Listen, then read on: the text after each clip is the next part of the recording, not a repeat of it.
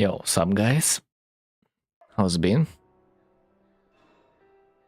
Weekly reset after all. New week, new me.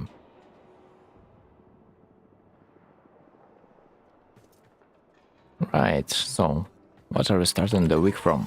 Let's see. Wow. Wow. Shard? Just like that? One mission and shard essence there.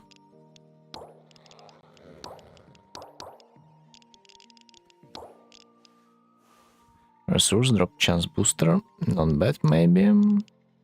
But let's be real, no one cares about that. Like boosters are always nice to have, but like no one utilizes them at all. But okay, shard is okay. Okay to have.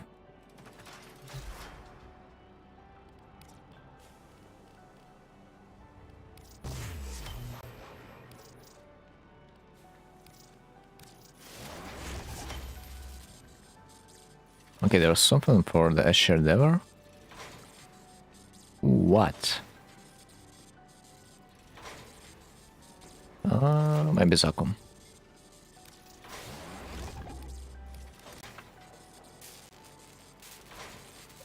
Nero system.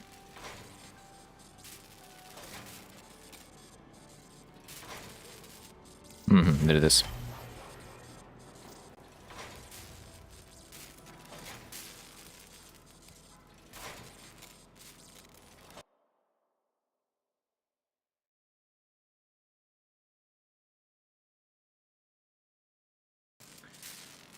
Okay, so I do have Oraxia. Lots of weapons. And even more hounds. Not today. Not today. Until I farm Sevagod, it's realistically not possible for me to farm XP for my weapons. Okay, I have this animal that I need to feed to the helmet. Let's get rid of that. It's time.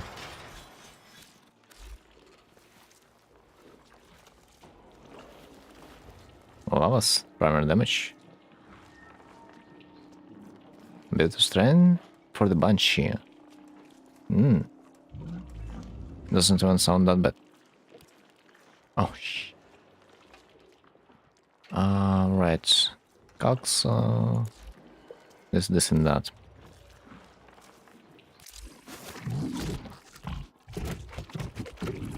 Dude, in my opinion, Oracle cells should fill this graph up to 60%, no? Because like it is considered a really rare resource after all. Would be fair. But for some reason, they do not really like it.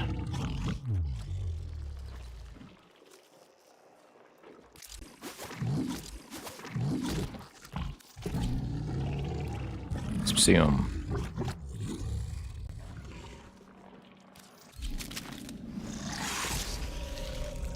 Bye-bye, bye-bye.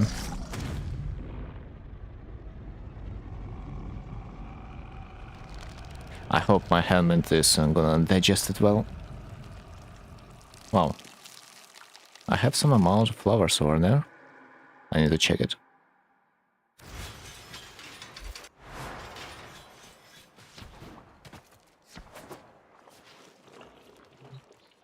Where are my flowers, after all? Oh, there they are. Somewhere. Ah, this is the trap, man. You're like sniffing the flowers, and you are unable to notice that this is a trap. You're gonna be swallowed as a whole. Now I see how that works.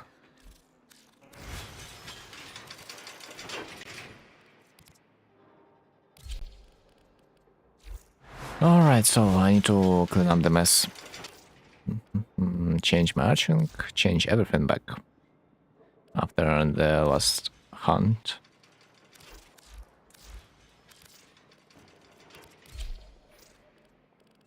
Then... upgrade. What about my school? Which tab? Damage tab, nice. Let's change to the Zenuric, maybe? Anything else? I think not really. Maybe it's time to make something with my turret. Slowly but surely.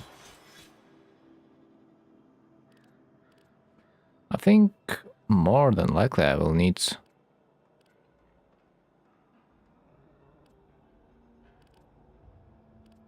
this polarity slot.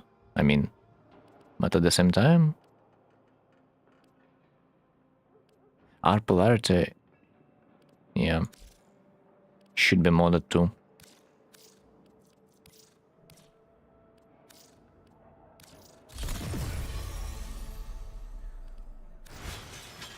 Alright, decent.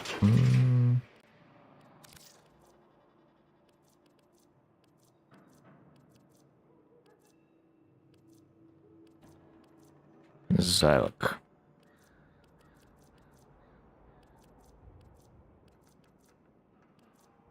Do I have this Incarnon? Is a non-crit and unironically non-crit crit damage. How Scout? I swear I had this, but apparently I am not. Shit. I mean, I always can take toxicists, but I don't know. I don't really like them after all. They do shit fast, but their damage is kinda insignificant when it matters. When it doesn't matter, their damage is okay. When it matters, their damage is non-existent.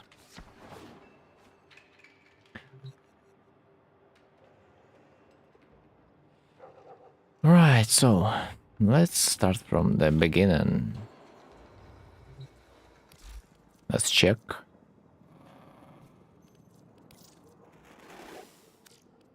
Every freaking thing.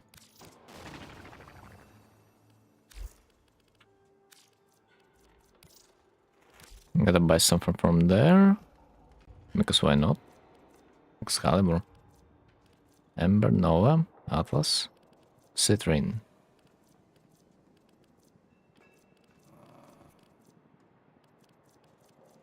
Corvix, Clara. I mean, if I don't have it, let me get it. Wait, what? Oh, I can rotate, man. I can rotate this scene. What the hell? Insane. I don't see a reason why would I like this emote.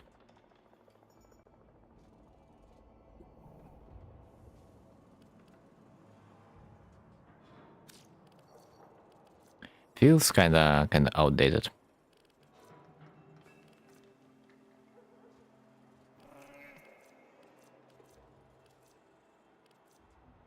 Anyway, freak this.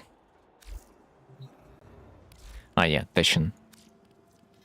Teshin is conclave. Now let's visit.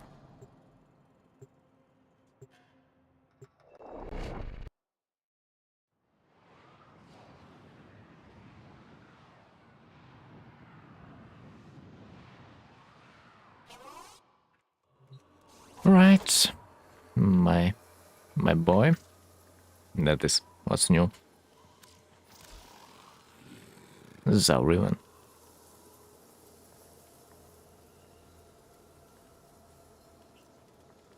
If only I would buy. I mean, if only I would have, or if only I would use the Zao. That would be a different story. Sadly.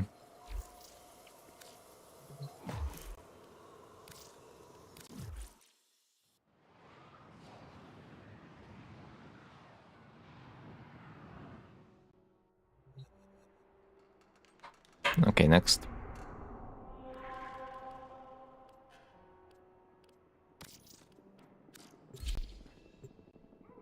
Iron Wake. Iron Wake is honestly even better than the Teshin shop for me, because as a former Lich Hunter apparently, there's only one item that I would like to get, other than like additional Kuva. And some amount of Endo that we do not really need, but like it's nice to have. Especially when we are not maxed yet. Nice. 35k Kuva, man, give me that. And Riven mod wield 1.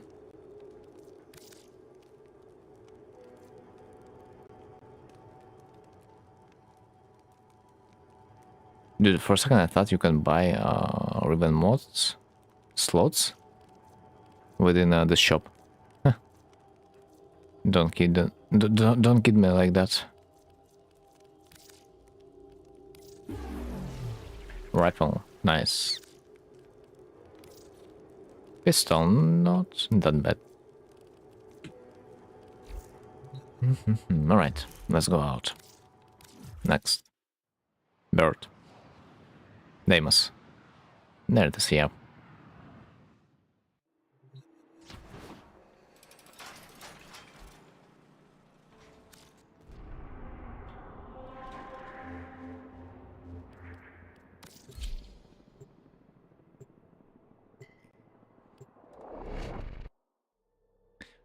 So which shard it is gonna be? Which shard? Honestly, does that even matter? It's gonna be like the first level. So like, say it's not that useful, but I mean, if you don't have shards, it's nice to have an additional one.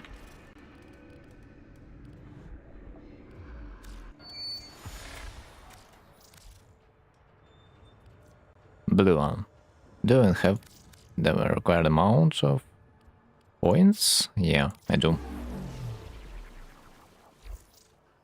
Wait a bit. Chair.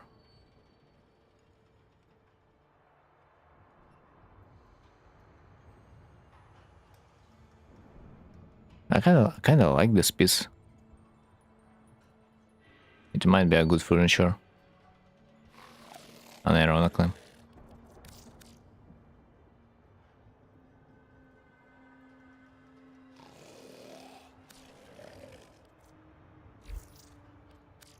Okay, browswares. Is there like anything I can really buy? What is this? Weapon? Or what? It's a weapon. Really? But hammer have attacks performance, the product increase damage and attack speed. Wait, what? The weapon that I don't own? Do I have... No, I don't. Interesting. There's yet one weapon that I am about to master.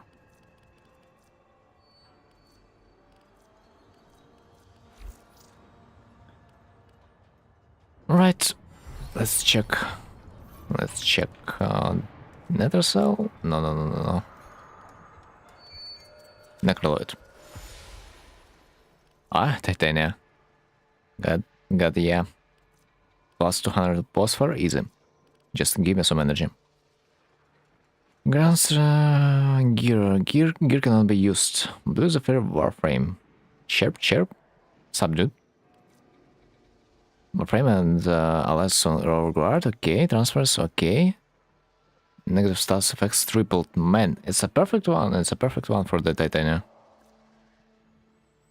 Next.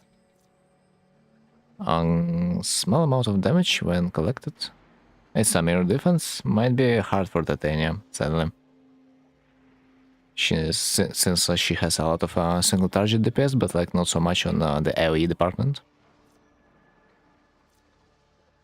Healthstone generates. All enemies have overguard. Not a problem. Our grasslings are Xmas. Whatever.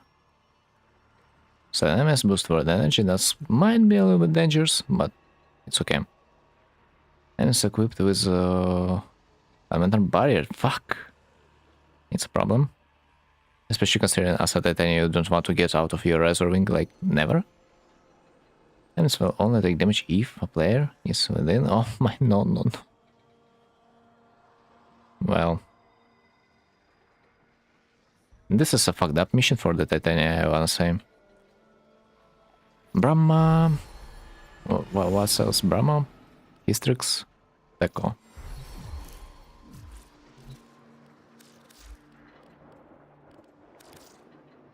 Brahma. Hystrix. And Teko. Dude, it's funny to realize that you have weapons that you forgot about. You forgot about the this weapon's existence, and yet you have it. Funny to realize that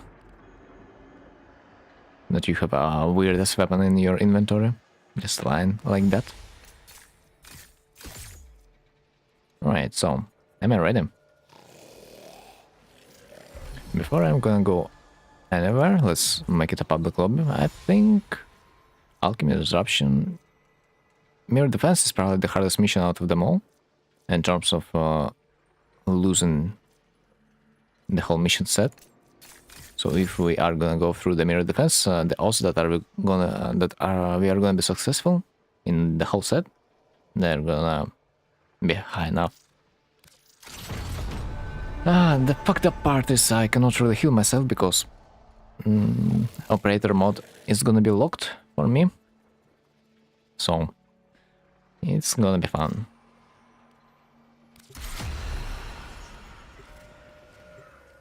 Mission entrance. Do I want this boy? Or no? I think not really. He's gonna be kinda useless. Let's swap it for the Sunika maybe. Sunika will be a little bit more useful. It's gonna drag some attention with its copies. So, it's mirror defense. Let's not fuck this up.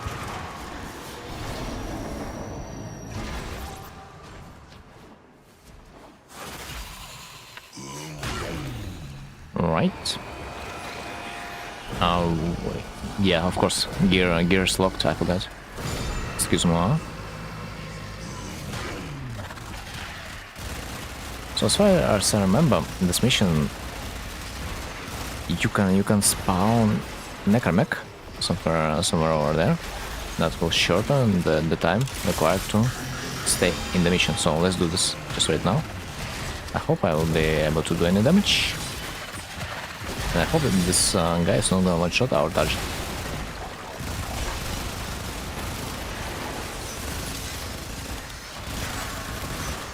I mean, I don't see the damage, but I hope I do some. No, I don't believe that was my damage. No, it cannot be. I literally felt like I did 0 damage to him. I think my ally just helped me. Yeah, that might have happened. I don't think that I was doing damage to him. I don't think.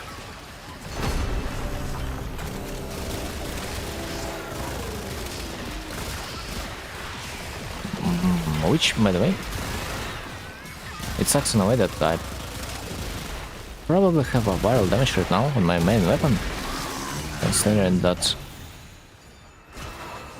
I have Nourish. When I have Nourish, it probably makes more sense to equip my weapon with Corrosive, and Corrosive works much better against those enemies. But I mean, at the same time, I'm applying my viral stack a little bit faster than I would with the Nourish, so it's like not a big deal.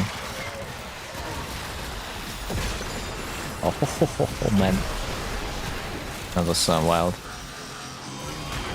This damage that I've got by collecting those glyphs, it was brutal. It was absolutely brutal. Wow. First kind of thought those glyphs are gonna one-shot me, but Thanks, no. Right, let's summon it quickly.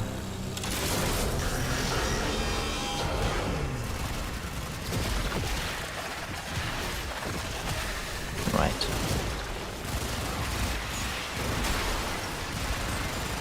I mean, I do some damage to the overguard, that's for sure. Let's strike to his back, because there is a weak point for that. Necromantic is kind of vulnerable to side attacks in his head. No, not the head, but in his hand. Yeah. You can chop it off, kinda, and there's a weak point on his back, like a battery of a kind. Yeah, that you can shoot. So it will get increased damage in this way.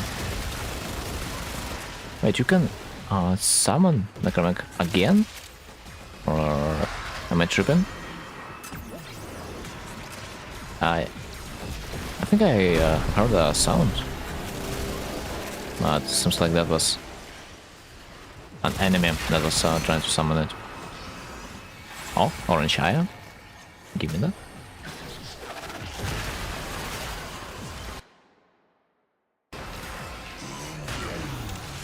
Right. Ah, yeah, there it is. That would be nice if those guys that are trying to summon Necromantic would summon this version. That would help you with your mission progression. Would be really nice.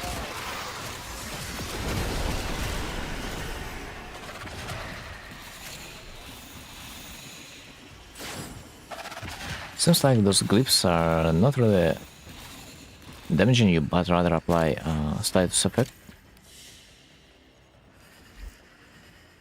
Right. -1. -1 wave. Only 2 waves remaining, which is nice. Always nice. So let's chop its hand. The second one, and shoot in the back. Yeah, nice. In the meanwhile, let's try to not lose a main object. Because sometimes your team members might get too horny killing the Necromantic, so they will give up on the main objective, and it's just gonna explode under the pressure of the enemies. At least that would be me. Typically.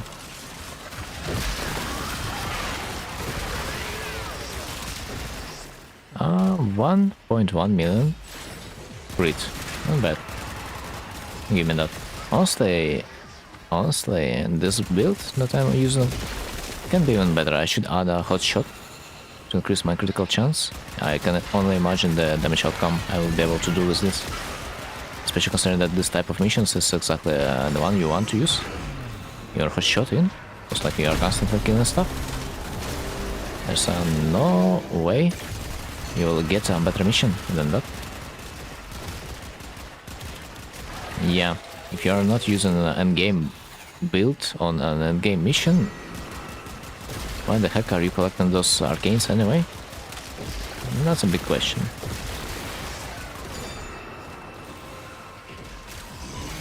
Right, so 4 seconds left. And let's go.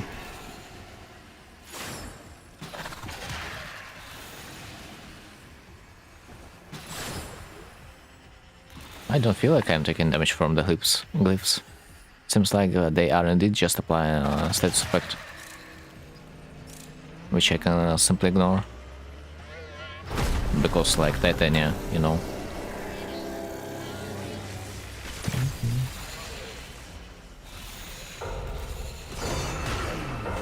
Right, I'm a little bit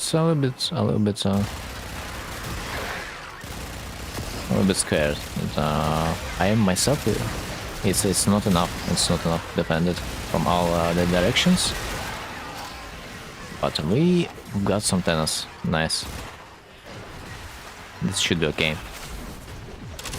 Let's use this cheat code. I do believe this guy will allow us to skip like 30 seconds, so the mission, which is good enough.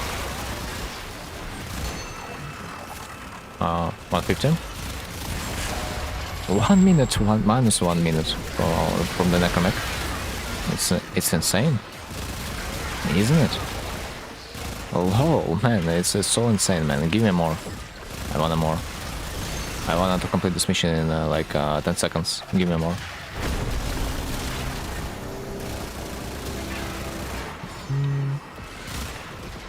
Dude, so the problem is I don't see enemies. Yeah, they're dying kind of too quick.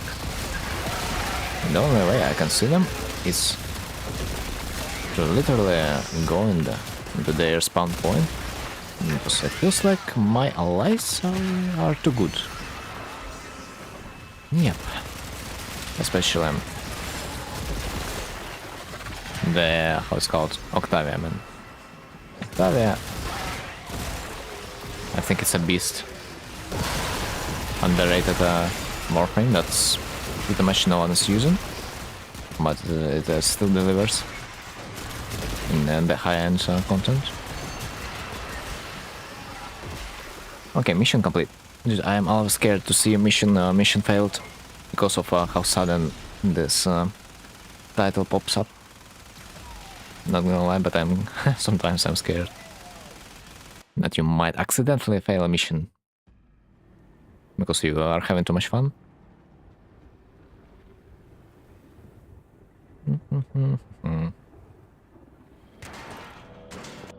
So, next mission. Unlock the door. Next mission, disruption, yeah? No, it's not the hardest, honestly.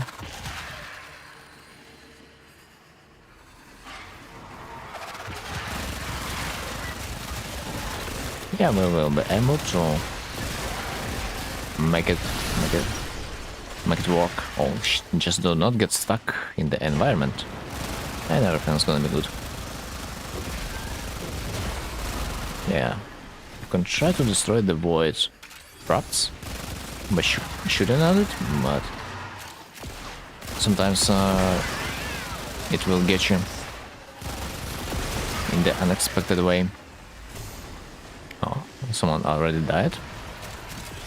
Nice. Right. The eye. Do we have the eye?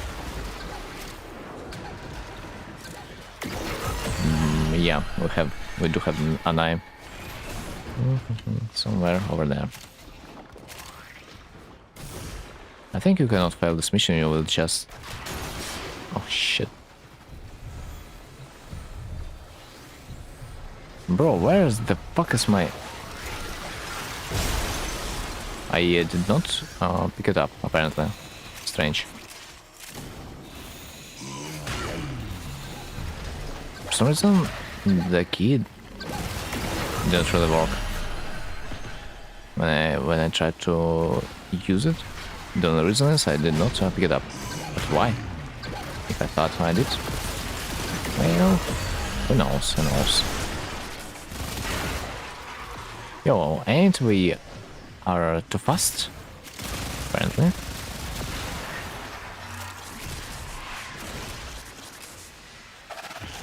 Right, recovering, Sunika. Best luck.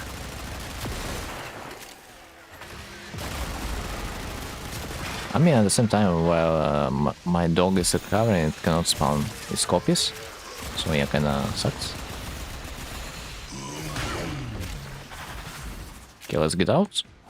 Spawn it.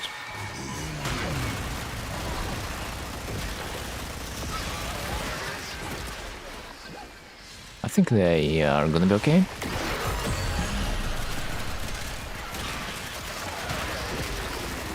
They are gonna be absolutely okay killing it by themselves, and they do not really need my help.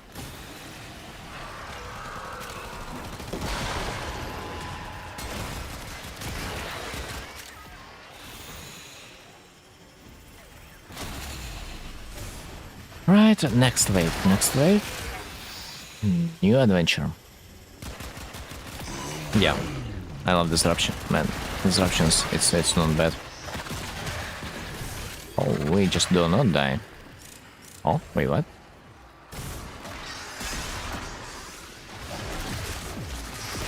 I thought I have seen the key, but someone picked it up. Happens. Let's wait. Let's wait for an ally. I mean, at the same time, I do not really like carrying the keys because I cannot use my razor ring for that. Dude, I can't believe that. No, it's not me who was doing the damage. I'm pretty sure. I still can't believe that I might have some damage. I still cannot believe it.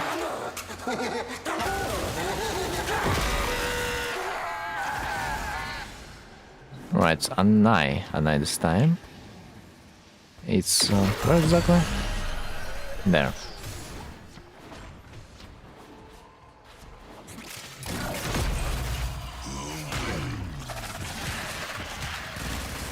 Someone dead, but that doesn't matter. We'll be able to complete this mission and extract. So that doesn't matter much. You can just chill.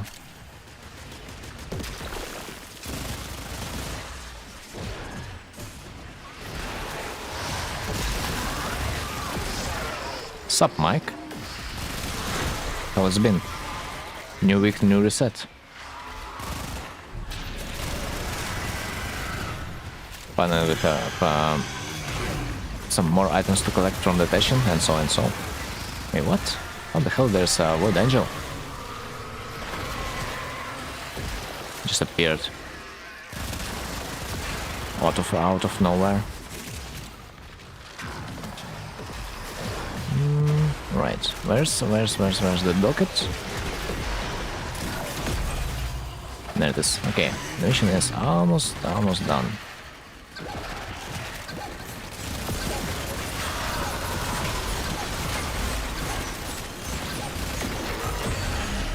Got the Max Pistolier again from farming arbitrations.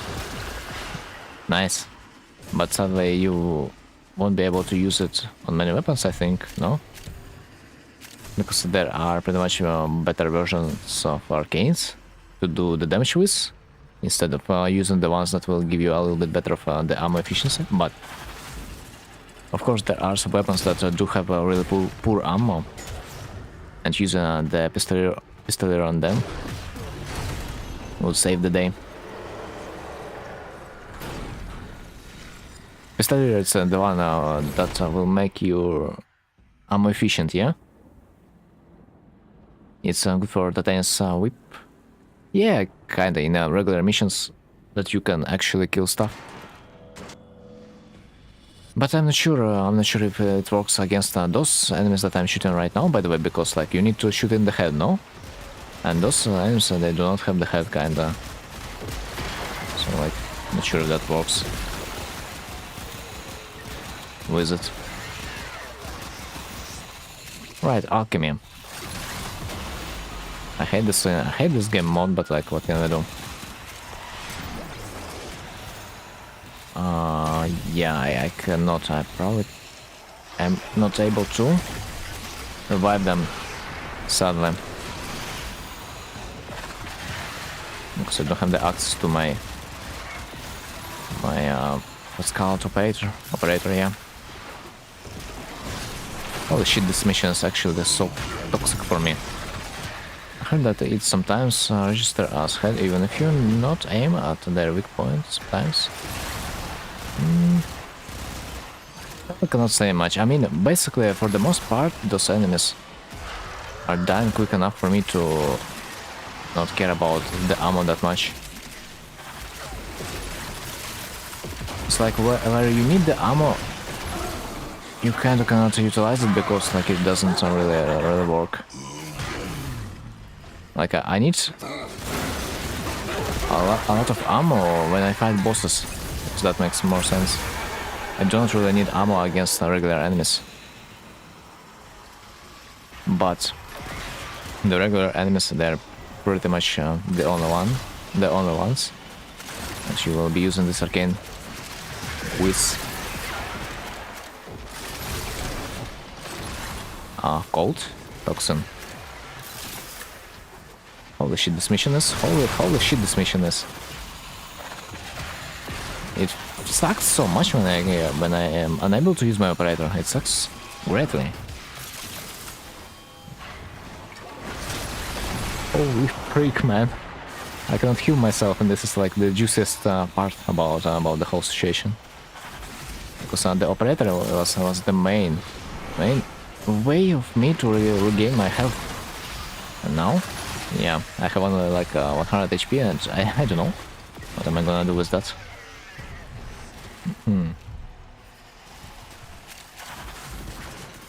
Oh, okay, guys. What do you think? I can invest on to make single pass easier. My prime options are Gauss, Grendel, Protea, Zaku, Revenant, Nova, Savagot. I mean, Savagot is always gonna be kinda useful. I don't see Gauss be used a lot. Same for the Grendel. Oh my god, I'm so close to death. Haven't played the Protea and Zaku and Revenant and Nova much.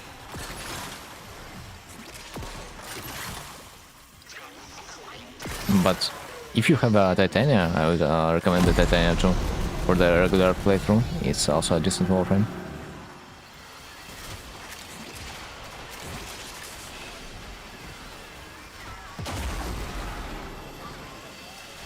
Like amongst those options, maybe Savagot would be the best, because like I know his abilities and what he is capable of the most.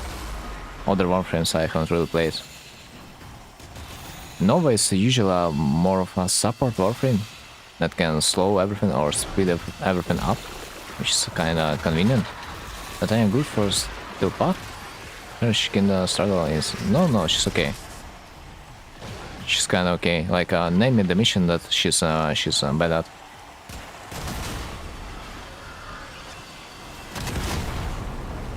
Like I've been playing with the Titania for the most part of my streams, and I've been doing okay. First of all, she's so small that enemies are hardly gonna hit you, and you have a control ability, the lantern. In case you will be fucked up, you can just cast your lantern, and enemies are gonna be focusing on the target. Hello, defense missions, defense. I mean, yeah, she kinda struggles in that because she's a single target damage dealer after all. But still, you can kinda work around that by using your lanterns. Just put lanterns around the defense target, and they're gonna be attacking the CC'd enemies. Like your third ability stops one enemy from like moving, and every enemy around this disgusted enemy, they're gonna be attracted to him and gonna be shooting only him. This is how it's supposed to work. So that thing I can work around that, just controlling their enemies. So yeah, I can say that she's probably not the best for the defense missions, but she can go through the defense mission without much problems. It's just gonna be slower than other options. Also, there are workarounds. Absolutely.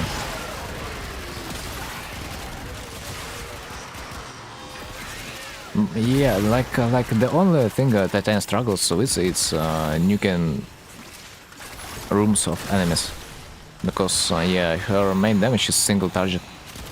If you need to nuke rooms of enemies, you probably would like to go another warframe. Like for example, Savagot maybe, but at the same time Savagot it's a little bit tricky, because Savagot requires you to have stacked up groups of enemies. It's like you can say that his abilities works like a blast. You need to have enemies stuck in one place. Then he's gonna one-shot everything. Because the damage like kind of bounces off the enemies to themselves back.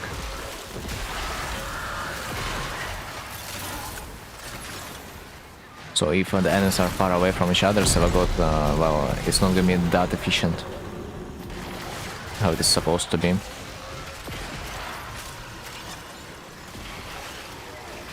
But still, you can probably make it work still if you will have a decent build for that. Maybe there's a workaround. I'm just not a fan to play the Savagot in the open field. But we can use weapons to work around that, no? Kinda yeah. Yeah, kinda yeah, I just forgot about the weapons' existence because Titanium Man, you know? Yeah, probably. You would like to use some kind of melee weapons to complement yourself. But at the same time, there are warframes that will use weapons with better efficiency, you know? There's like warframes that will cast stuff, like they are magicians, you know? And there are warframes that are considered a better kind of a weapon platform that just will enhance your experience when you are using regular weapons. So, like, it's for my view, it works something like that. Like, if you want to focus on weapons, you can choose a warframe that will enhance your weapons. If you like wanna roleplay a mage in your warframe, you wanna pick a warframe that will do dirty stuff to every enemy it will see. For me, it kind of works like that. I mean, of course, you can do both, and honestly, both are gonna be fine. Like, even if you are gonna play as a mage warframe and you're gonna be using melee, it's like not a big deal. It's still gonna work, yeah. It's just I'm kinda to use that somewhat every warframe fits a certain set of missions that it will be ideal for him to be in.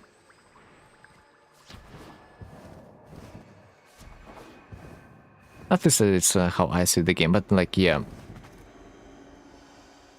Having a strong warframe and a strong weapon, like, and no one will be able to stop you, like, ever. That's an option too.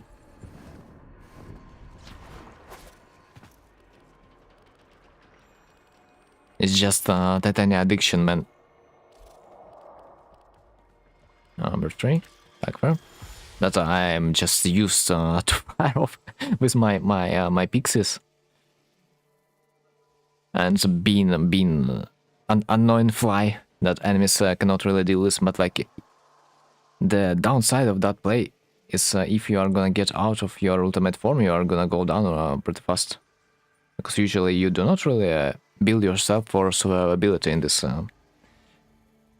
this state.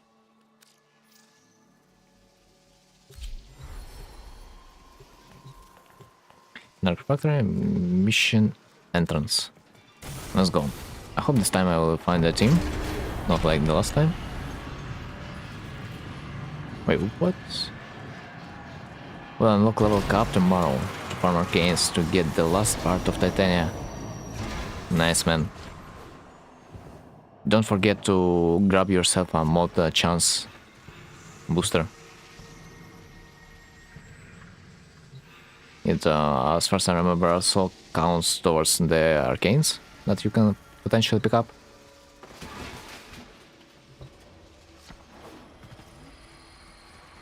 It's gonna be a fun experience for you, for sure. Although I haven't done a level cap once in my lifetime. I do not really want to, honestly, because it's boring as hell. I've got my arcanes just playing the game. Okay, so do I see a single point? Yes, I do. Okay, let's walk towards the point. It's not displayed on our map. because it's the point of our destination. But first, we gotta finish this one. A special item that I will never use. I gotta pick it up. Right, so have you tried nether cells yet? I think you are supposed to have it unlocked by this time. It's a fun experience for you to try it for the first time. Believe me, I've struggled for quite a amount when I did this the first time, especially alone.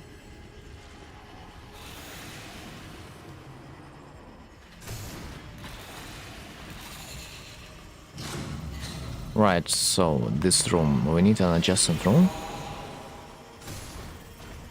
It's adjacent room will contain the room that we are supposed to insert the key. Oh, nether cells, I did unlock it, but have you done it?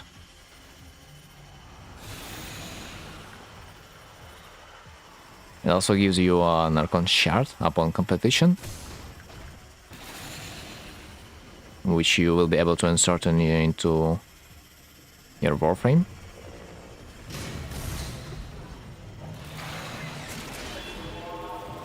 I think this is the wrong room. Oh, I found it. Yeah.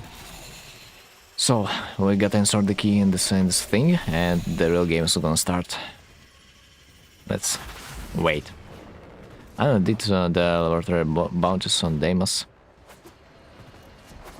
You would probably like to do this in other missions once a week, because you cannot do more than a certain amount of times, and it resets each week. So you cannot farm like this mission infinitely in 1 week. There's like five times maximum, or 1 time if you are doing elite temporal arc medium. Which mission? Nether cell. Nether cell. It like requires you like 1 point to unlock it and play, and you have a total of 5 points like each week. So pretty much each week you want to do this at least once.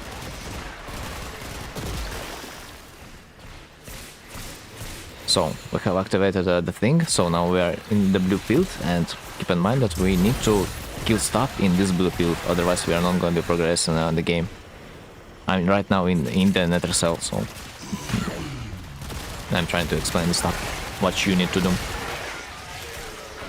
It doesn't matter if the opponents are outside of the field, if you're gonna be killing them, it's still gonna progress the game. So we need to kill enough stuff until the nether cell alert level is gonna be 0%. Honestly, Seva God is fine for the nether cell mission, because it first of all can slow things down in case you are in the danger, and second, it can do a massive damage if they are stacked. And this mission is perfect for the Seva God, because enemies get stacked all the time. Oh man, I got bad news. Slingshot, what happened?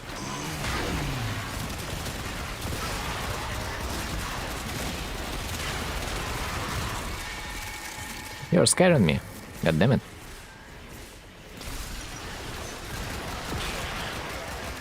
Oh my god, man, this rate we are getting. The points with it is it's not okay.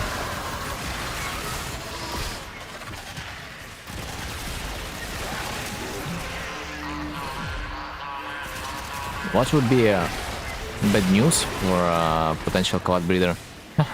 Maybe when your Kavad dies, because like the genetic code was not supported.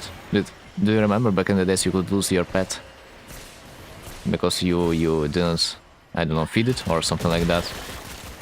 I left my brother's house, I came back to mine, and I have one megabit per second and my frame update. How? Such a pain, man, such a pain. Don't worry, you updated.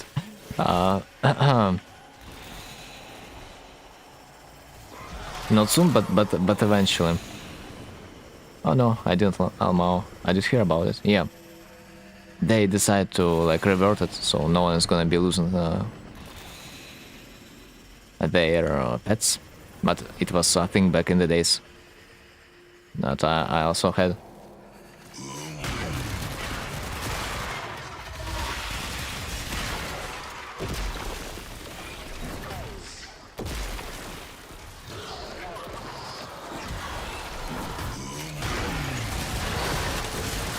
Like back in the days, if you would go out of the water for a long amount of time, you need to kind of put your cat in a cryo, how it's called, cryo sleep or something like that. So the genetic regression would stop for a certain amount of time, indefinitely, to be honest, until it is going to be out.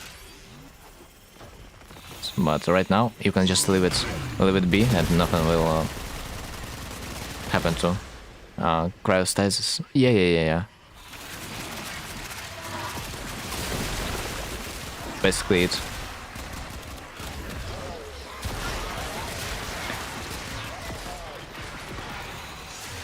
Yeah, frick. Sometimes this shit happens.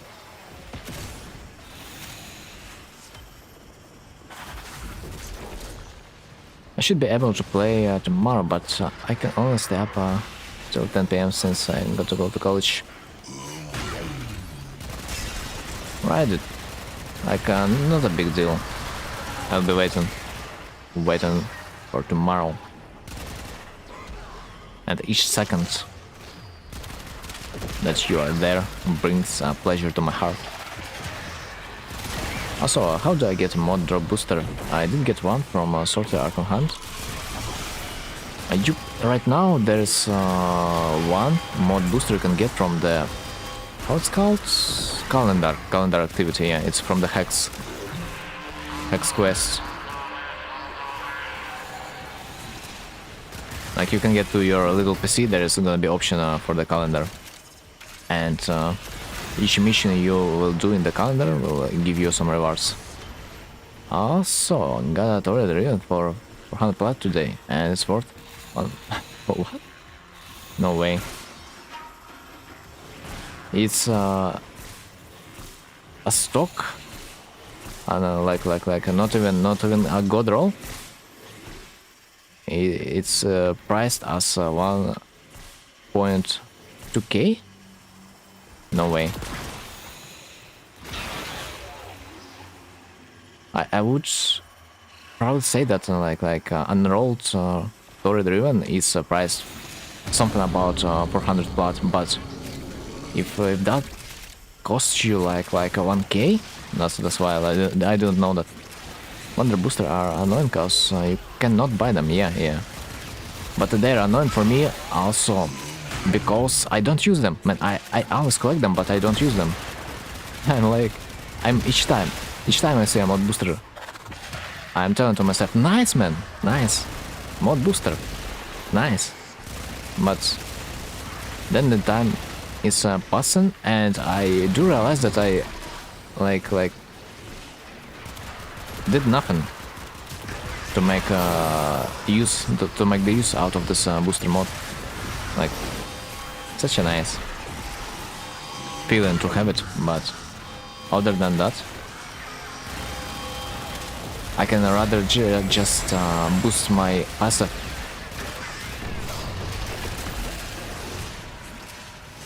mod drop by doing regular missions, but since I do not really farm mods, it doesn't really do anything for me. But also it affects how it's called, endo, yeah, but I don't do endo farm either, so yeah, that sucks.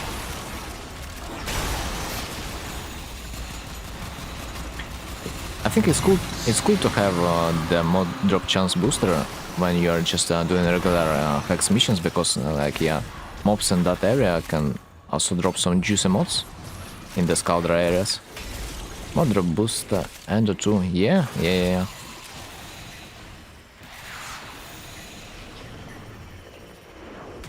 So almost a good roll. Like some people farm in Stepath level cap too, so you get both rewards and arcanes.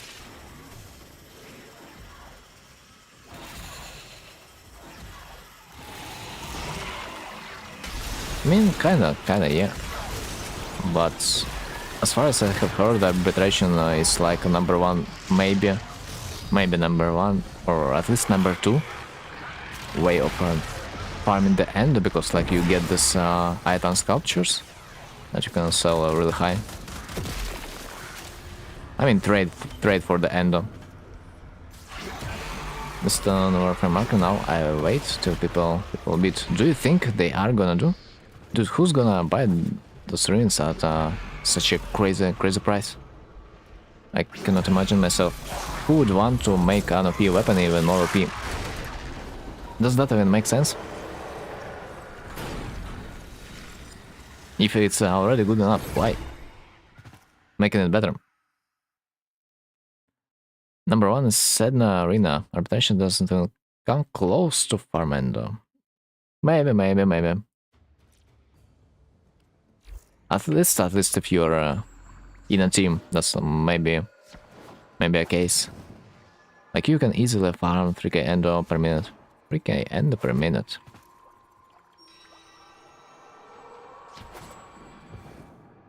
But in the arbitration you're not only getting endo.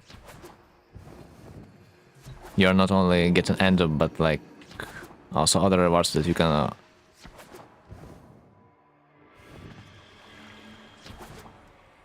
trade for plat. So like who knows what's really better. I listed it for 800 and we will see. Yeah, by the way, I might also change some prices on my Kuva leeches because I see it doesn't really work. I do have like some 60% bonuses weapons and they are not really selling. What the hell? It means it's time to make the price a little bit smaller. Max Pistol Arcane is like around 70 plat. 70 plat? Kinda expensive. But it was fun to me that Arcane Enervate, the thing that I'm using to boost my crit chance on basically almost any weapon, it will cost you like something about 25 plat maxed. This was so funny when I saw the price. I was like, bro, it is really easier for you to buy it than to farm it. This is wild. What they have done to the Arcanes market? What have they done?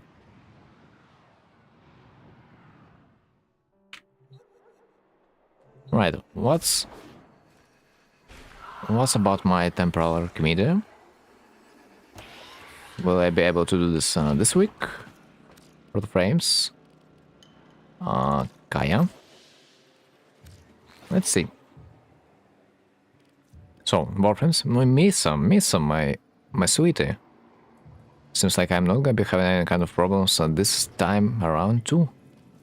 Arcoplasmor, Scarus, Zenistar.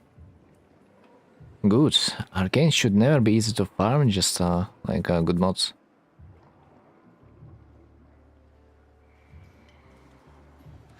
Brother, I said that maxed Arcane Enervate cost 25 plat, which is omega cheap. But usually I would agree Arcanes should not be easily obtainable, but this one is. The steel path for Socrates I can do. Have all incarnates. Well, you can then choose Kuva if you will ever want to roll yourself, or even not. Okay, so what do I have there? Warframe and Urself. Easy. Like, I want the E to increase in the price for them. Ha! Dude, there's soon gonna be an event when you are gonna be able to farm most of the arcanes for free. Like, if I'm not mistaken, it's gonna be at the May 4th, maybe? Not sure. With the new operation. So, all those arcanes that you currently do not own, you will be able to also farm them. I mean, most of them, like Arcane Energize. and so and so and so. Arcane Aegis, Arcane barrier. I never have a luck roll in XD, even though I'm like like charm. Dude, same. But at least you're not saying that you do not have luck getting a revent for a weapon that will sell. I, for example, cannot even get the revent that would be worth to sell for like a certain weapon. The revents I usually get, they are on the weapons that literally are garbage. Alright, cups don't heal and health orbs cannot be picked up. Whatever. As long as energy orbs will work, I'm fine. Hypersensitive duration of negative effects is tripled. I can live with that, maybe. Use an ability opens a void rift nearby. It's okay, it's okay. What do people do with worthless ruins? Transmute? Honestly, I'm just stockpile them for a better time. True, I have 23 wheeled rifle ribbons, but I have no space. By the way, as far as I remember, like each time you no, not transmute, but like roll ribbon mod, its price, its end price, gonna increase.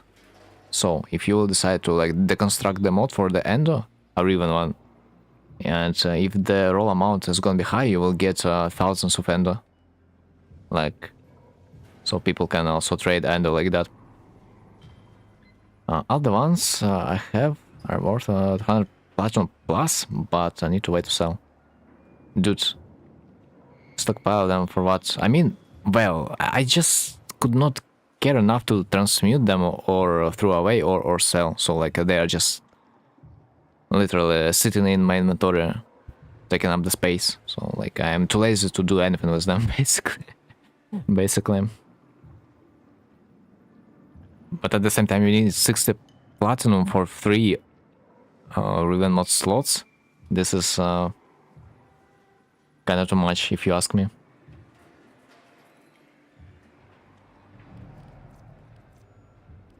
Defense. Field that disrupts players' abilities while drain energy to boost players' health. Cross speed run, allies. So enemies injury reduce movement speed. Okay. Limits suppressive Scaldra. Mortal Duviri.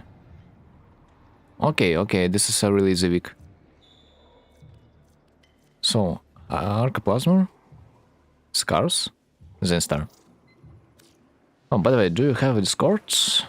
I only have personal. I don't have the community Discord because like I had no one in my community, literally. Also, the Vernon Grind is so shit, especially if you are in a public lobby. Foley, I mean. Yeah, Foley Grind is shit. If you ever wanna farm Foley, I have like few suggestions that might not really help, but I decided to make some kind of a guide for the Foley Grind, so you can look it in my YouTube channel. Upgrades on YouTube? Yeah. No, it's the first video I have ever tried to create, but like I've got so tired in the process because like to create a 5 minutes video, I wasted three days. Man, I was so mad that it took me so much time and I kinda rushed it at the end. I saw the video title. We'll give it a watch. I mean, it's like not really intended for those guys who have not yet completed the mission, because like I did not explain some stuff that I thought it's like common sense to me, but you guys might not realize it. So it's kind of medical guide in my eyes. Honestly, it might not be really helpful if I think about it. I sold 2 ruins today, sold the Burston for 200 plat and another for... I mean, Burston For 200? Wait, isn't that like really cheap? I think it's supposed to go for a higher amount, no? Because like Burston's like supposed to be the best weapon in the incarnate form, maybe. So kinda cheap if you ask me. Temporal Archminius. So weapons: Arcaplasmor, Sicars.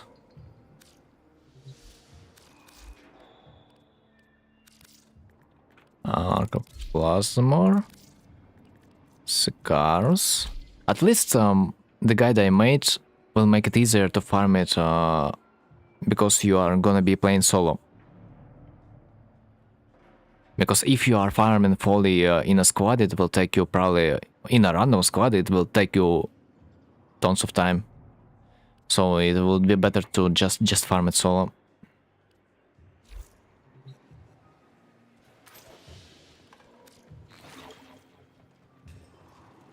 Zenstar. So Zenstar. Weapon that I have not really used ever. Missa. Let's go over there and let's change our pet back. Bruh, where are you? There you are. Ah, нет, bro, what the fuck? Why am I typing bro in my search bar and I'm getting Sunika? What the fuck? No, but like, can someone explain me how the fuck does that happen?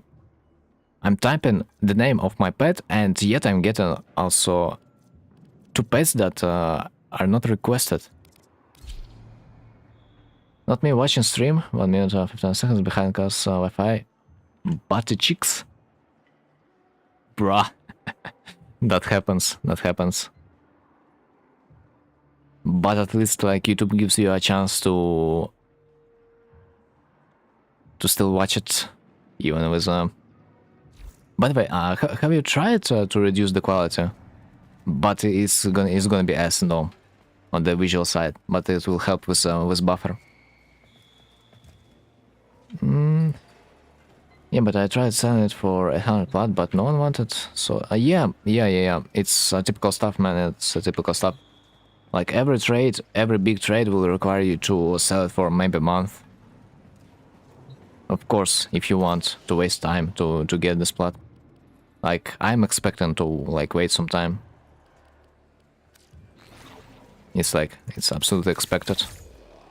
So if you are impatient about this, then it's okay to, of course, reduce the price. But of course, you need to know if the price is actually reasonable. Like because if you are overpricing the item, I don't think anyone is gonna buy it. Exterminate, Legacy Harvest, defense.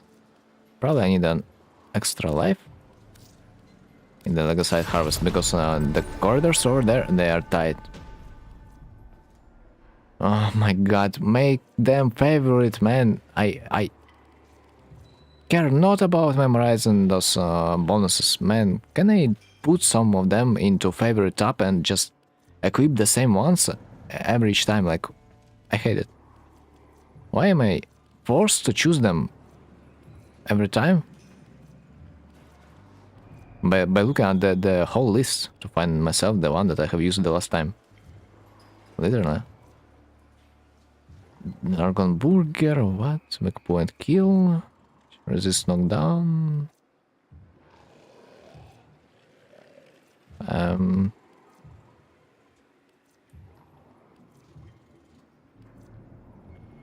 Time being down, teleport and safety. Yeah. Works for me. And honestly, I care not. Maybe defense, we gotta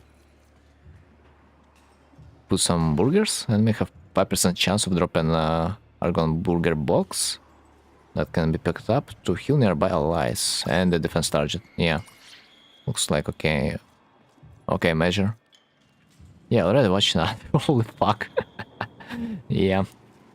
144p squad. Hello. Also, the audio is kind of distorted there too, as far as I know. Dude, I do like some quests on Alien where time to time that do require me to watch someone's stream, and this is funny that because like you can literally put his stream on the lowest quality and mute it, and that's going to be working. So I'm glad they do allow us to change the quality. Okay, port frame. Let's go. Browse temporal shit. Okay, defense. Begin temporal arc media. Allies, don't fail me.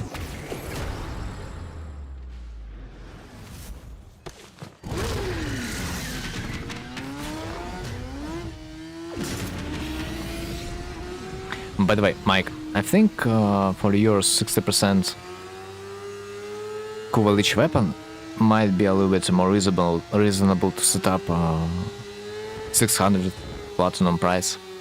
Maybe 800 is a little bit overpriced. I thought about this.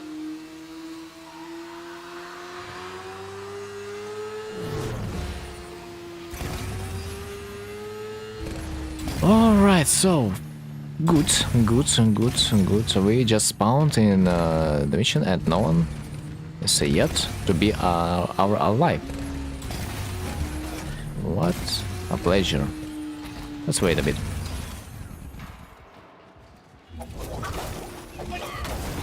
And prone to believe Shaman might join. And indeed that happened. We have a level 17 in our ranks. Isn't that cute? I think that's it. Let's unleash our ancient protector, because it will also protect the defense target.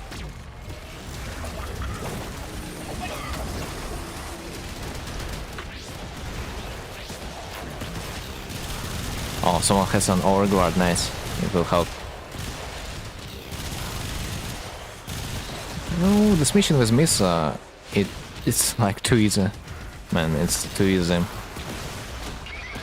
I like when the temporal arc media gives you the warframes you are actually playing as. And speaking of the steel path, man, Misa is one of those warframes that can clear defense missions easily enough, because you don't need to aim on your opponents realistically. MR29, but I've been playing for 9 years, so never needed frames. Understandable. Maybe this guy is the same. But you know, whenever you see MR16 or 17, you might suspect something.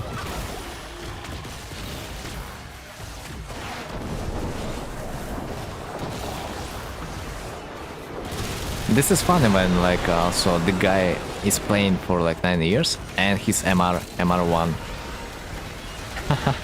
I've seen recently one like that. No, that's kind of funny.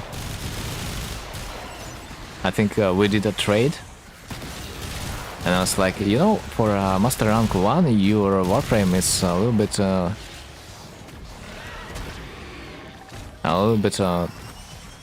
looking too good. It's kind of a little bit sus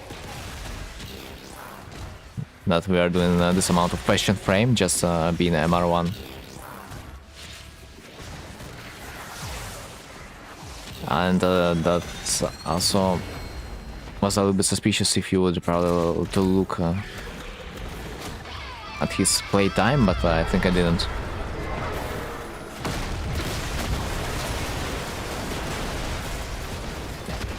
One trade per day must be hard for him.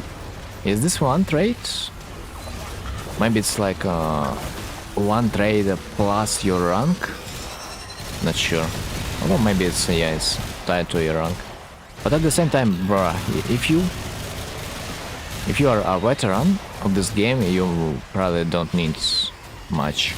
Let's be real.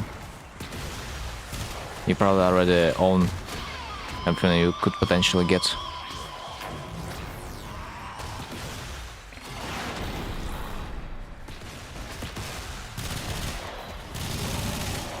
But yeah, the guy was playing on us Excalibur. Of course it would be Excalibur.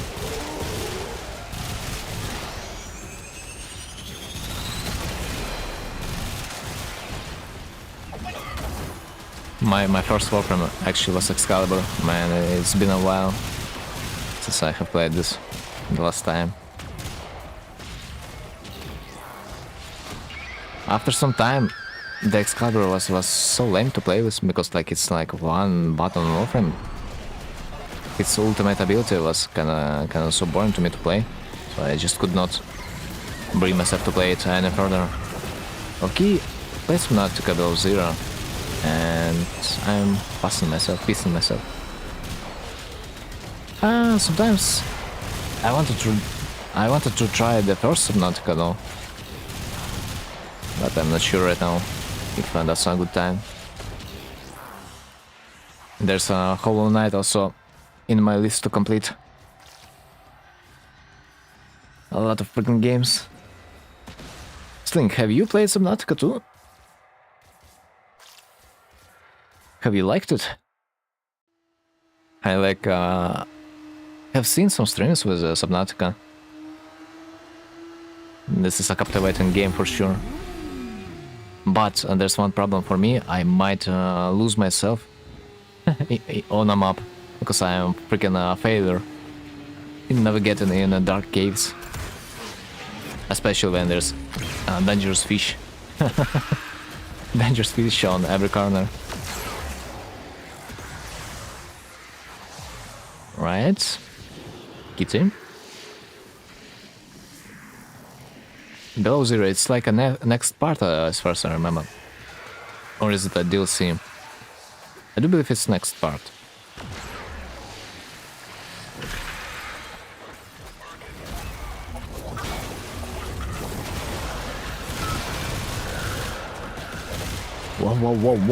Whoa. Stop killing me. Also, do we have a heal then? Enter an ecological dead zone. Are you sure what you're doing is worth it? I finished normal and now I'm trying to play below 0. I hope they have reduced some new mechanics in the second part, because I heard, I might be wrong, but I have heard that below 0 was a little bit worse than the first part. But of course I might be wrong. But I think I have heard that people complained a little bit about this.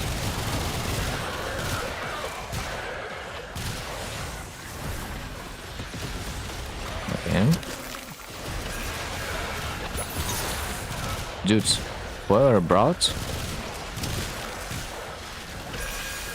this weapon that now allows us to get some guard, man, I love you. I feel myself immortal, and I do like it.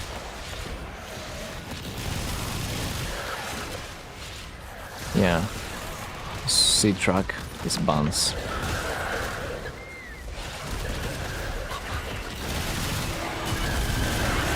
There are 2 legacies. Let's see.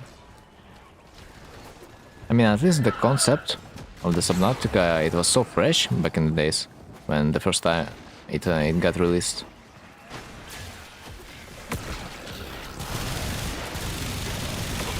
Holy shit, I might die. I missed my circle sub.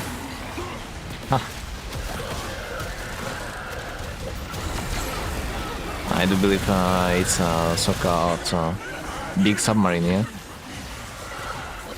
You cannot fit it everywhere though, that's a problem. Also finished the whole Crisis game line, loved it.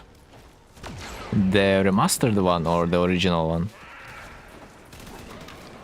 Or I guess the difference is minimal. I think they just improved the graphic, but didn't touch anything from the main plot line. Isn't it?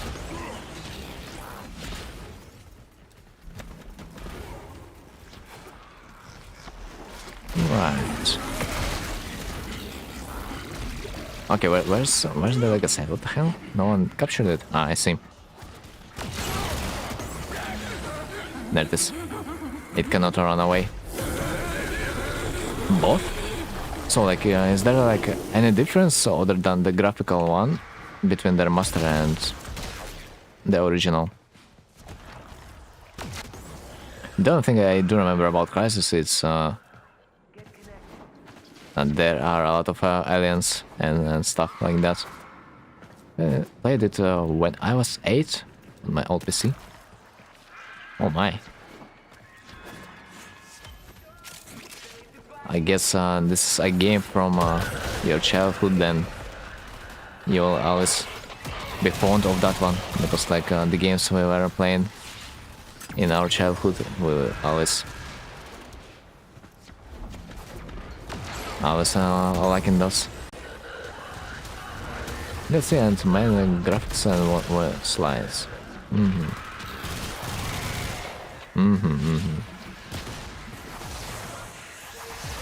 So the main content of the game is pretty much the same. Nice to know, because like I hate when they are changing the main plot line sometimes while doing a remaster. I hate when they're cutting content that was in the original game, so I'm glad that this is not the case for the Crysis. By the way, you would also like Mirror's Edge, I think. At least I did back in the days.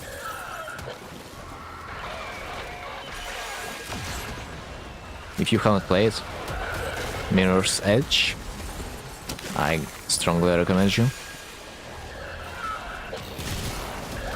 It's an old game of a kind, but it still delivers. Especially if you are not afraid of the hate. Still need to beat Calamity on Terraria. Calamity?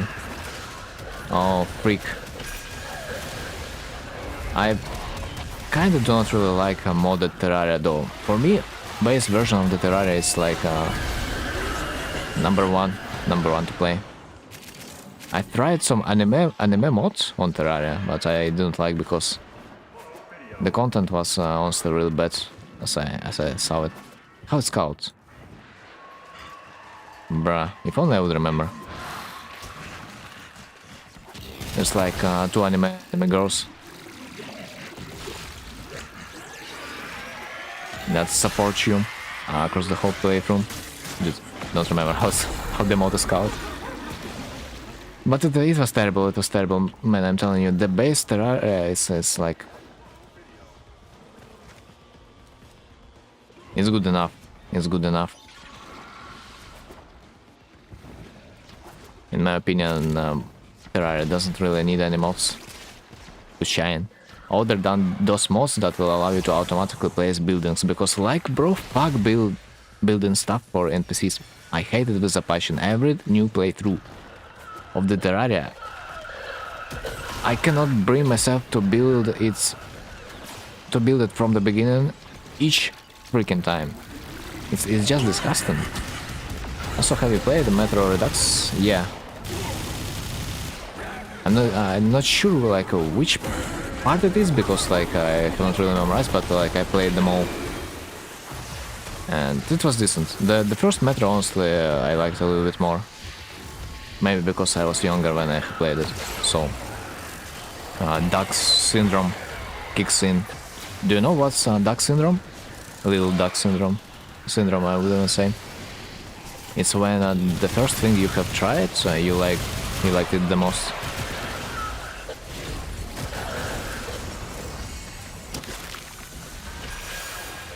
Because the author of the book is making a new sequel to the game I'm doing.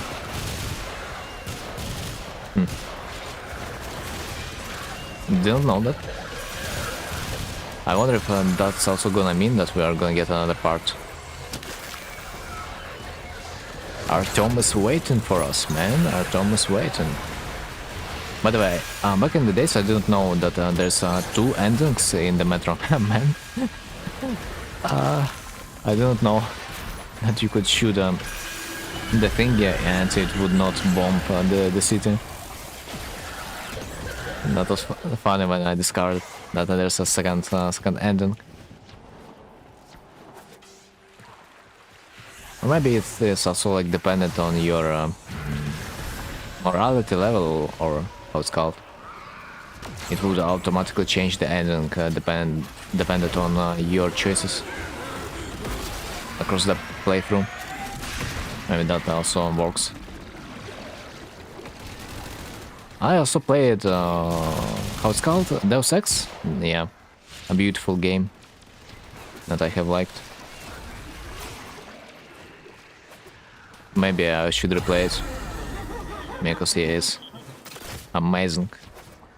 And I think I have played only like on the first part, so I am yet to experience it all.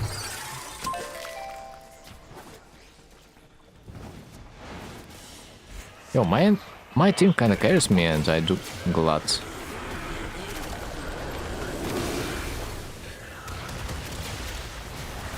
Surprisingly I even do some damage, but I'm just blindly killing stuff because I'm too busy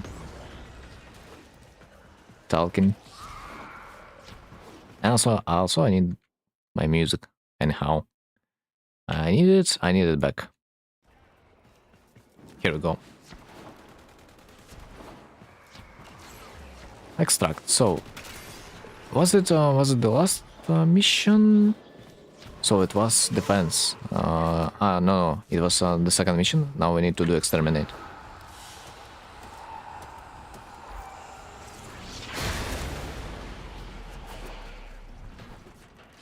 You know what game I am really waiting for? The last sequel, Horizon Zero Dawn. So last sequel coming, I think 27 or 28 plates and platinum both. Well, I am surprised you liked it so far. Have you played Skyrim? Dude, Skyrim. I can't believe it's released in 2010 or so. For me it was like it was released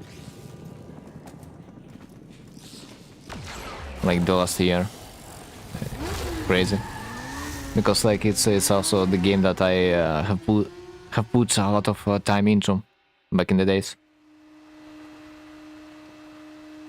It's also been like maybe 7 years since Bethesda introduced a trailer for the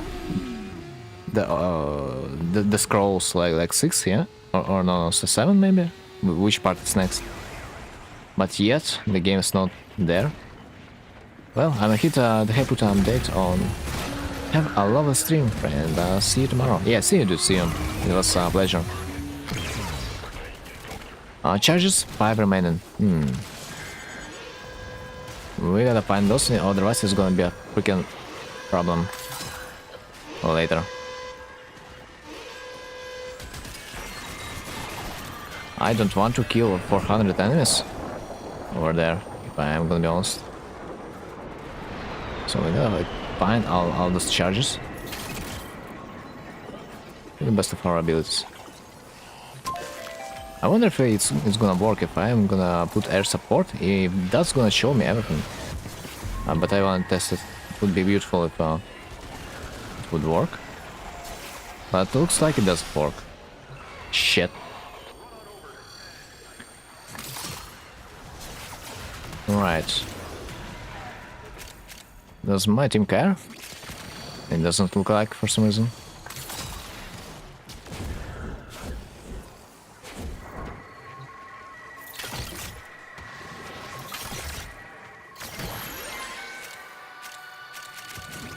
Oh my god, what is this? What is this terminal? What is this for?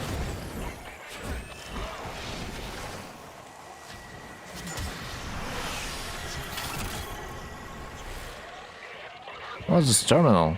I don't get it. Why it's marked? Oh, that is the last one.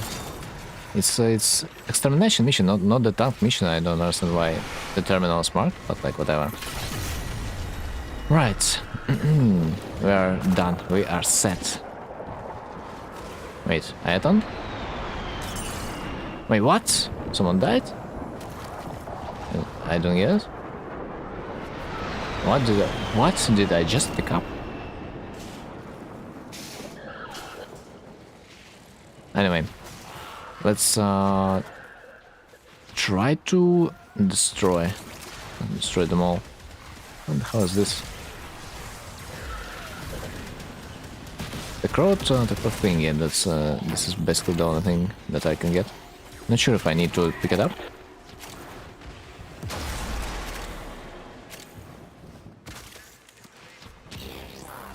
Alright, so can I see enemy? Oh, in that direction, I see. Finally, I'm gonna be getting some damage done this mission.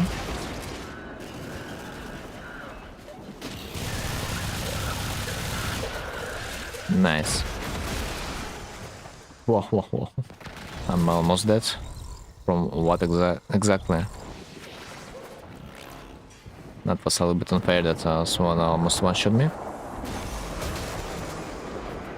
Despite me having a shield gate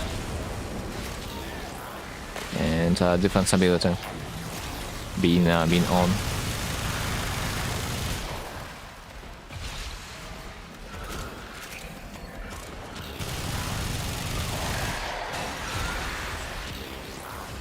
Alright, map is empty.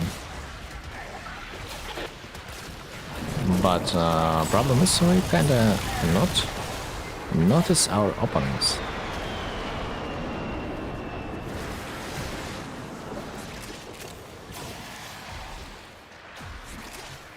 Oh, I think I found someone.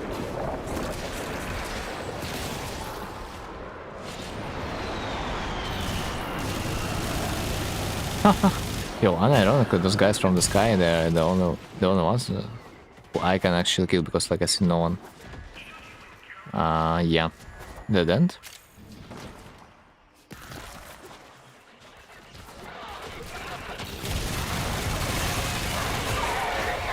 Nice, finally some damage.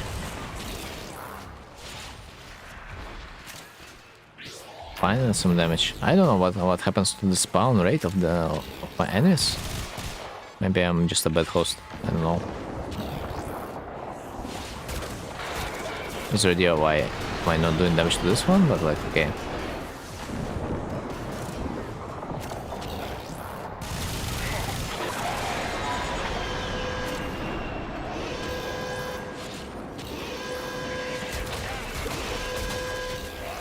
Bro, but like, what happens with this guy? Why he's immune to my damage? I don't get it. Anyway, it's for the better. More enemies to spawn, more enemies to kill.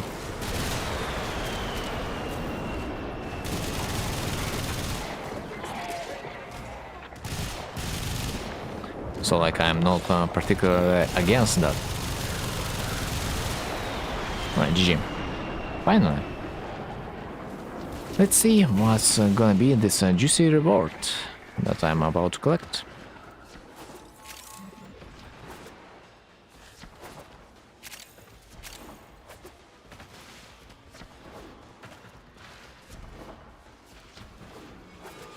Alright. As usual, it's almost a kilometer away from me. The extraction point is... How unlucky. How unlucky. The map is huge, after all. That's why we could not find ourselves a real enemy. Fulfill the mission. This is gonna be a problem. The ghost, in my opinion, should not be able to go onto the finish line, in my opinion. Also, a smart choice by a player from our team to put a crew member over there. Yeah, I was forgetting about this, but crew member will speed up the mission progress significantly with its damage. It's understandable. Top 4 screens on shard plus 15 picks cheap. Finally restocked. Finally restocked. Okay, let's look. Let's look at our gacha game. Gacha game brings us what this time? Any level ups? No, this time no. But we are getting close. Summon a Necromech. Maybe it's gonna be a good idea once. Like at least to level it up, because like the higher the level, the better the experience is gonna be. So like realistically, if you have like affinity booster, you can level up your warframe. I mean, not the warframe. Necromech in a matter of few minutes, maybe. Of course, with the help of your allies. Like if this is gonna be a defense mission, yeah, it's gonna be ideal. All right, GG.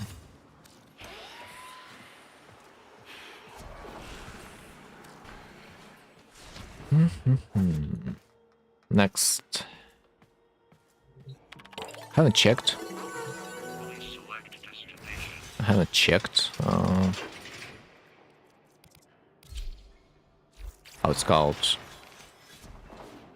Circuit and the Sandy yet. Yeah. Let's check the Sandy first, because like I like it more. So, Kit Gun mod. Melikarine. Whatever. I don't need a single mod from this game mod because I mean Arcane. Because yeah, I have farmed them all. By the way, another mod drop chance booster, man, from the Descendia Steel Path and Oracle Reactor Blueprint, whatever.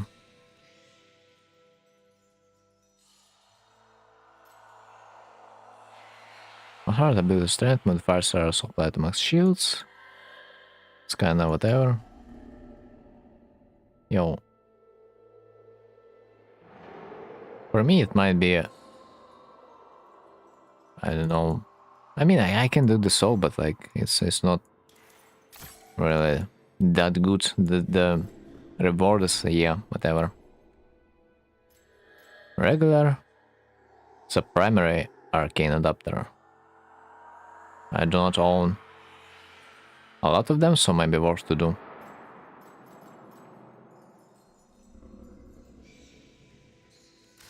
And what about dudes? Ah, such a good design. I like it so much better than the old one. Right, what about the circuit? The game mode I hate with a passion.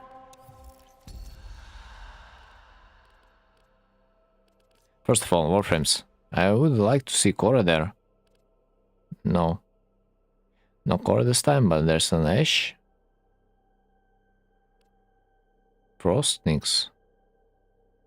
Not sure. Nyx and Frost might not be that hard to get. And Ash I don't remember. What incarnate weapons do we have? Lotto, Brayton, Paris. Prisma Scanner. Kunai. Kunai, man. Oh yeah, Kunai, man, Kunai.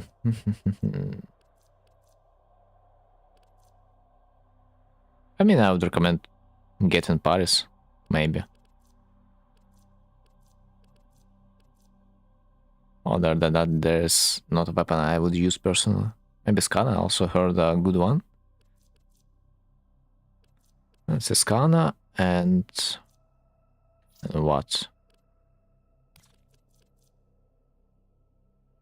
Also, let's see, awaken this weapon ability to gain radial hit damage. Was it shot in... wait, how is that different from the Burston? It's absolutely the same, no? Then. That doesn't make much sense. Awaken this weapon's ability to gain patch through and ricochet. Ricochet and in current form. Oh, this might be good. This might be good. I have heard. This ability is decent. Like it does more damage from the ricochet than the actual shot, no? So I'm looking for Leto and Brayton in Carnon, yeah? Okay. Equipment, inventory.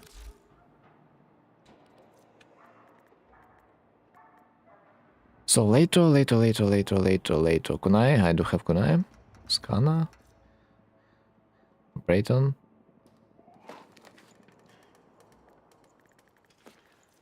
Probably easier to look through the weapon. It is supposed to show me anyway.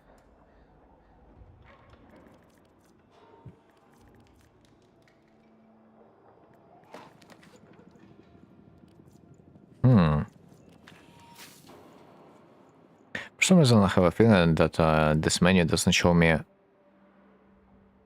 every Incarnon weapon I do own, because it might not show me those weapons that I do currently have equipped. Cramming Dagger. Angstrom. Right, we might pick up some. Scars. Yeah, it didn't show me scars.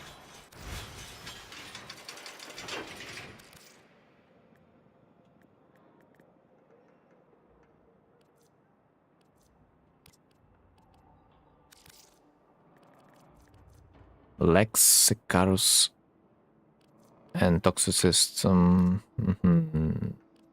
Skana. Any Skana, no? Skana is not there.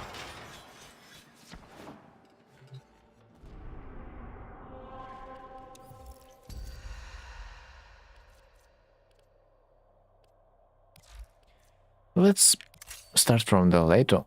Maybe I'm not gonna be lazy enough to get to the second Incarnon and what the second Incarnon is gonna be. I am thinking between the Skana and Brayton, but like I reckon this weapon's ability to stun nearby enemies when it enters in current form and after finisher attacks. I mean, it's not like it is a particularly useful ability to stun nearby enemies. Like it implies that you are gonna get finisher damage, which is, by the way, uses a different damage formula. And at the same time, Braton Incarnate Genesis, it doesn't make much sense to take because I have Burston, which already does hit damage, radial hit damage. So like, what's the point? I don't know. Skana Prime. There's a Skana Prime that I do not own. Sheesh, man.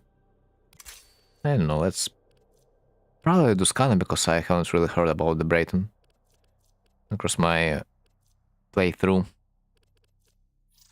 The other question is if we are gonna ever get a good warframe to play this game mode. Kit gun. Why are there so many kit guns? Also, let's just check. Maybe the Ash. I just wanna look if there's a potential booster that we can get. Probably no. Alright, then never mind. So what about the warframes? Missa, man. And Kuva Nuclear. Man, sign me in. It's finally gonna be the time. I'm gonna go alone because I'm pretty sure I will be alright. I'll be alright by myself. And if you're doing it alone, Sometimes it's gonna take you even less time, especially if your host is gonna be a mega bad, and the mission objective is not gonna be responded for a long amount of time. Yeah, sometimes it's better to do alone.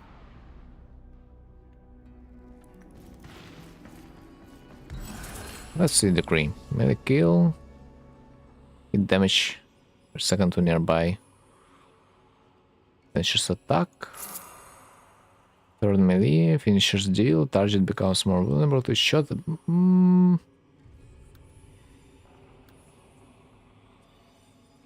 I doubt. Nearby is affected by cold status, slowing them nearby. But no one is gonna be able to get close to me. Finishers, degree rolls. Status effects suddenly deal double damage drops from crates. Right, status effects, please. It's like, okay. Not the worst, not the best.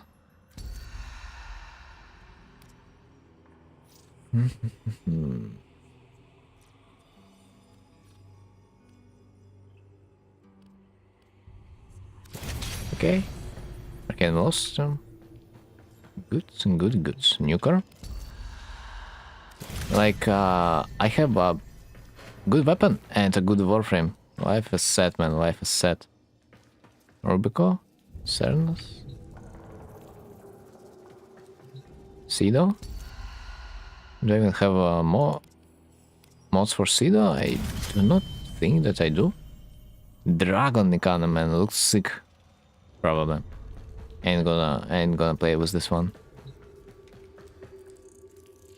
Musketeer. Or do I?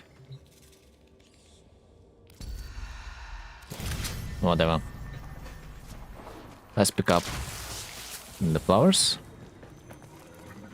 And let's see if I have something to level up.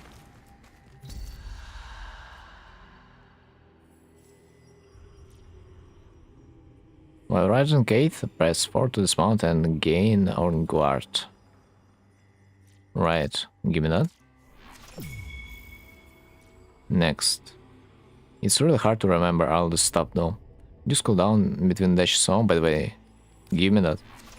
Because it's the cooldown is slow as fuck. Name your gate, man. Are we sure we wanna spend our intrinsics? I mean, we don't have anything else to spend it on, so whatever. Let's go. He's gonna be fine. The only thing I'm afraid about is excavation. If you are doing it alone as Misa, yeah, it might be painful on the later stages of the game.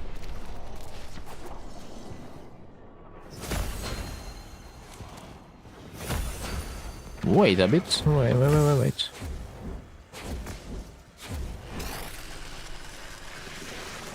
I'm not gonna go away from this juicy opportunity. Right. We kinda need to kill some stuff in order to get more resources. So this is what it is.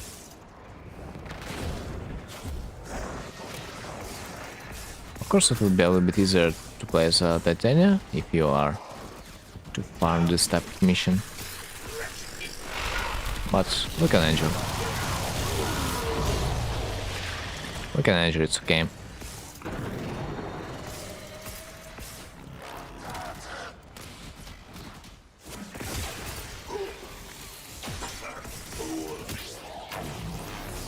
We need one full bar, and it's gonna be enough for one gate, yeah. So until you are gonna fulfill it, you might just ignore the gate because you will need to gather it anyway. Yeah, we even have a little bit extra. But other than that, we in fact do need a full bar.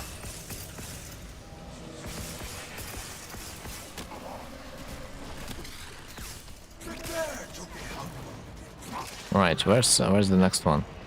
Do I see it spawn? Kinda.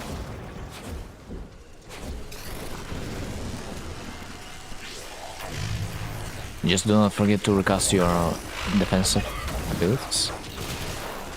So it's kind of important, not right now, but overall, it's nice to have.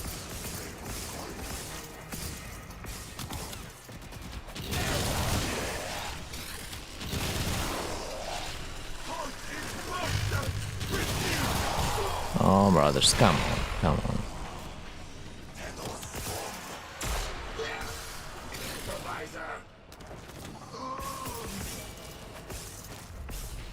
We are really trying hard to hit me, huh? Oh, it's this close now. Okay. Let's hunt for the big blob. Okay, there it is. And I need next target. Where is it? Oh, there it is.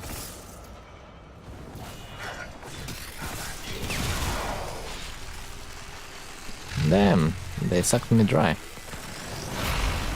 Those goddamn Maximus units. Ah, yeah. In fact, I forgot that I need this third degree. I haven't seen it, sadly. Melee attacks? Oh, no. Movement speed. More damage. I guess this is the best I can take. Status duration, status chance. Sacrifice 15 to increase the base damage of your shots by 1 for every time. No? Okay, this looks goated. More damage for the sake of damage. I don't really need the duration, especially if you consider how fast they are going down. But get an additional status chance. Give me that.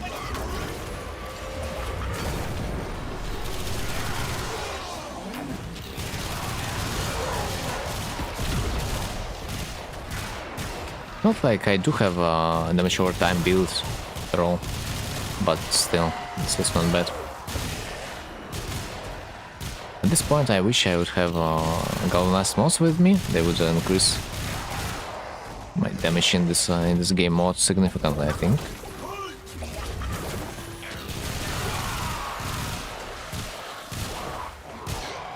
But it is what it is.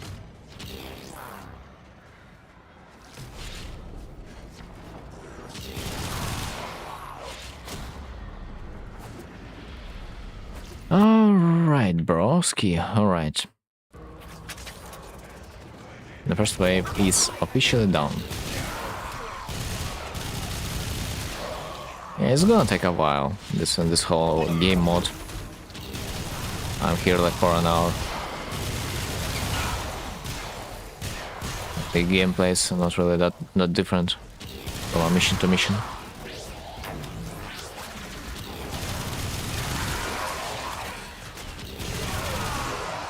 This is the part I don't really like about the circuit.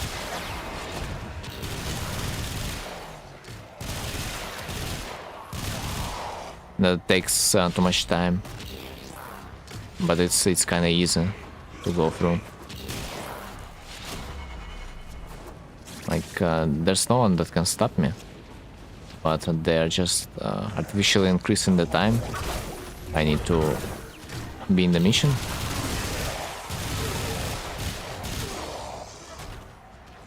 So I will waste more time farming in kernels. I don't really like it. I would want the E to like reduce the requirements for the circuit. That would make sense.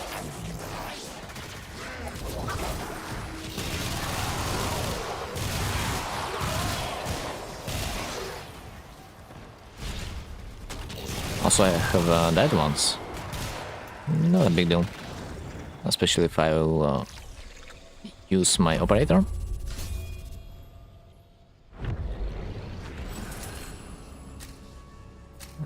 Some damage. Good to have, but like I don't have a gold status as of now.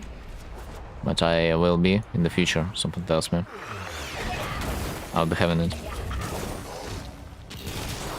So, not a big deal.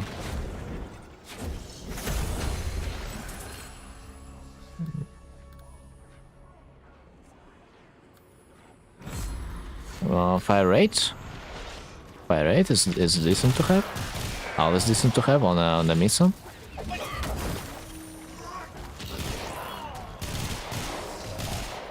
Okay, it's time for me to collect some power cells. Because yeah, the more time and listen, the more time I will unironically be sitting on my ass.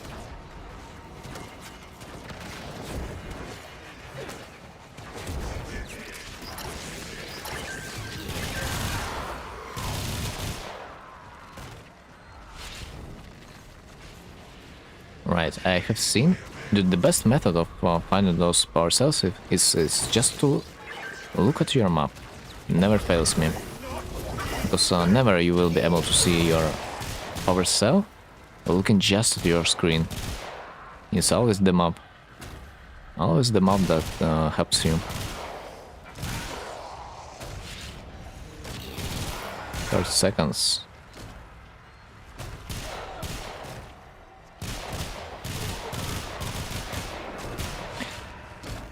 Dude, but like, a little bit unfair that when you're doing this mission alone, you don't get any kind of benefits in the excavation. It's not even faster, it's like, just doesn't do anything if you're alone. Why? Why? Why it's so?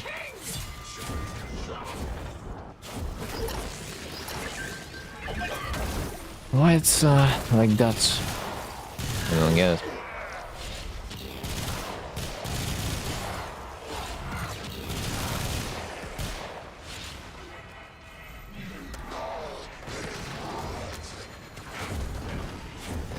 Right. This one's full.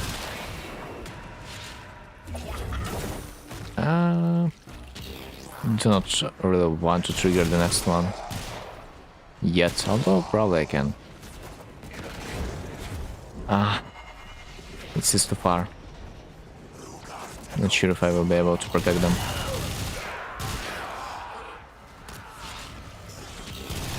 I mean, the damage is not that big.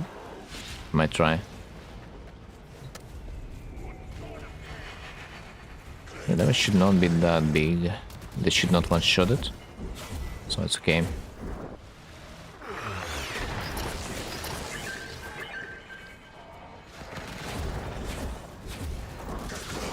Holy! I take my words back. They are almost 8'd.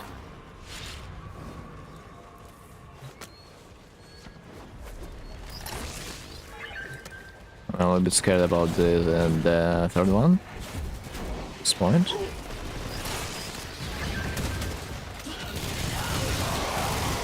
Since yeah, they're going to focus on it as all their might.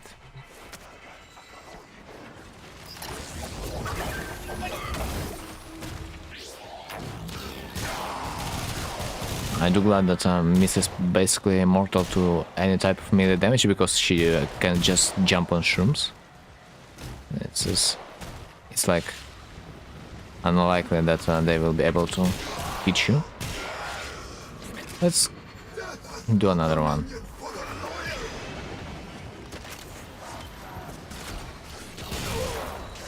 For a few more points of the chaotic.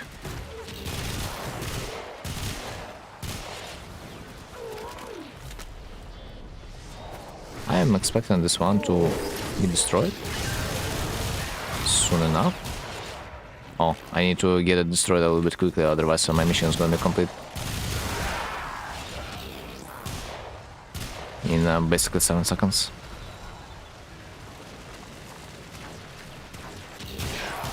So kinda need to hurry. Fuck. Oh, no, not fuck, excuse me. Language.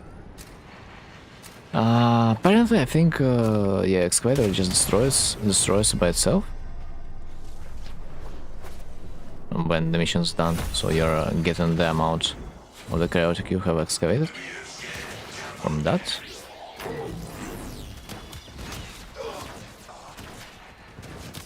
So this is good. Right, can I get my decree real quick? Shot me attacks your first shot, critical hit gain, it should briefly increase fire rate. Uh-huh. Doesn't really matter that much though, what I'm gonna pick, but still. Okay, as far as I know, this place is kinda decent maybe. Oh wait, I have not picked up this one? How so?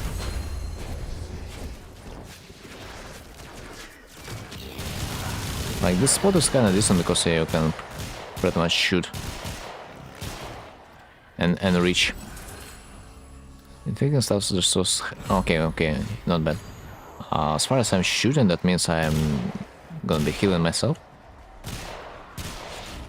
Which sounds decent. I would be more than glad to get the same. The same effect, but for your shields. So your shield gate would constantly work, but that would be too OP. Not gonna lie.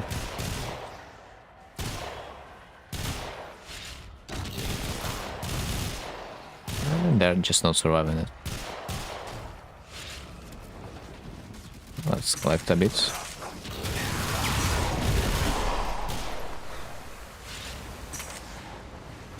Yeah, another mission type which doesn't matter if you do this alone or in a squad, because the time is always gonna be the same. Shame on you, D, shame on you. Why a solo player must struggle as much as the whole squad?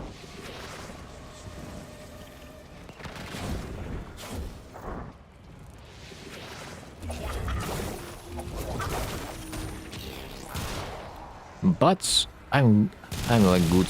I'm like good with that. At least some missions do have less requirements if you are solo.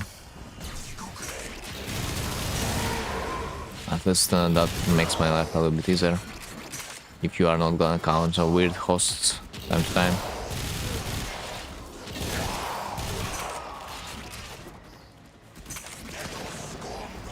Then a scum.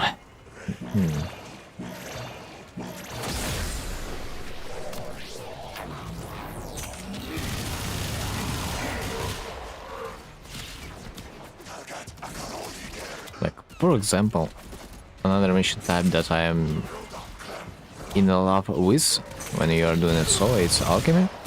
You cannot compare it to the team play version. So you're gonna be doing so much quicker, man. It's just incomparable. You're like getting something about 20% of fulfillment in the alchemy per one ample that you have thrown against 4% when you're in a squad. So this is like night and day difference, at least for me.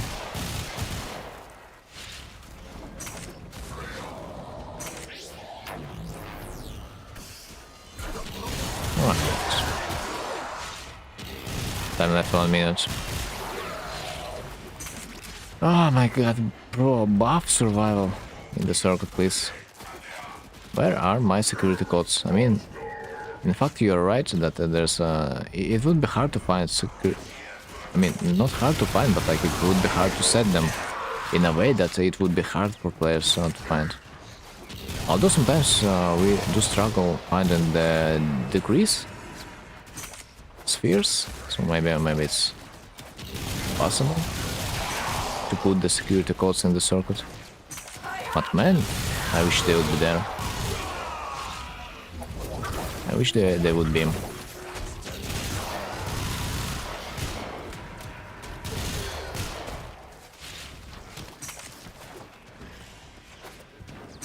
Also, am I gonna get my game paused? Yeah. so otherwise in the online lobby you could not pause your game in case you would need to go somewhere. Which was also like a yikes moment.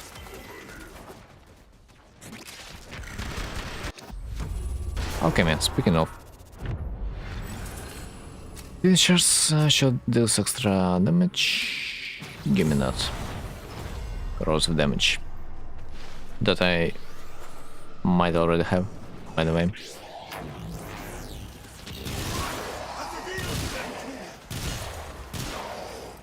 But even better, because like it feels like this corrosive damage is guaranteed. But not like I had problems with the status damage in the first place. No, that's okay. Okay, I need to make them to come closer, so it's gonna be a little bit easier to collect the stuff. Something like that.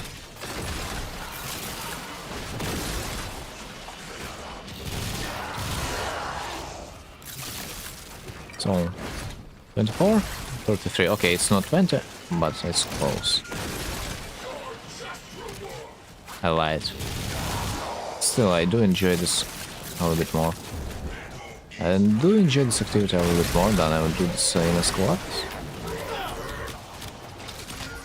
Did Horizon made a mob or something? Cannot say. Horizon? Who's Horizon?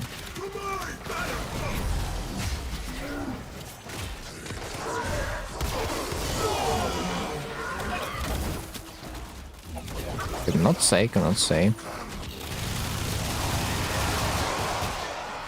Okay, sometimes there's too much of the opens, but good thing is we also can collect the amples with our operator in a void mode, in case the things are gonna be really screwed.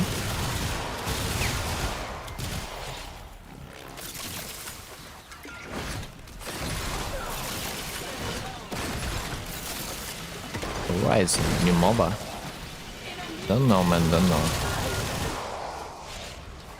The only MOBA I have ever played, it was League of Legends. And since then, nothing else can fit my taste.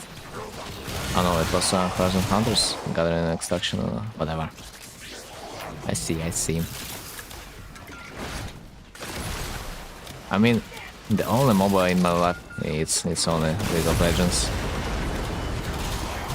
I doubt I'll bring myself ever to get into another one, especially considering what a time investment it is.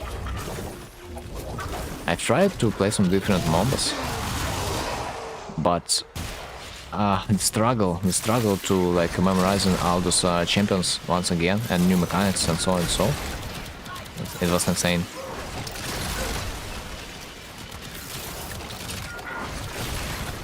You really could understand how hard it is for a new player to join the MOBA game. You can feel yourself a noob again, and this was disgusting. Not gonna lie. Right, I don't take any damage realistically, so I think it's okay if I'm gonna be just gathering this stuff. This was my main warframe. Game series that is known for single-player games made extraction shooter nice. Well, sometimes they gotta try, I guess. And how this game is called, you were saying? I could at least look into it.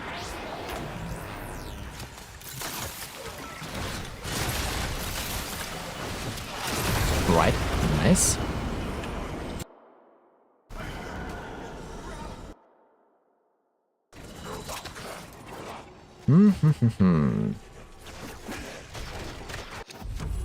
Assassination, my favorite mission in the whole circuit game mode, because it's supposed to be fast. Going down. So Uncommon damage. Refill ammo, full health for regeneration energy. I mean, I have had some energy issues like a few times, so I could not remember to place my mushroom. But other than that, it should be okay. Still, I can take few. Ah, yes. I need to angle. I need to do it on an angle. Because my pistols are not gonna be aiming in the right part.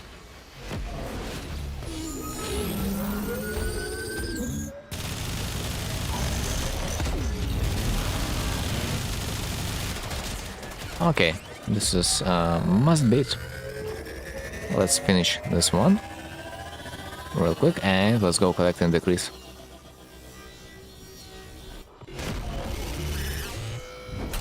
Then the Stalker chose name. It created time paradox that completely altered Sun's name.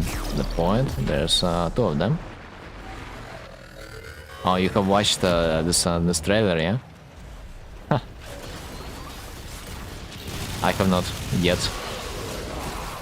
But yeah, this is funny that the Stalker now has a fucking son. Family issues. That we as Athena might solve.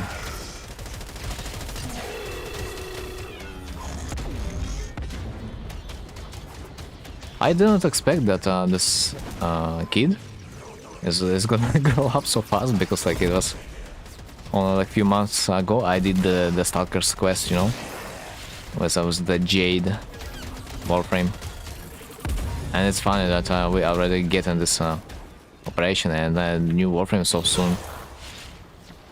I'm still baffled they continue the storyline, because D is known for ruin something then abandoned. I guess it happened mostly because someone in the DE was a fan of this story theme. Otherwise they would probably also abandon it if no one would be interested in the developers team.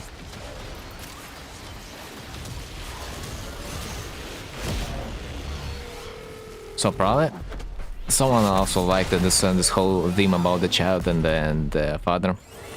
Solo parenting, you know, the issue. That someone reconnects with. Might be the reason why.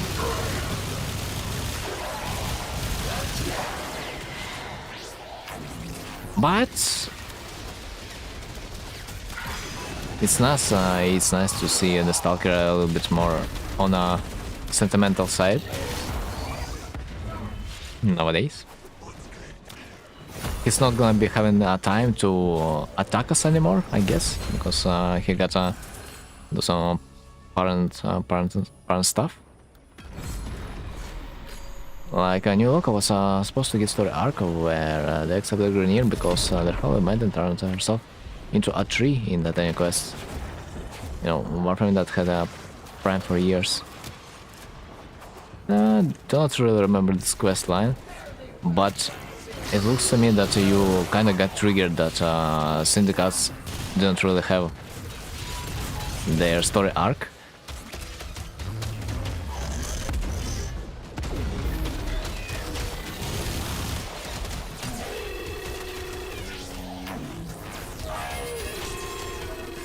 But it's okay, it's okay.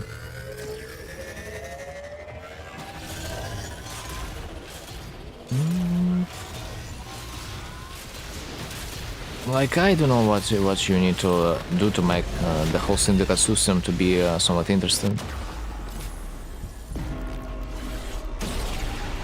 Especially considering that they are probably want to deviate from the syndicate system. It's made to be a cap for players to not progress the game that fast. What kind of story missions we want to see from this one? Although, you know, if you consider the Hex quest, it's like a syndicate, but like it has story quest. Maybe you do expected something like this with the regular syndicates, but like I agreed that it will be hard to make separate story quests for like each syndicate. I mean, there's more.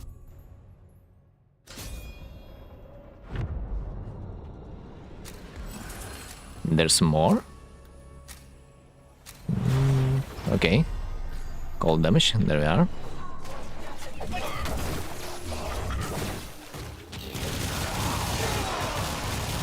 For example, there's Octavia quest where Semaris was supposed to take a look. Some signal. You know, another all this quest with Suda. I mean, a lot of warframes have some kind of introductory quest, which is not.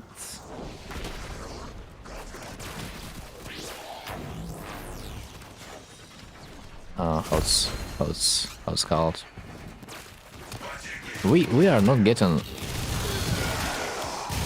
quests for new warframes nowadays, for the most part. It's too much effort. It's too much effort to do separate quests for the warframe each time. But maybe for regular versions, for some of them. I do like how they introduce the Uriel in the story, but like I don't really like how he got introduced to us in the location of the Deimos. He just appeared out of nowhere, and this was really weird. Technically, we get like a Noko, that quest, you know. Oh, speaking about, you are right. But for the most part, are we getting the same quality of introduction with each warframe? Especially, do you remember the story of the Nidus? It is probably non-existent. We just got a game mode that no one likes to play, that you're supposed to get the Nidus with. I even forgot that this game mode existed before, when I recently rediscovered it for some reason, because I was exploring my Steel Path chart. This was definitely a surprise.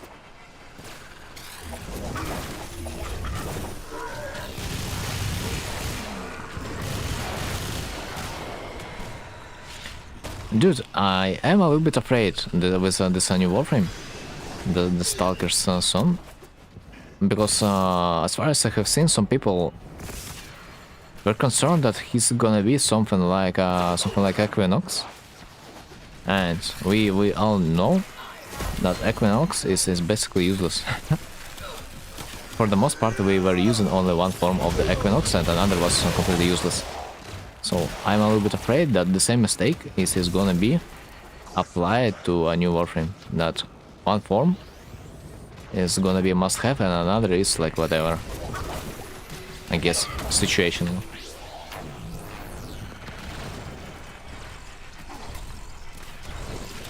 They could also retouch the Equinox, no? Why don't they do that? Well, at least they decided to retouch the Nidus. Another warframe that I don't really have experience with, but I guess for those Nidus mains, they're gonna be happy. The Equinox is overall terrible because of stopcast instead of bulkcast.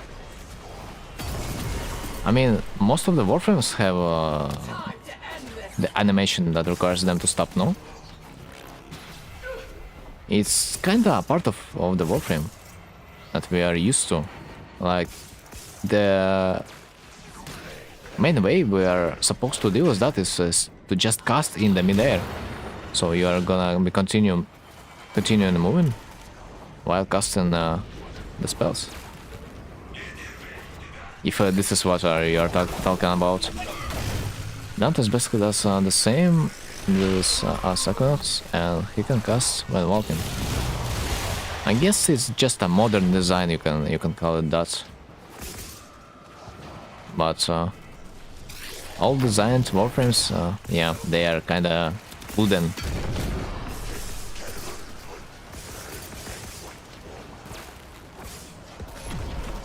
But like not like it's a big problem.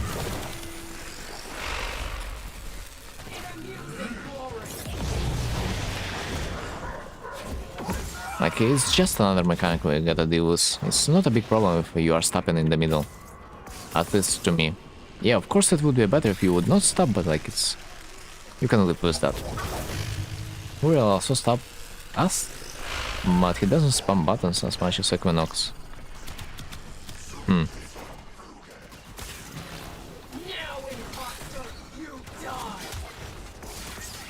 Honestly, the only thing I do remember about Uriel is that he's just flying across the whole map, honestly.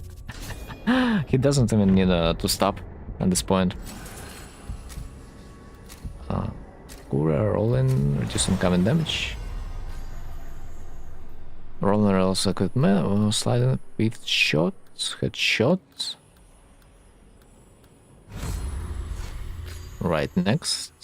Free decoration shot briefly increase fire rate. Alright, this one.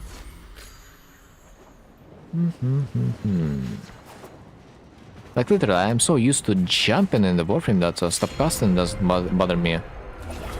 Not in a single way. Just cast your spell in the midair and you're good. Especially with Equinox. Considering that we are only using his portability to collect the damage and release it. This is like Equinox's warframe of one ability, one or two abilities, for the most part. It should not be a big deal to like stop for a brief second. At least if you are not doing a level cap, which honestly, why would you do a level cap if that doesn't bring you anything? But in return, it's a waste of time, big one, because you need to get some time to get to the level cap.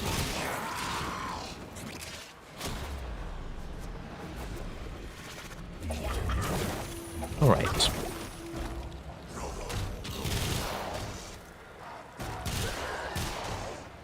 Some people just play Loki, so... yeah. I mean, Loki is just a unique warframe in a way. With a unique playstyle. It doesn't mean that other warframes would be worse.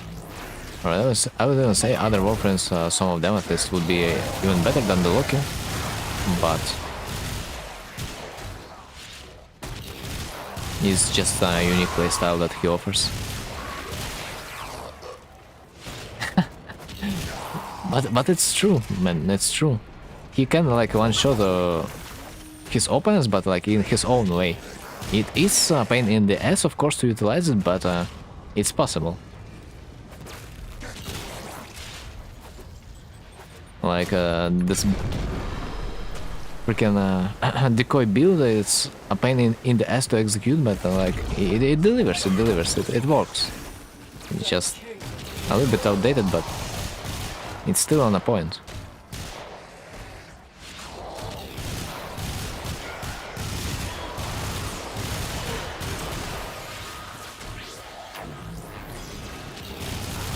Oh, a little bit of an issue with this laser. But I can counter pretty well by just moving a little bit.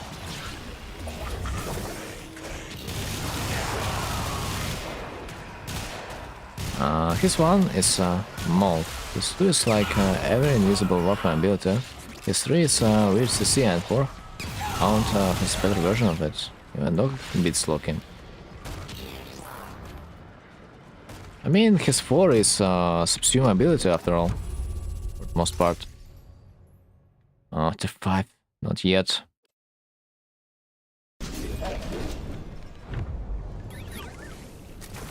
he's basically, if we to subsume his 4, he's basically some kind of a weapon platform, yeah, but just without huge buffs to the weapon damage. Toxin, okay, give me that. Decoy is subsumed, so everyone will have exploded decoy. Yeah, but not everyone has invisibility and so and so.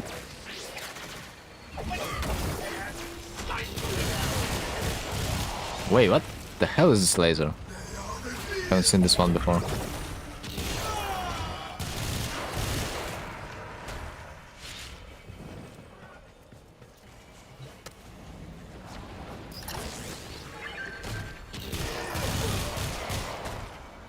I mean, yeah, I don't know about Loki. I don't know. That's why I don't really play him. I wait. Wait, Loki has something with a weight? Don't remember this. Although on a note of a weight, I do remember a Brook. Warframe exists. By the way, I have not played this one ever. And also, I have not seen a single Baruch player, like ever since. Do they exist? Well, like we're talking shit about Loki, but we just forgot that there are other Warframes that we have never seen. Fuck. Never have seen. Oh.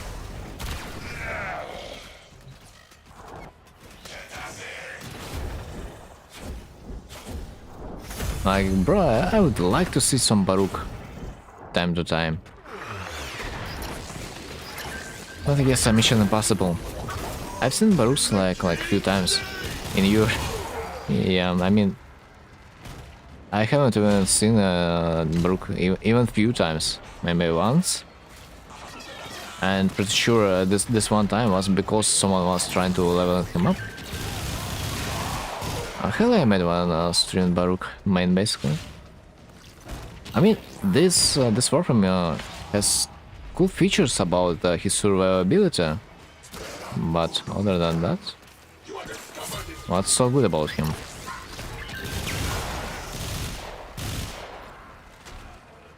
I cannot be sure. Attacks, resistance, please. Oh, that way is funny. Yeah, he actually has a skill that makes him visibly evade attacks. As far as I remember. This is hella funny to look at. But at the same time, as far as I remember, when you enable the skill, you cannot attack.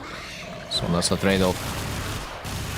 Excavate works nice with bows, because it doesn't remove it when you charge bow. Yeah? But when you shoot, does it remove it?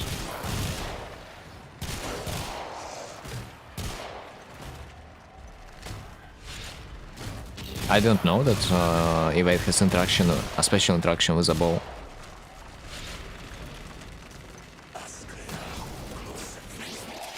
Apparently. Today I learned.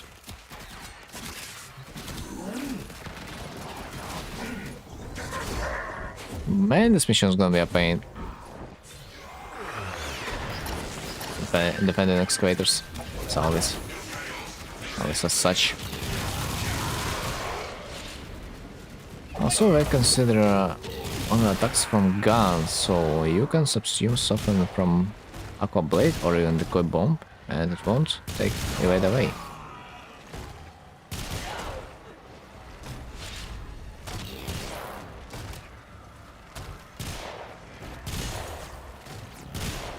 Wait, might not fully understand, because like I have zero knowledge of the Baruch's ability.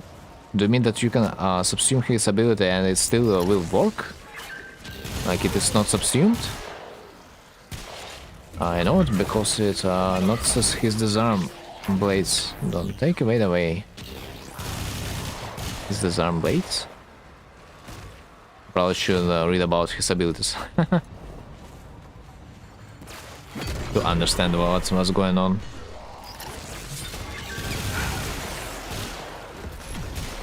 Because I'm hella confused.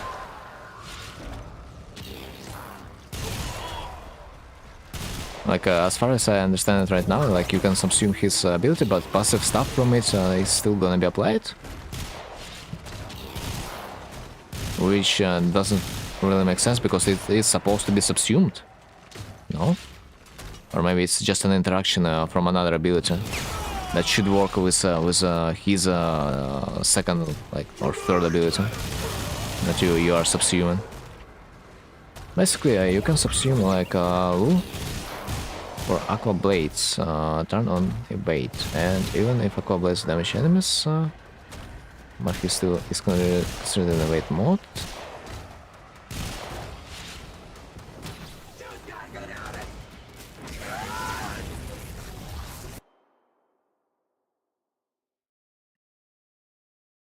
You can subsume, like, Lul for Aqua Blades. Turn on evade.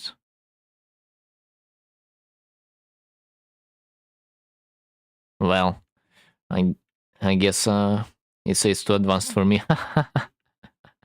But yeah, it feels like his kit doesn't really struggle if you are gonna subsume it. Like, it's still gonna be working as intended. Basically, you damage enemies with abilities, but game considering that you are not attacking us. So that's what we mean. The game just ignores the facts when you are attacking the enemy with abilities, which, by the way, works the same way with certain frames abilities. Like, you can stay in, for example, you can stay invisible while damaging an enemy with certain warframes abilities. So yeah, now I understand. Just certain mechanics, they do not trigger.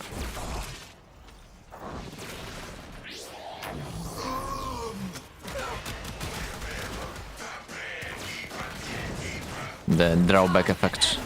They're not getting you out of your ability, out of Lul, out of, like, invisibility. So yeah, some warframes abilities they do not count as a proper attack. Doesn't work for exalted weapons for the most time though.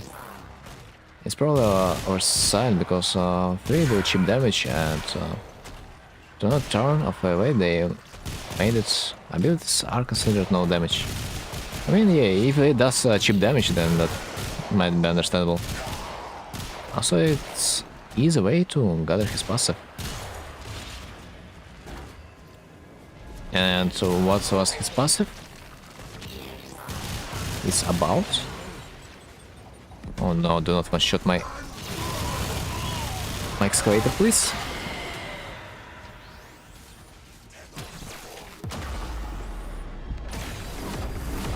For fists.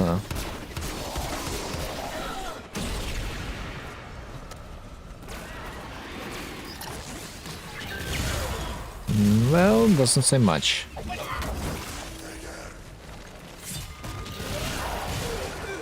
Doesn't say much.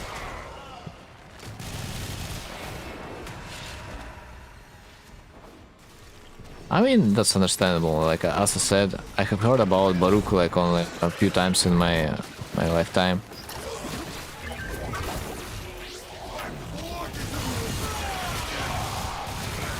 Honestly, I don't aware of the most Warframe's abilities that I can potentially encounter. Like, all those new Warframes I have not played with.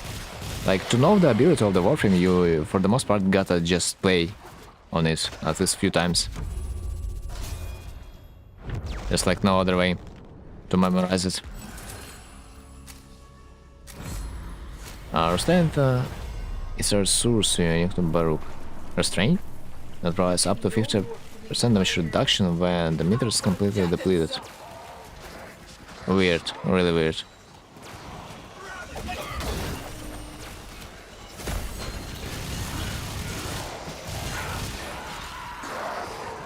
Like, I'm not sure about collecting even more damage reduction tools when you have just enough. Especially considering nowadays meta in the warframe that you gotta kill stuff faster than it is gonna kill you. Honestly, we have so many great arcanes for the survivability that an extra layer might be, I don't know, questionable. In fact, Mantic Society, you know, GG8 colors.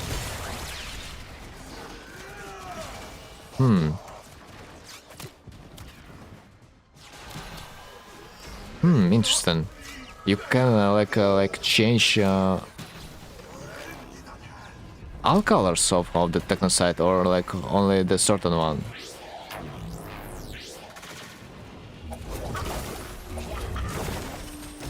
Or only the certain ones. Because for the most part, my technosites, they were colored in orange, but I guess that makes sense because like my titanium is orange, but like I'm not sure if I have done technosites with only those warframes that containing the orange color. I mentioned the technosites, yeah, you mentioned, but to what extent? Like, can you make, for example, a purely black technosite, or he's gonna still be having his own colors?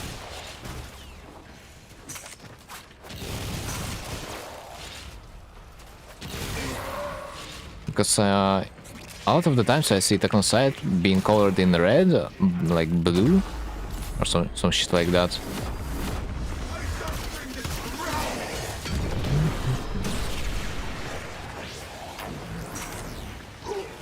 Which I do not really like. It looks a little bit ugly in my eyes. But I guess if I do it with my orange titania, that's only natural. But I think I have caught technosite code a few times with just my Misa, and she's like black and green. And those technosites that I have caught, and they were not that colorful. I don't know the extent of it. I don't know that I took jade with some heroic colors, and in general it looks like jade colors and green. Also on the second side. I see. So I was mainly interested about the extent of the colors. How far it can go. Because it would be nice if we would be able to color it all the way, man, all the way. Especially for some fashion frame purpose. Although, who cares, honestly? The only need to have the coded technosite is to have some ephemeras and live hard cells. Other than that, no one freaking cares about them. You would need to ask some kind of expert. Just relay what I know. I see. Most of it isn't even stated on Wiki. Huh. Damn. I mean, sometimes even Wiki might lie. Or be outdated. So that's not a big surprise.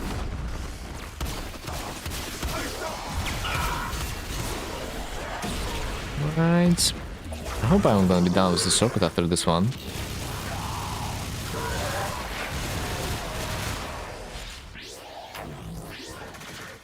Because this game mode is honestly a failure.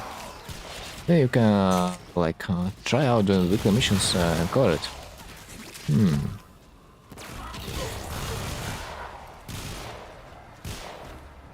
Looks like an idea, you know? For a test, making up completely black warframe to see which parts are actually moddable or colorable. I'm pretty sure it's not gonna take a full color. Alchemy. Okay, let's do the last one.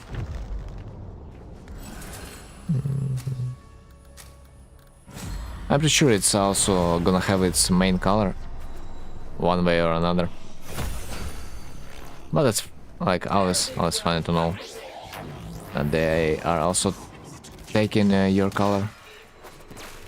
Because like it kind of works the same with the Parvos sisters.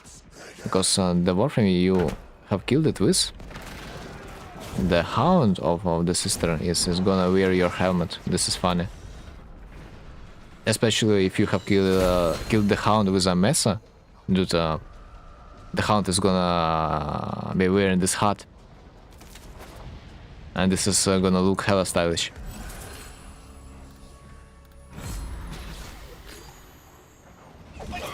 That what I have noticed. Right. So it's cold. And electricity. Whoa, whoa, whoa, whoa, whoa. Chill, brothers, chill.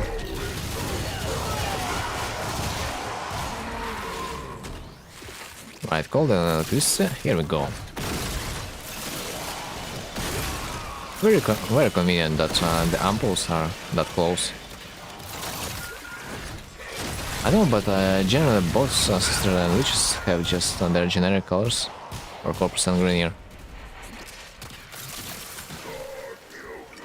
I mean, yeah, it applies only for the hounds.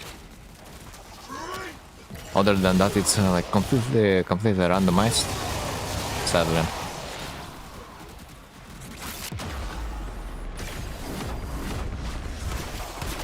Dude, what is this damage that I'm doing to them? As my operator. Right, so let's continue. Also at this point I gotta use my operator. So I'm gonna speed up things significantly because I'm not gonna be taking damage. And as easy as that, we are done. Also you can restore your void energy by slinging through the enemies. So potentially you can stay invisible all the time. They work like a battery. The forgotten mechanic that, yeah, I might knew one day, but like I forgot about this and I rediscovered recently.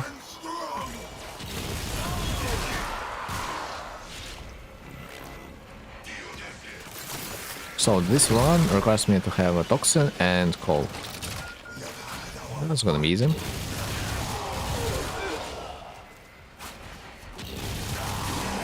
Did so much damage, I like it.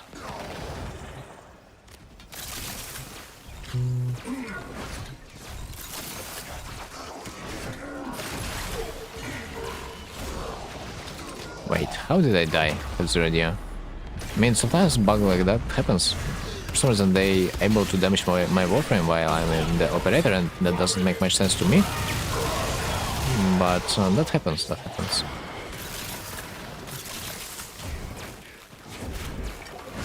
I'm not sure why that happens, but that bug exists.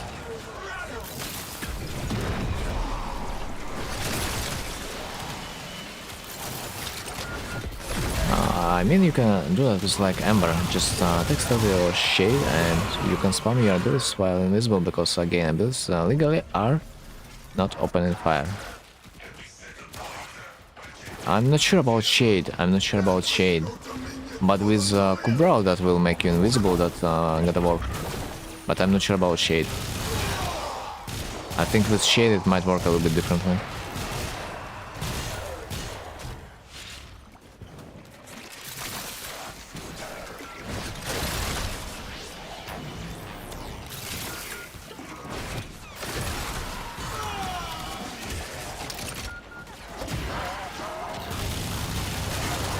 I said stealthy. I mean, I've tried to just point out that the mechanic of the shade is like a little bit different, as far as I remember. This companion itself is, yeah, it's unique in its mechanic.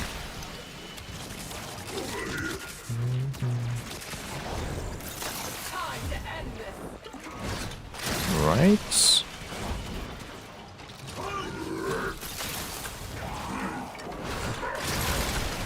I need to only do a few more. Also, as far as I remember, when you roll, you are supposed to get less damage. Like you are getting some kind of a buff that is reduced as incoming damage when you are rolling. A fun addition to the game mechanic wiki. Because all Cobra names are just a translation of I think Marek or something. Really?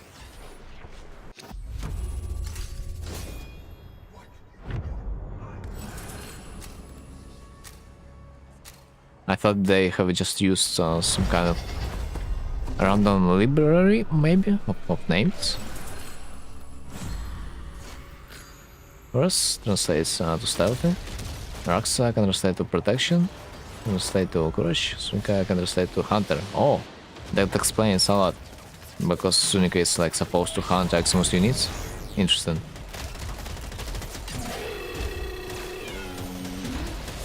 That's freaking cool.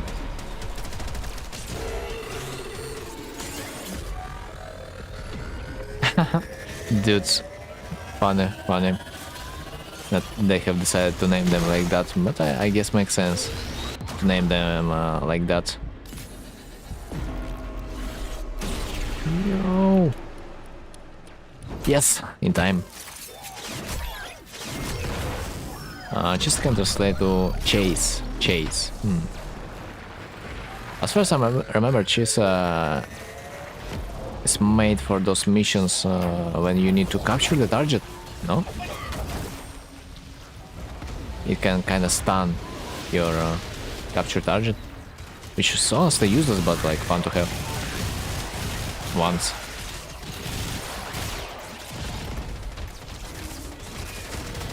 Yeah, imagine using the Kubro that can stun your capture target instead of just literally defeating it.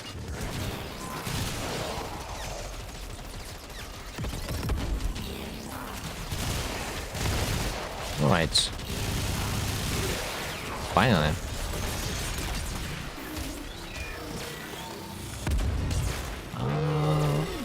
Let me destroy your leg or two, and we are gonna be even. I mean, Raska has ability to replenish a shield and see opponents, so it's kinda its protection. They don't have ability to protect us mod.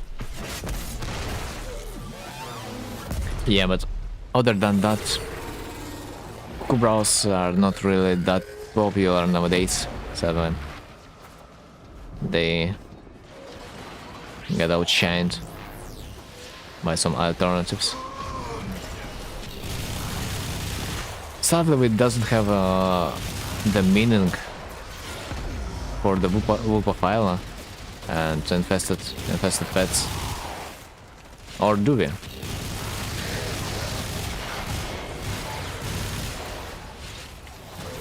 Do you have like some kind of hidden knowledge about the name of the infested pets? They would kinda need to release some companions actually. I am not sure. You cannot make every pet to be useful. Like you will pretty much need to release them each time you are releasing something new. They have decided on a different strategy of the strategy of power creep. When every new weapon, every new companion is gonna be stronger than the previous one. They have decided on that,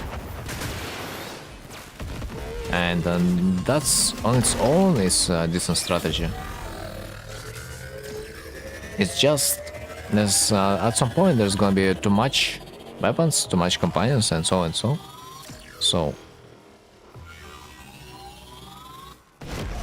So yeah, we kinda clueless what to do with that, but it's not gonna be anytime soon. When the game is gonna be overflowing with the equipment. Although, if you think about it, there's too much equipment, yeah, in the game already. Let's exterminate. I know, but some companions are obsolete. At this point, even in the function they were made to. Maybe because they were supposed to be obsolete. Maybe because they were not meant to be useful. They served their purpose as a placeholder, basically. I mean, not a placeholder, but like a companion that exists just to level up your master rank.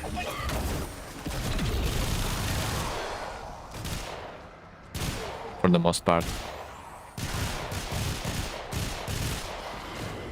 Or honestly, if you think about it,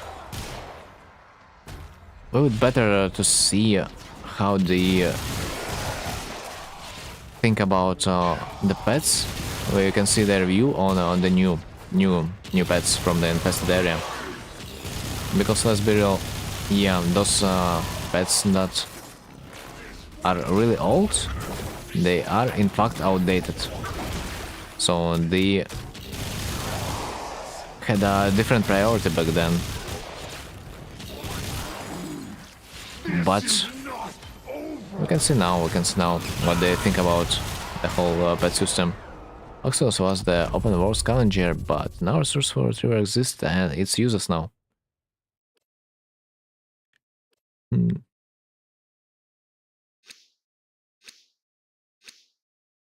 mean, it's hard to say because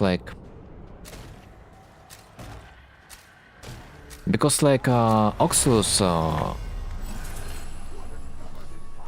helps you collect stuff passively, and if you bring a resourceful retriever, it means that you collect stuff actively. There's like a little difference that I can see. Like with Oxus, like for example, you would not need to mine an ore. But if you actively want to participate in the farming activity, of course, resourceful retriever would be better. So it's like the situations, and they are a little bit different. One is better for like passively exploring the game, and another is better at actively farming the game, you know? So it's just different tools in a way. But of course, I will say, I mean, honestly, would you say that Oxus is worse? Because he would... I mean, overall, resourceful retriever is better because we are playing on higher level difficulties when resources and its value is they are much better.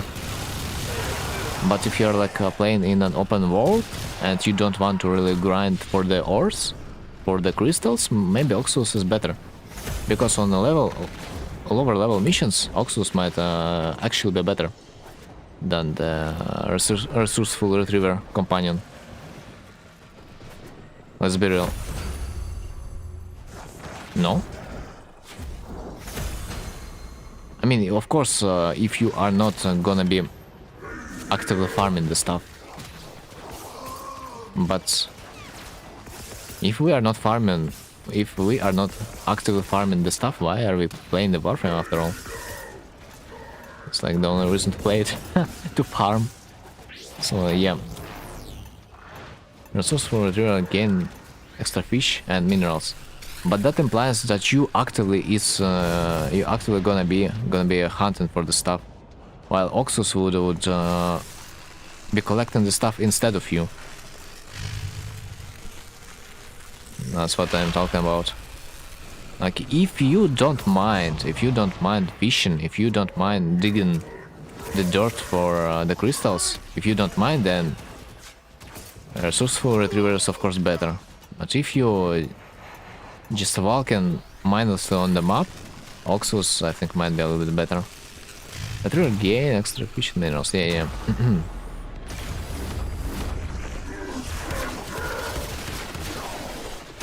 Just Oxus looks like more beginner friendly, you know. And plus Oxus works in the For the Hunt mission. It is supposed to break those balloons for you, so you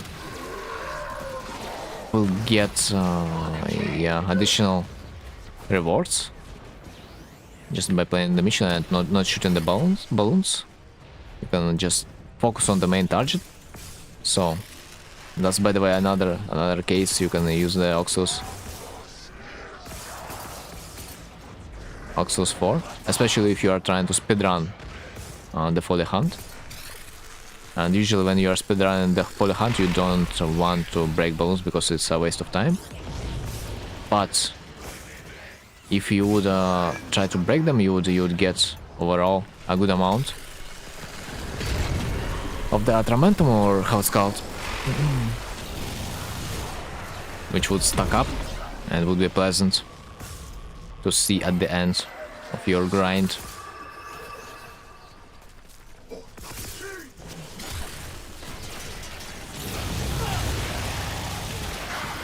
Yeah, Oxus is like nice to have for certain farm areas right now that you would not benefit with the resourceful retriever.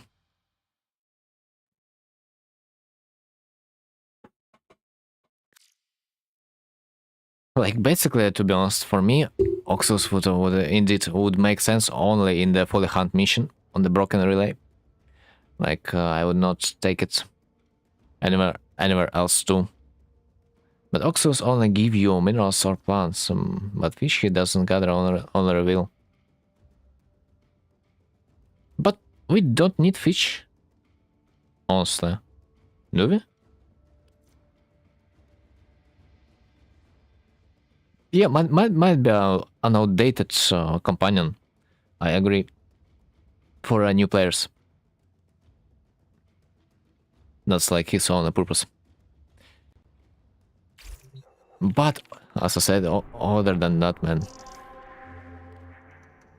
he found himself a new purpose in life. It's to help players to hunt the Folly. I'm glad that Oxus now is not completely useless.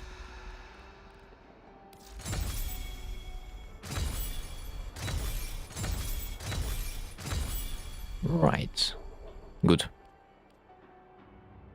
Not sure if I do want to farm for tier 10, because as far as I remember, going from the like tier 7 to tier 10 takes longer than going from tier 1 to tier 6. Not to mention, he only works on minerals or plants. Mother Susu works on plants, minerals, fish, and capture medallions.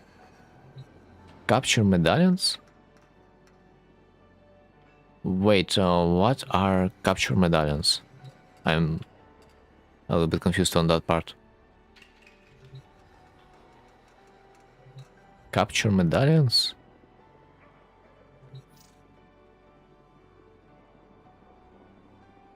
What's capture medallions?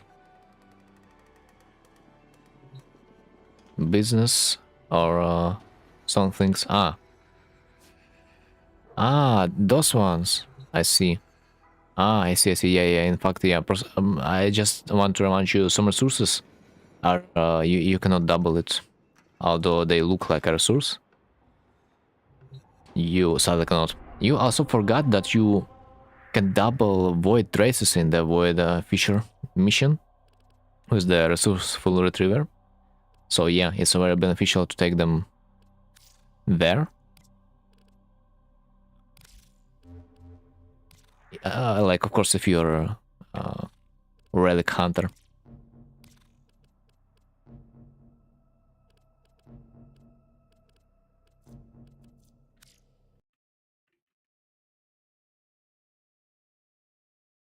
Like, back in the days, there was some kind of a bug with Titania, that because her companion was basically hidden inside of her when she used her ultimate ability, she could not utilize the companion's mods, but nowadays it's fixed and we are getting double amount of the void traces from the void fisher mission, which is kind of nice.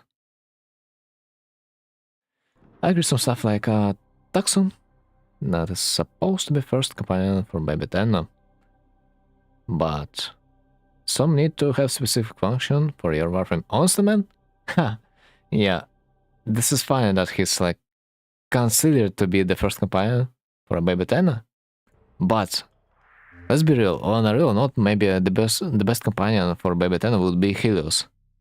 Like I cannot think of any other companion that would be the most useful for baby Tena other than the Helios. The ability to farm stuff, scan stuff, without using your scanner, it's too golden for me. Like, where am I supposed to be the Magic Sentinel?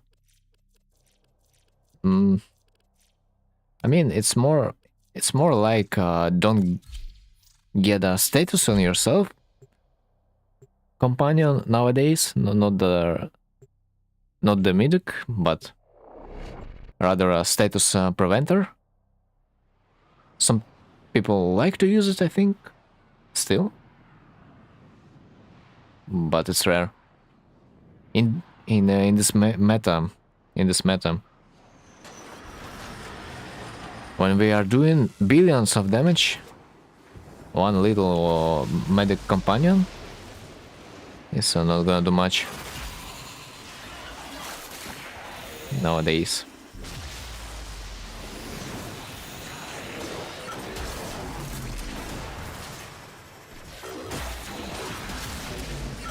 Right, it's okay, the hostage. That means it's a rescue mission. They're taking hostage. Oh, yeah.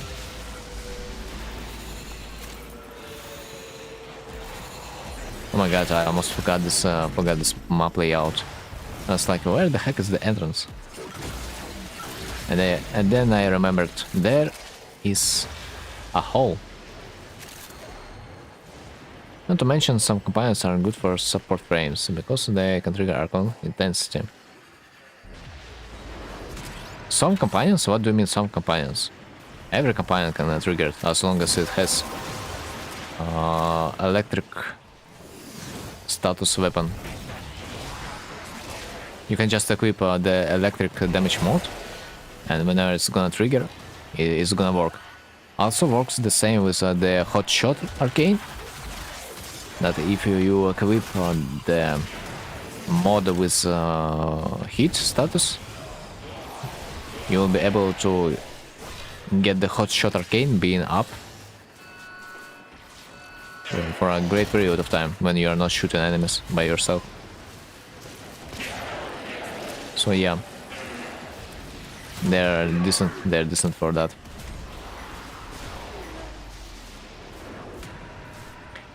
Intensify is healer 1.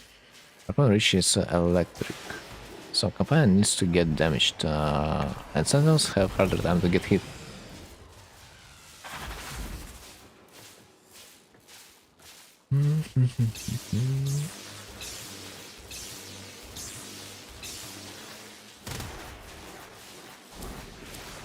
But pets do have a easier time to get hit though.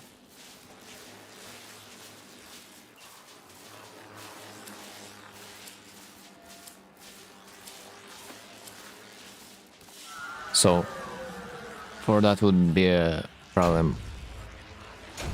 It would be a better idea to get the Kubrow. Because the Kubrows, they are freaking love to die in some weird spots. Kubrows, Kavats, etc, etc.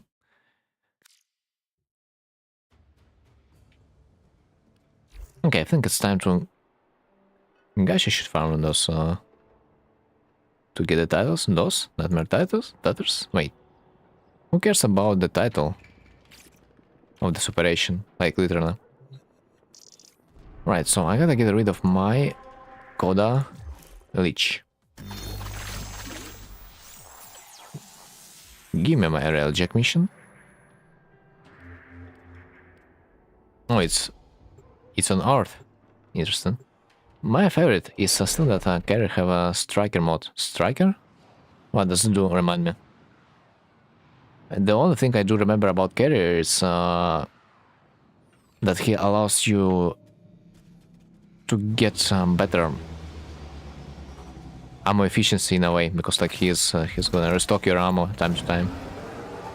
This is literally the only reason I have used him for the most time.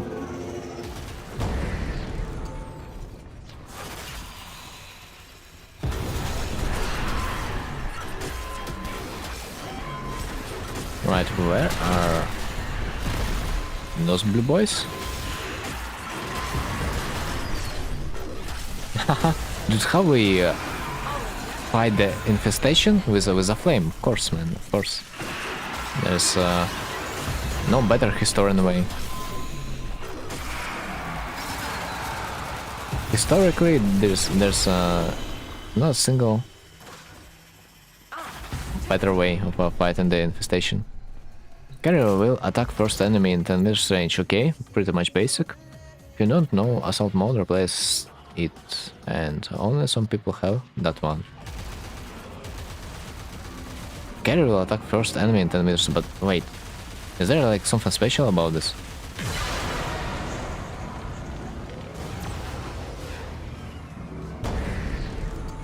Because they for some reason made for versions of this mod for Sentinels, I thought they made only... well...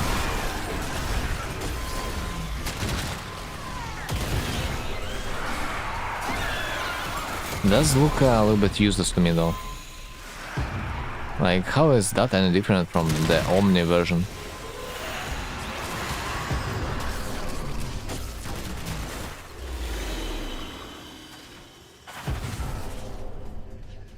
They're kinda all attacking the enemies in 10-meter radius anyway.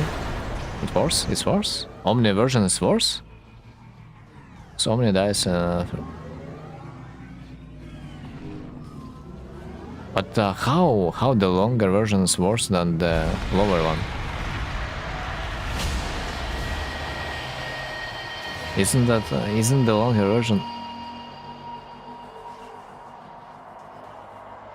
Isn't like that the longer version like allows you to keep your Archon mods to live for a longer time?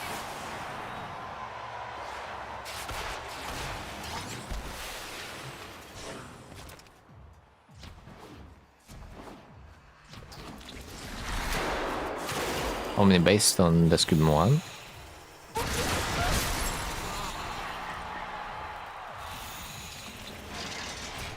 Not sure about the different modes. I haven't really paid attention to that. I thought like, yeah, that they were always the same for every companion. Thought it always been like that.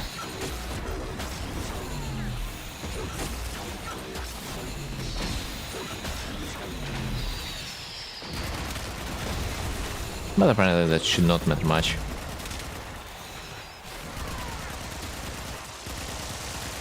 Wait. Lasers! Hide in bush!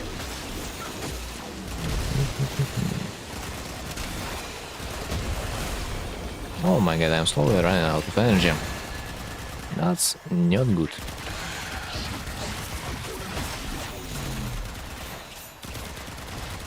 I'm pretty sure my arcane pistolier also would not work in this environment because like those boys do not have heads.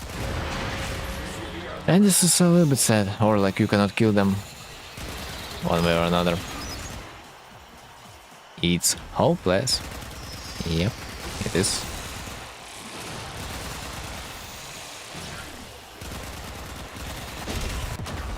Alright, now I can resupply my energy, good. It's planned, it's planned.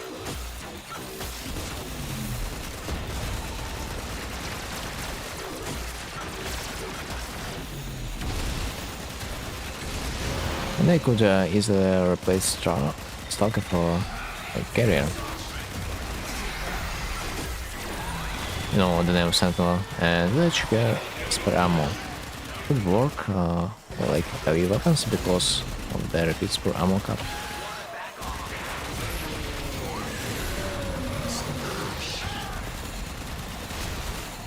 Wait, but doesn't carrier like has separate ability? But here stores yeah, the ammo with.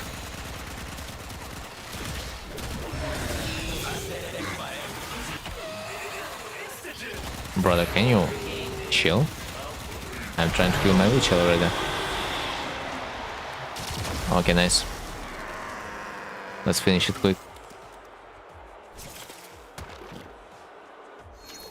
Vanish.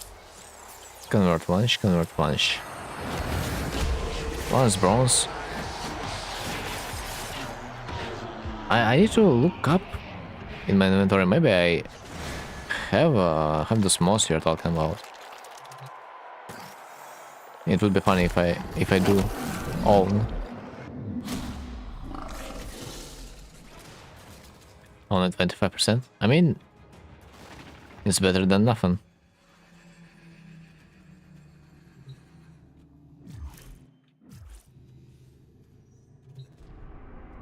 But nowadays, if we want to go for ammo efficiency, I think we would rather subsume the warframes slot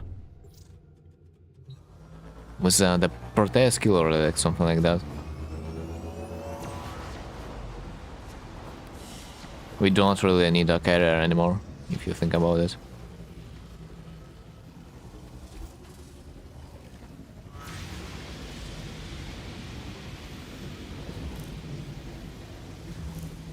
Right, leave the dojo. Let's see.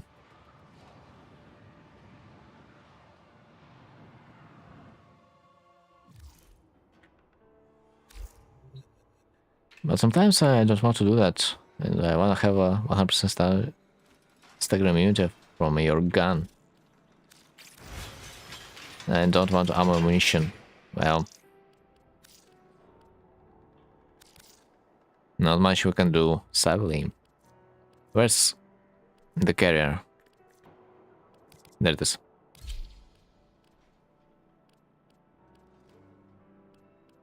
Okay, so it was the mod of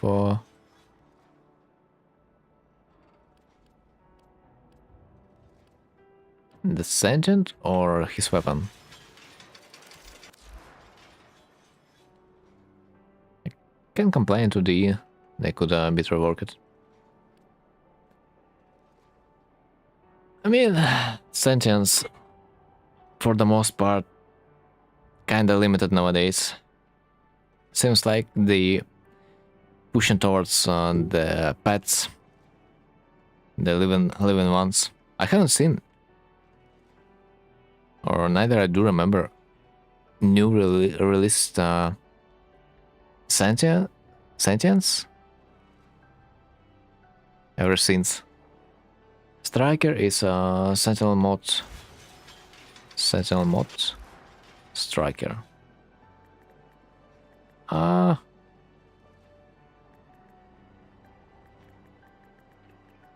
Bruh.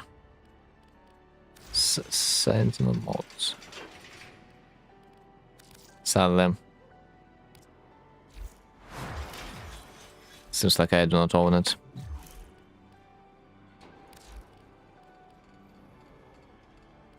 Yeah, there's another way, potentially, through the mods menu.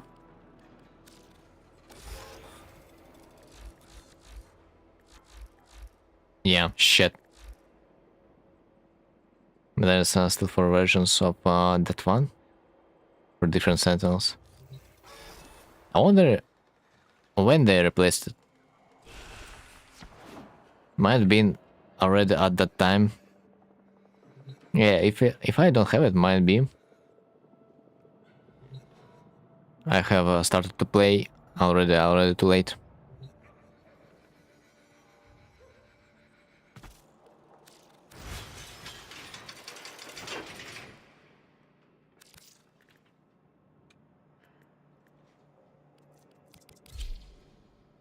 Swift death.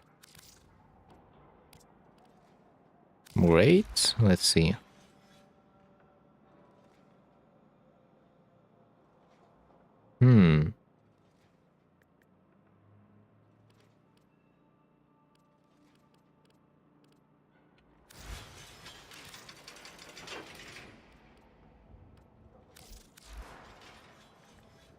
Nah, doesn't have this mod either.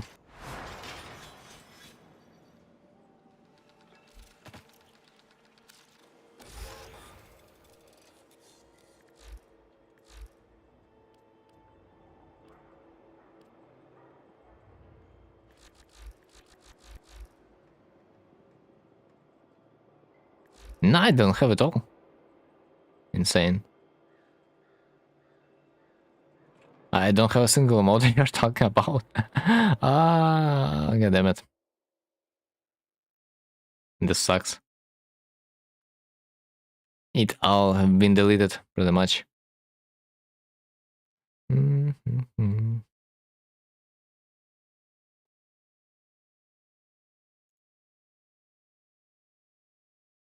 But I mean, assault?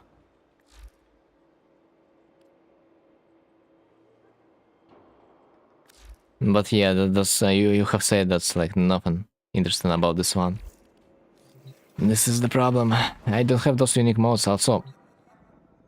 Funny enough, I do remember that now you cannot get the damaged mods nowadays, no? So they are like selling for a good amount for the collectors. Do you remember damaged mods?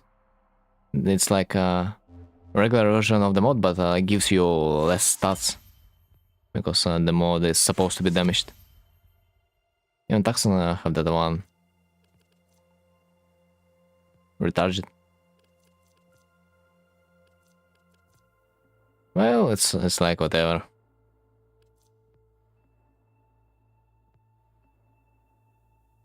Defend both mirror defense objectives 3 times in each single mission. Complete missions, complete mobile defense, no. Lockers. Kill 3 drones. Or ospreys with your melee weapons. Drones of or ospreys. Ospreys? Osprey? What? Who?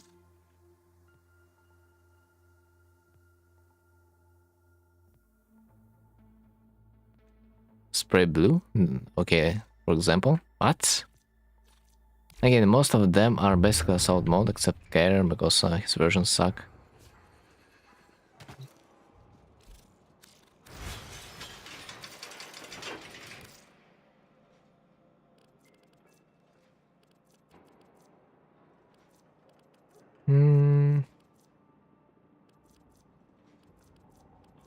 I mean, yeah, it is what it is. Assault mode.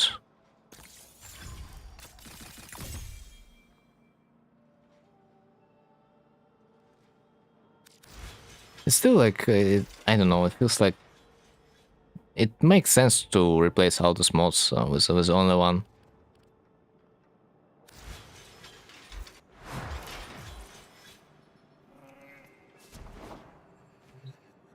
For the most part, it makes sense. I don't know why would you want to make less range, but like, that would be weird. Other than to use for a specific builds. Swift strike. Swift.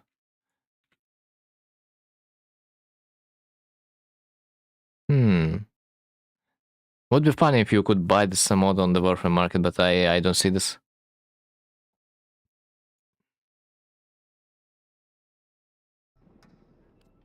Bill Striker was released in like 2014. Well, I think yeah, I have not played in 2014, so might not have the knowledge about this. Right, Archon. Extermination. Extermination might be good. And most other was after 2015 and Assault mode was released with Fortune. Fortune? Yeah, I do believe I have started to play when Fortune was already existing.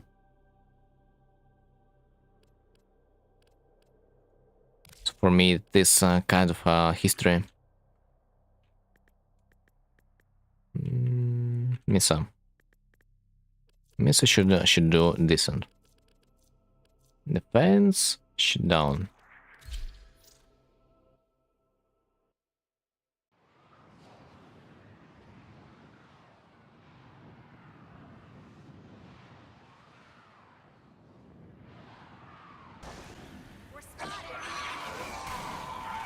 We are spotted. Okay, we only need to kill 150 enemies.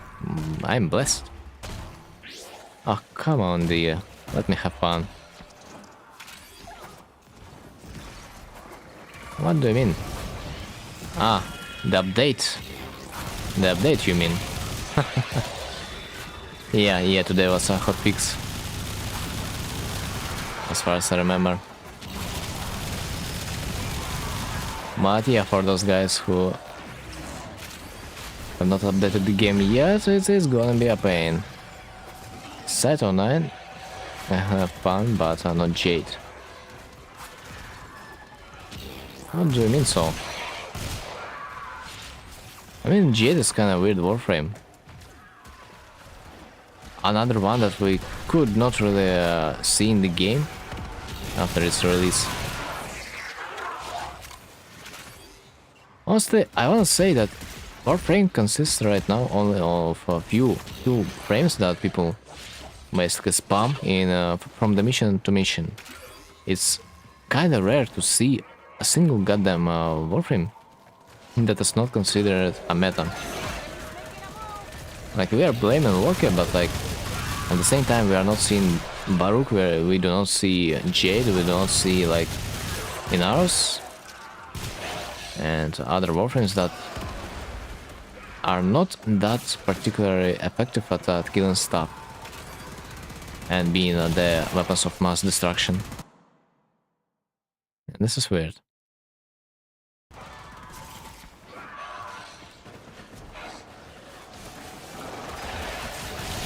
If you don't know, I put on a neutralizer sharp shooter, but Jade can have an energized shot, so come on, DE, please give it to me. Neutralizer sharpshooter. Is this an ability of some warframe?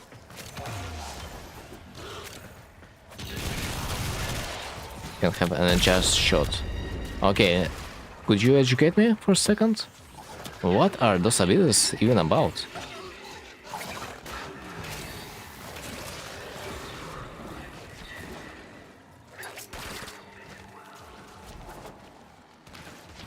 I need an explanation. ASAP.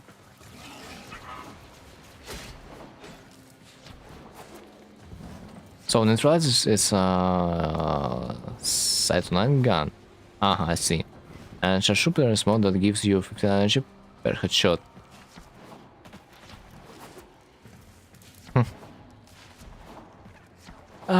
Yeah. I can see. So you cannot put the weapon, the ultimate weapon. Or no. It's just a weapon you can craft. No, silent gun. It's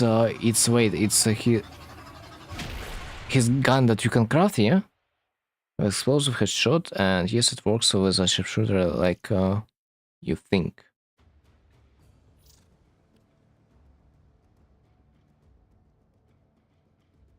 Neutralize? Maybe? No, it's a mod.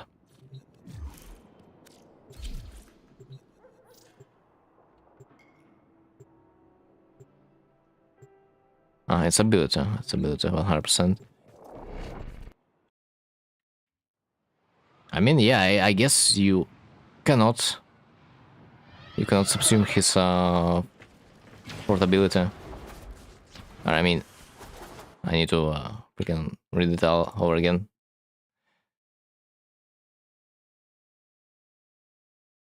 Mod that gives you 15 energy per shot, okay, and throws have explosive headshot, yes.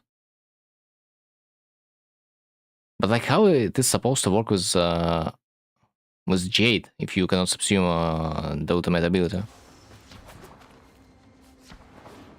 Because his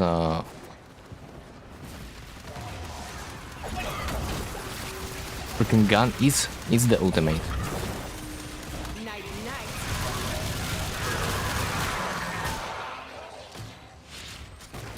Do you complain that there's like a potential could be the same mod for the Jade?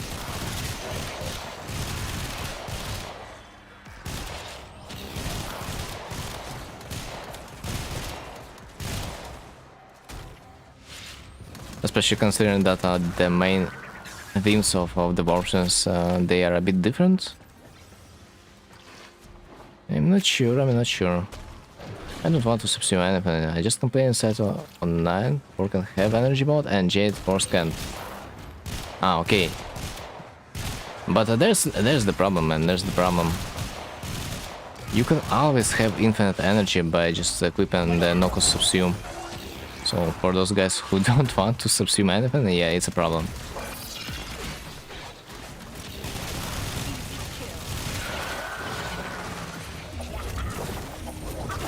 Like literally, I've been having so much fun, just like literally pressing one button to have an infinite energy.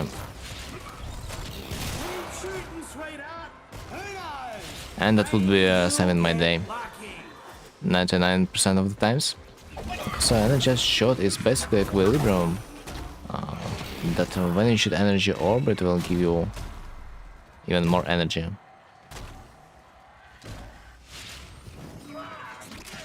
I don't know, man, it's always a hard choice. It's either you are gonna use an equilibrium or the energized shot, or you will use the subsume slot to get yourself an energy. Especially considering that in the past, the only tool for energy management we had, it was mostly Nourish. I'm glad the game now works a little bit differently. Jade, its gaze is AoE. By the way, speaking of energy, do you remember that we have also equilibrium mods through the Archon shards? There's an Archon shard that can basically subsume equilibrium and save you a mod slot. You might also look into that. Although it's still not the mod you're looking for,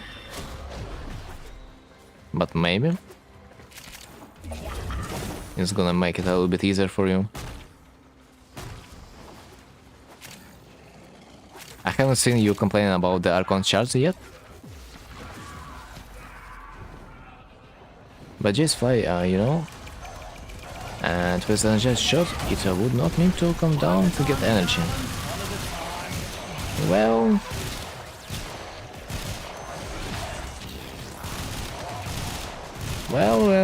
I mean, another way is to just place a mushroom. This is like the only thing that might work, because the range is honestly kind of decent. Of course, you are gonna be limited in a way, but this is the only way I know you can get infinite energy by staying in one place.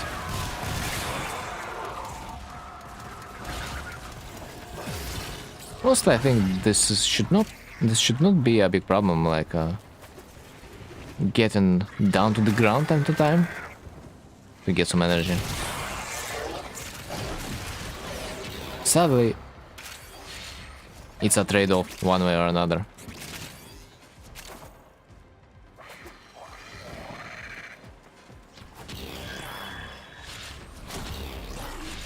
There's a lot of warframes I would be personally glad to have freaking limitless energy on, but it's never gonna happen. Just they hate fun. Come on, bro. It's obvious that they do hate fun, because they gotta balance the game out somehow. Because if they would not hate the fun, they would not enable damage attenuation.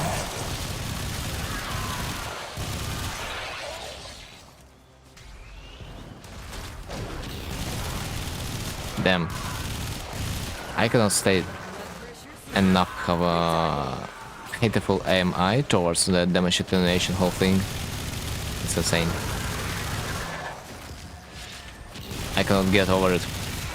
Dude, I'm building damage mods not to do less damage, but to do more. What do you mean you are capping my damage? It doesn't make any sense.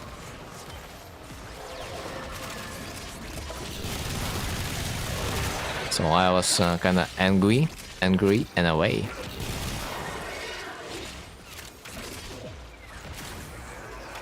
I just noticed that I don't have vacuum on this sentient that I accidentally equipped.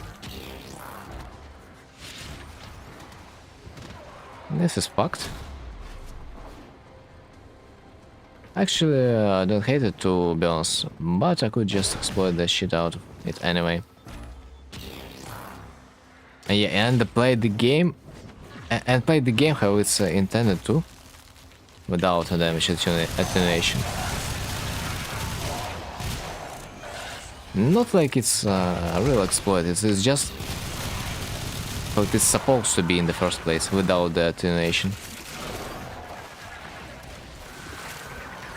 Isn't it?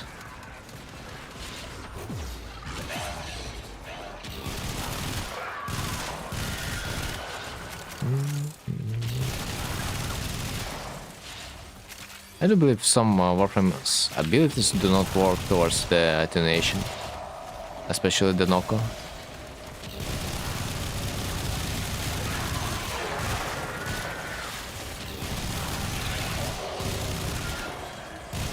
My first version of the warframe I played, it's more like a dark sector.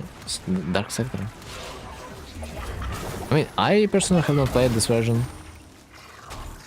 But if we are really talking about the old warframe, indeed, this was a really weird game if you compare it to nowadays warframe. I'm not sure that Tenno even existed back in the days. It was just a Wii as a warframe, and the Lotus. The Lotus was not even the Orokin. Yes, it was just an agent of a kind, as far as I can remember. I still wondered why they didn't make glaive like in Dark Sector that can absorb Eximus and metal abilities. I haven't played Dark Sector though, so I cannot say. Eximus elemental abilities absorb, but how does that? I mean, how is that going to even work? Like, we kinda do have enough of damage already. We do not really require to absorb the damage from our enemies. No?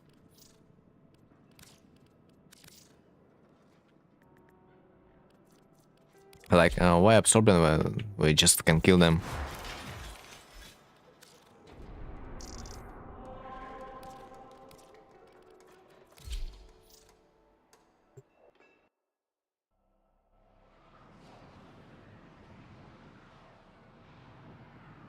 Dark Sector you had glaive that could absorb elements from environment as a gimmick.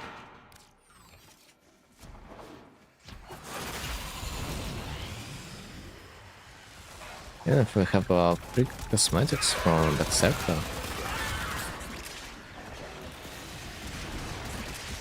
Well, after all, it's a different game.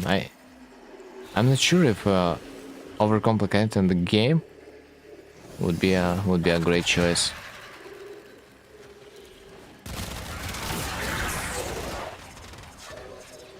So far, they just found their formula. They're just trying to stick to it. I'm not sure if they are trying to do something new to experiment that much nowadays. They're just exploiting what works well.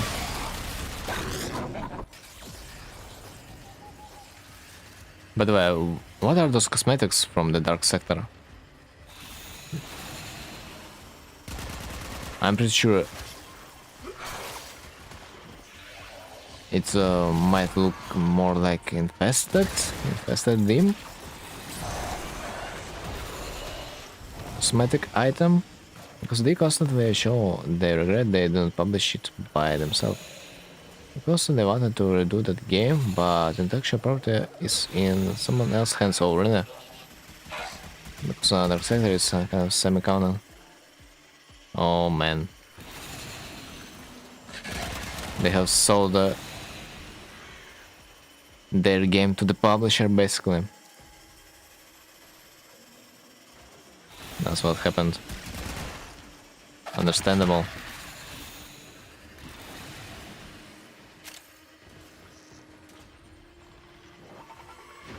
But at the same time, we cannot say that DE now is a company on its own. I mean, if we remember that Warframe now is owned by like more than 50% by a Tencent. Who knows what's gonna happen to the Warframe later in the game. They wanted to publish was them Warframe, but they just wanted Gears of War clone, and that's how Dark Sector was born. Gears of War.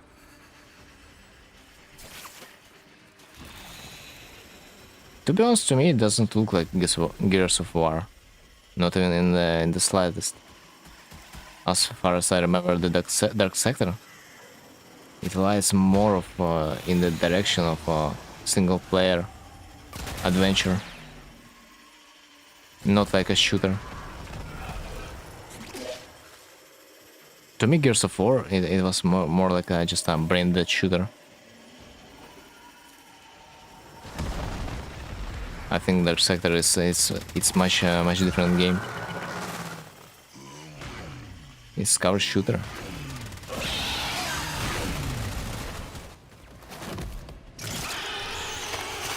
I mean, yeah, kinda in a way, but the amount of enemies, it makes difference.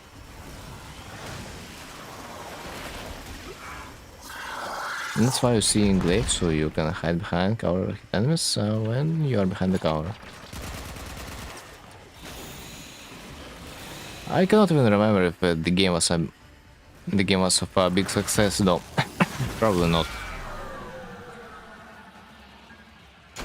Because you hardly can remember someone talking about the Dark Sector. You can control Glaive in midair. Also, yeah, I would probably like to complete Dark Sector one day to see what's the origin. What's the origin of the Warframe and the game I have missed back in the days. But I gotta replay or gotta play one day. I have it on PC. I have it on Steam, if I remember correctly. I do remember like it was given away one day, so I grabbed it. Radio stop, yo, damn! I feel myself stopped. What the hell? Also, it is on some engine as Warframe, so yes, you can give yourself motion sickness. Same engine? Wait, wasn't Dark Sector being made from? I mean, not from by the Unreal Engine, no? It was popular back in the days, and I think Gears of War was being made with the help of the Unreal Engine. I'm not sure that Warframe is an Unreal Engine game, like not in the slightest. Right, open 30 lockers. Man, that's gonna be a problem because I was forgetting about this mission. Mobile defense. 3 drones. Which drones? Ah, domestic drones. Was your melee weapon? Ah, no. It shows the flying drone. I see. It's not a domestic drone. No, Dark Sector was based on the Sector engine. Later changed to the Evolution engine, both on digital and extreme sport. Ah, I see. It sounds weird to me that if they wanted to make a Gears of War clone, they would not make it in the Unreal Engine. No, that sounds a little bit weird, but understandable. The intellectual property and such. Okay, I wanted to kind of test which colors technosite Lich can take from the warframe. Bro, I'm trying to get relics for Varuna, and the grind is crazy. They didn't publisher wanted it. They wanted to make warframe in I mean, yeah, brother. The grind is crazy, but as far as I remember, you can also buy those relics cheap if you do not really want to waste time. Because buying relics, opening them, and selling stuff with whatever you've got, it would probably be more optimal in terms of time spent. Direction.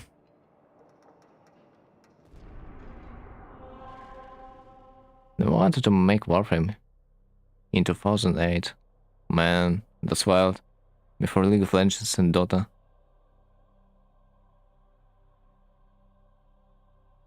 Imagine if they would succeed. Let's make this free-to-play game. Publish, I want a Gear of War in home. Wow. Apparently, if only we would know that a free-to-play model would get so popular. If only we would know that we would knew that, like, for real. It's insane. By the way, I'm surprised that to this day, there are some publishers like Electronic Arts and so that still live off a subscription model, which is, in my opinion, a complete mistake, because free-to-play model shows like it's a complete success. In fact, publishers said it's impossible to do your game idea. Of course, because management, for the most part, they are clueless, let's be real. They don't know freaking shit about the market. The only thing they are interested in is freaking money. But at the same time, we gotta admit that the idea of the digital extremes, it was wild back then. So maybe it's understandable, in a way.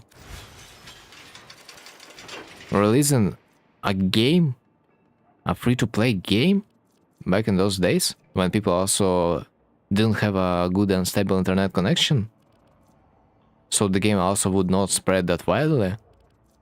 It had some risks that publishers didn't want to take.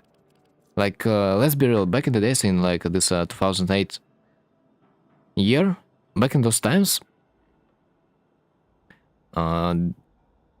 solo games were selling much better, because people didn't have a great internet connection to play online, so it was a far better model back then.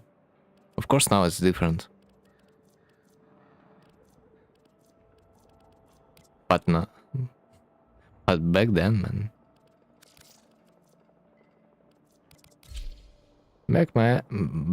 back in the days, it was pretty much impossible.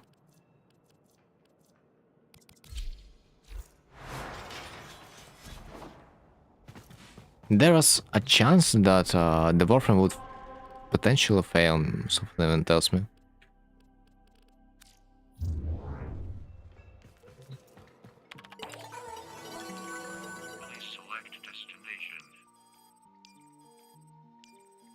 Especially considering that the World of Warcraft was based on the subscription model too, and it was a success.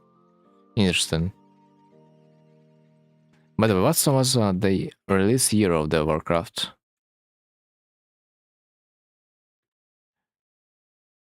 2004. Interesting. Really interesting. I didn't expect this. This game is freaking so old. But if you think about it, the Warframe at those times would have advanced graphic settings. It still would be hard to process. by the hardware of those times. But yeah, after a fail of the Dark Sector, the gun basically to Kickstarter, Steve took out Talon's Glow and said, fine, we're gonna do it ourselves. And he was right. But for one developer that was right, there's like 10 that were not. And we gotta appreciate it. Let's say he just got lucky. And his idea worked. Because it could not. Potentially it could not work. So it's kinda like luck dependent.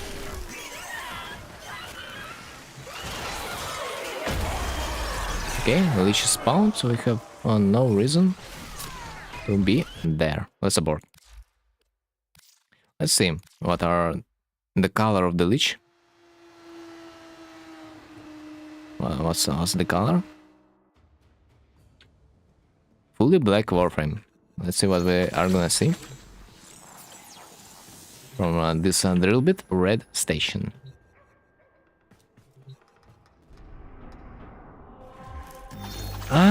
What the? Honestly, I don't see a big difference. Like, maybe his main cover is somewhat darkish than it is supposed to be, like his main outfit. But other than that, it's not much. By the way, his comrades, they are kinda not recolored. Or recolored, but at minimum. But still, I expected them to be completely black, at least in some way, and they're not. Your voice is nice, I'm playing it in the background and it's kinda soothing.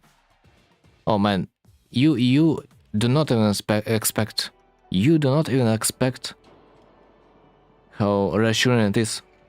Because I am freaking streaming from something about $40 mic that I have struggled with to tone my voice in that way, so you would not bleed trying to listen to my voice. Because for some reason my S sounds they would hurt you a lot, because my microphone likes to pick up the S sound and it makes it really loud. So I kinda glad that in a way I was able to reduce the potential problems to that way that you would not notice it. By the way, Steve is basically optimized madman. He has like a laptop for 2014 in his pocket and goes like, if warframe don't run on it with on minimal settings, so we gonna do optimization again. and guess what the developers said on the last dev stream? They literally said, like, guys, because it's a year of the AI development and so, and the prices on your PC components are gonna go high up, we are gonna be focusing on the game optimization. Yahoo! So you guys are not gonna be required to upgrade your PC parts and gonna be able to play on the older hardware. And that was nice of them. I'm not gonna lie. This is like was a W decision from them. Someone tells me. Especially I do like that they have mentioned that they are not gonna be using any AI in their designs, in their game.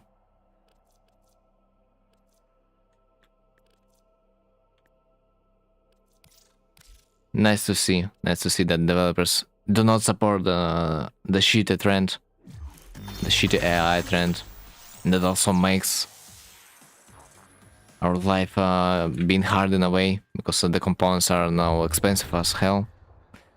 Again, there's not much info how techno side colored themselves after your warframe.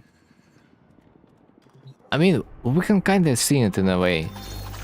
Like, there's not much info, but we can definitely see that the main color of this techno site right now it's dark. I'm pretty sure if I would use a lighter color, this guy would be bright as hell. Believe me or not. But like, maybe you cannot really customize their head and some parts of the jacket on the boys behind. But they kinda suck in your color scheme. Maybe it's a bit randomized sometimes. But I can see that the techno site is maybe a little bit darker than it is supposed to be, no? So I think that matters in some way.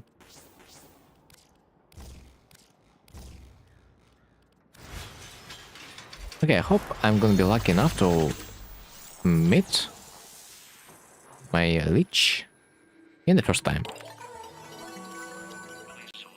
In the capture mission. That would be ideal, bro, like encountering a Lich in the capture mission, and that would be kinda lucky, not gonna lie. As far as I remember, each time you are defeating the Lich, called the Lich, it is gonna reset the whole map.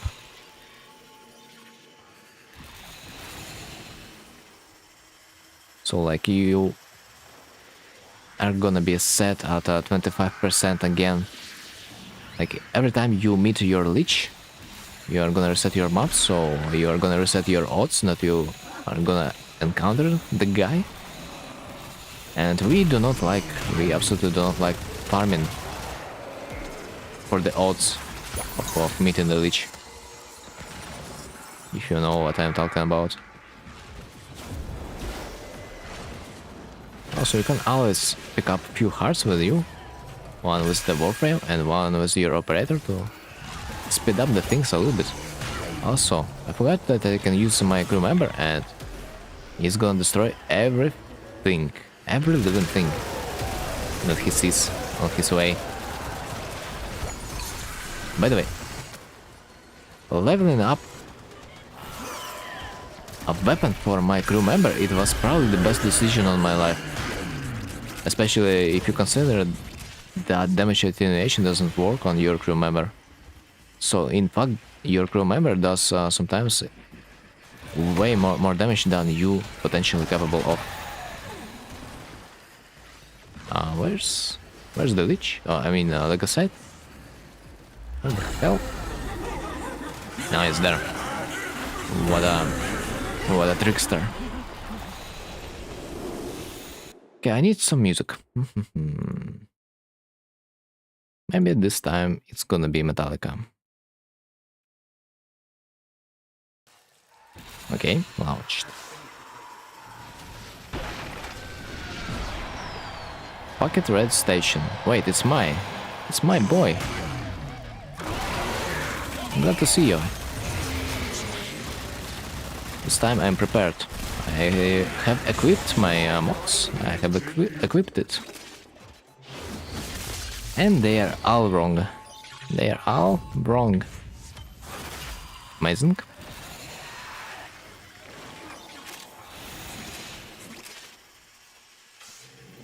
But this time not gonna be doing like 6 more missions to encounter a Lich right now.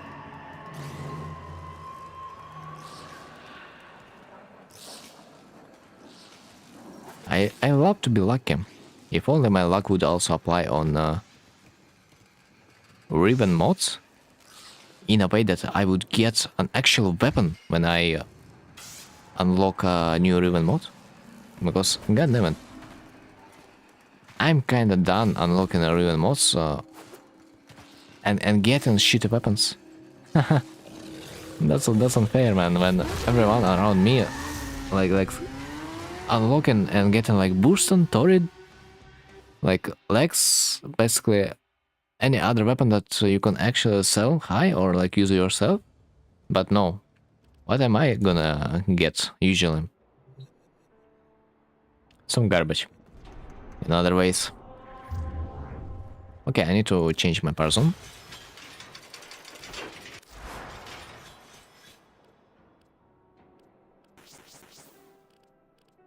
So, warm away. Dude, warm away. What a way.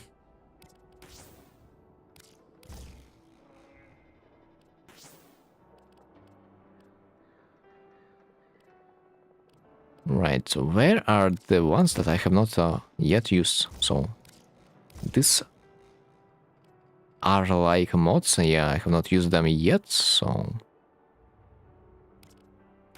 This computer shit I have used. 44, have not used. Okay. I'm more than happy enough to know that you are most likely to get the right mod on your second attempt. Exterminate.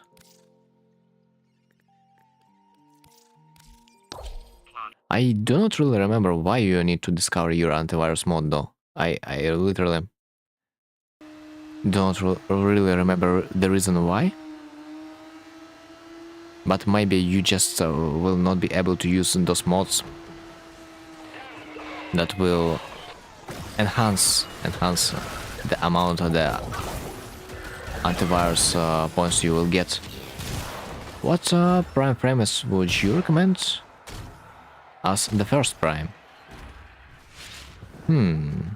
I mean, considering that you might be a baby 10, I think Gyre right now it's a decent warframe that has enough of damage to carry you through. Sevagot might be number 2. But that's only if we are gonna be focusing on those warframes that are unvaulted. If we are talking about really old warframes that you cannot get in your regular playthrough, I would say Misa. Misa is good. Titania, decent. What else? There's only some situational warframes that are good for particular missions that are left to mention. Like for example Vault. He can speed up some of your mission progress, especially in the Eidolon plains. Because his ability to speed himself also work on your allies and the natural targets. And if we are gonna get the drone escort mission, the Vault is also able to escort the drone and apply his speed buff to the thing. Master rank 8 right now, kinda halfway through farming Voruna and Zaku. Zaku. I mean, I do know that Zaku is a strong warframe, or at least this warframe has a strong subsume that you will get later in the game, but as far as I know, Sevagot and Gyre, they are really strong options. But other way around, I would also recommend you to looking at the build on the YouTube. So you would not be confused why this warframe does no damage. Because there are some stuff to worry about when you execute the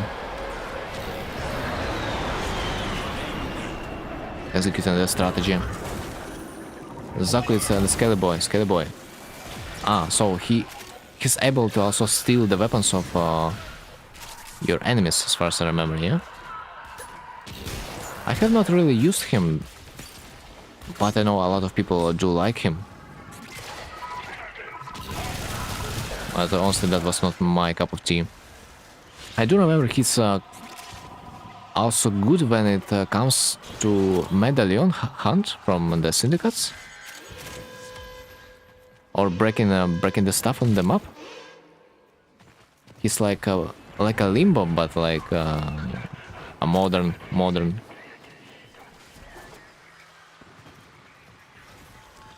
version of it. Shoot laser from the Hole in the Void. Hole in the Void?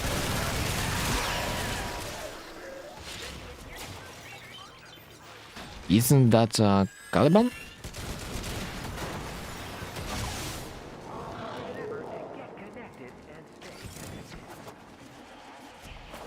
Yeah, he can break loot boxes. Sometimes it might be helpful in particular missions. So yeah, it's nice to have the Zakum just for that purpose. Because sometimes you are gonna be required to kill a lot of stuff on the map, a lot of objects on the map. So it's a good reason to have him, absolutely. But for a regular playthrough as a new Tenno, I would probably say Jair would be decent. I haven't played her much, but she has strong AoE, and when I say AoE, I mean area of effects abilities. That will nuke pretty much rooms of enemies, and same applies to the Sevagoth. One of he has 3 on 3. One of 3 abilities and 3 is Deny, which is a giant laser. Oh, really? Let me see. Zaku?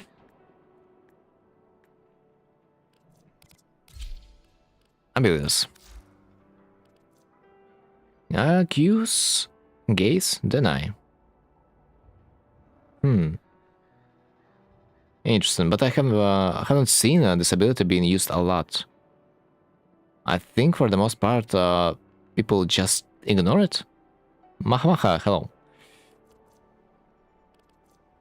Like the main ability I have seen Zaku users apply it to themselves is the second one, no? The second and the first.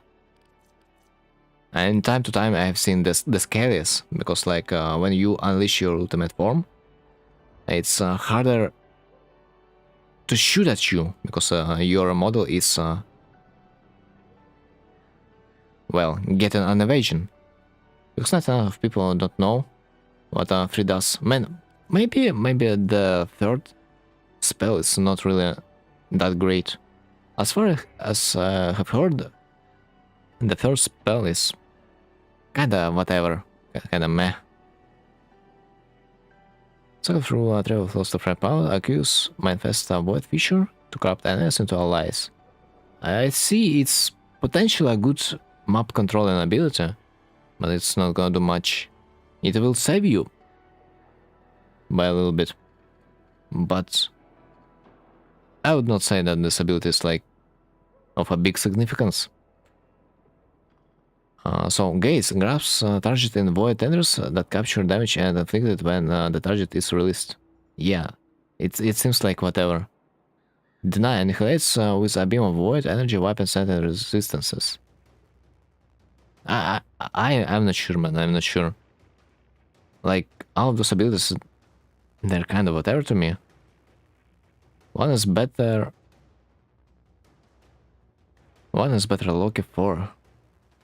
2 is the R mostly, and 3 is a boom laser. But I mean, don't get me wrong. If you wanna play to get big numbers, big damage numbers, you would rather play Sevagoth at this point.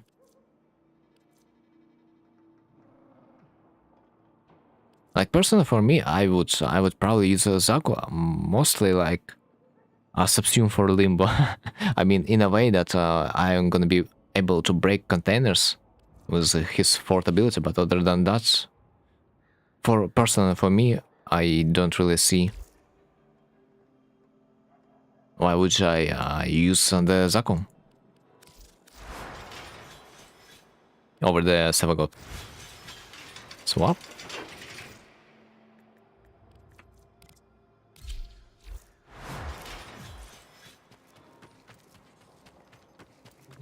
Like honestly, where's my simulacrum? clay with its alone. I wanna see what damage am I gonna be able to do with the Zaku's laser. What about IRL? Well, I haven't played IRL much. I mean, don't get me wrong, you still need like every warframe in the game to level up your mastery rank. So you're pretty much allowed to get them all, and you will get them all eventually, but something tells me some warframes are in general more useful than another. IRL is a secondary shooting frame, especially if you have an augment for key drive. But imagine if we would use key drive. Zaku, so upgrade. Actions, potato, install. So, any potential ability strength mod that I can apply. Ability range, we don't need strength, yes. Damage adaptation, don't need. Because Marina can cast one, and it quadruple with one you do. Even I'm not a big expert in the IRL warframe. I just leveled her up just for my mastering, so I can't say how good it is. That's fine. Ability strength. Okay, so I have like this amount of strength that should work. Let's see, I need deny, yeah? Deny. Let's see the damage.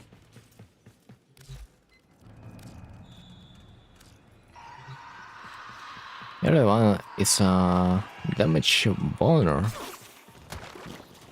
And with two augments board also shoot one and they stuck.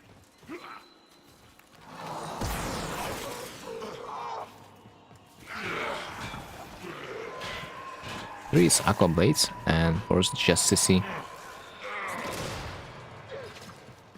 Okay, I need gaze, and I need to equip my companion because it has a big damage. Would I be able to get augment mods for Savagot earlier on, since it will be my first prime? It depends which syndicate you are maxing. But you always can try to swap the mods with other player that has them for the mods that you own. Okay, so deny, accuse, gaze, deny. I think I need deny, yeah? See the damage. No, it's not. Accuse, gaze, frick. I will get to the mods so when I will get out of the simulacrum. Once again, laser. Where's the laser? Deny. It says deny, yeah? Deny annihilates with a beam of void. So.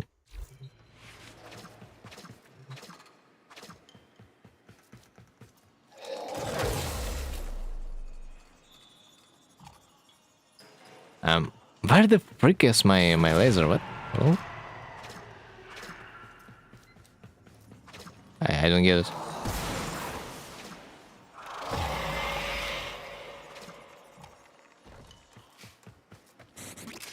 I mean, I have tried deny, but I can't see the laser like whatsoever.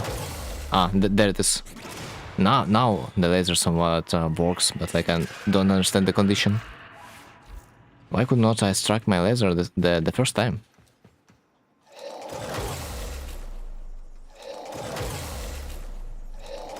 Bro, I have 300 power strength. What do you freaking mean? Where's the damage? Try to use a relentless lost. I'm not sure if I have it. But let's see. So what it does? The lost gains 35 ability strength and ability efficiency when cast. The effect stacks. Bruh. It's still not as good as Sevagot would do. Like, bro, with Sevagot it's just brainless, casts 2 and cast 1 and annihilate the room. Like, bro, do you need anything else? If you wanna annihilate rooms of enemies, just use Sevagot. 2, 1, done. Whatever the level of the enemies is, it doesn't matter. Sadly, I cannot use higher than level 200, but it is what it is. Still Meridian got recommended as a beginner. Well, it doesn't matter really which one you can get anyone.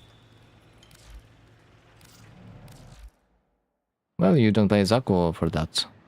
You are weapon frame with some extra utility.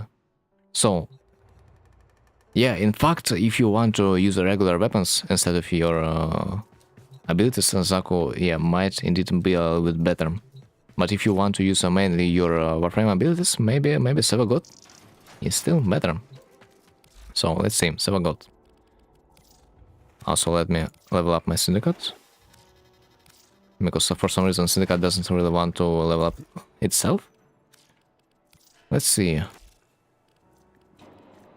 Not this. Ah. So the Sevagots mods, they are located in the Cephalon Suda.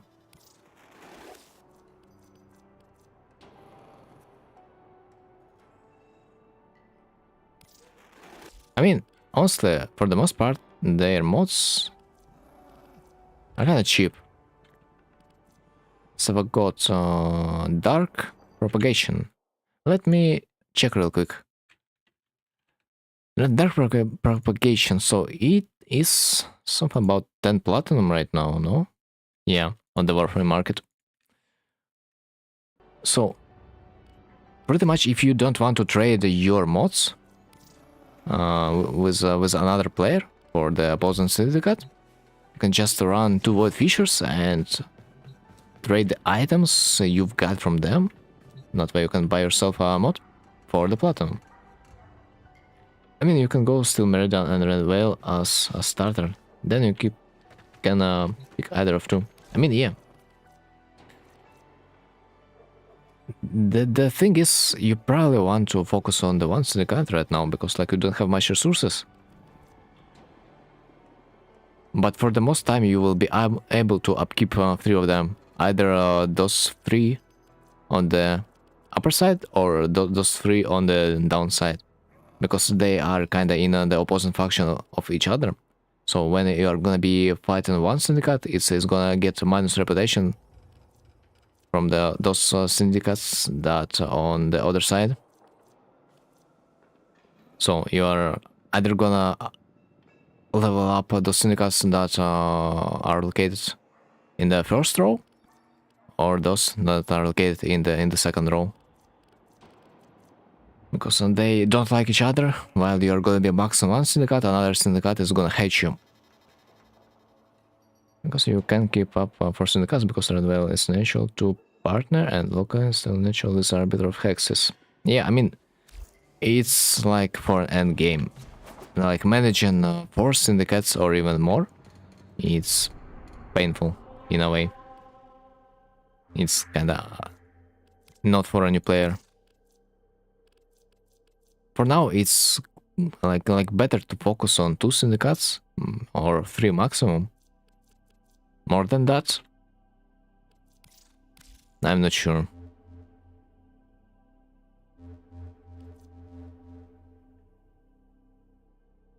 So like, yeah, augments for the Sevagot, you can get them from the Cephalon Suda. It's an allied syndicate to the Meridian, Steel Meridian, as far as I remember.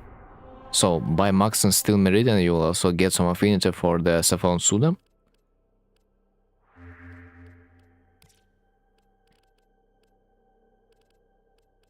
Don't forget, you can also get some reputation by doing the syndicate missions. You can also find the medallions over there that you can also trade for the reputation. Well, it was endgame back in Steve days. Now it's just a relic of the past, and they only keep alive because they threw augmented mods there. Yeah, true, true. I mean, you know, it would be just sad if they would remove those 6 starter syndicates, because they, after all, do have a lot of content in terms of those exact mods and so on and so.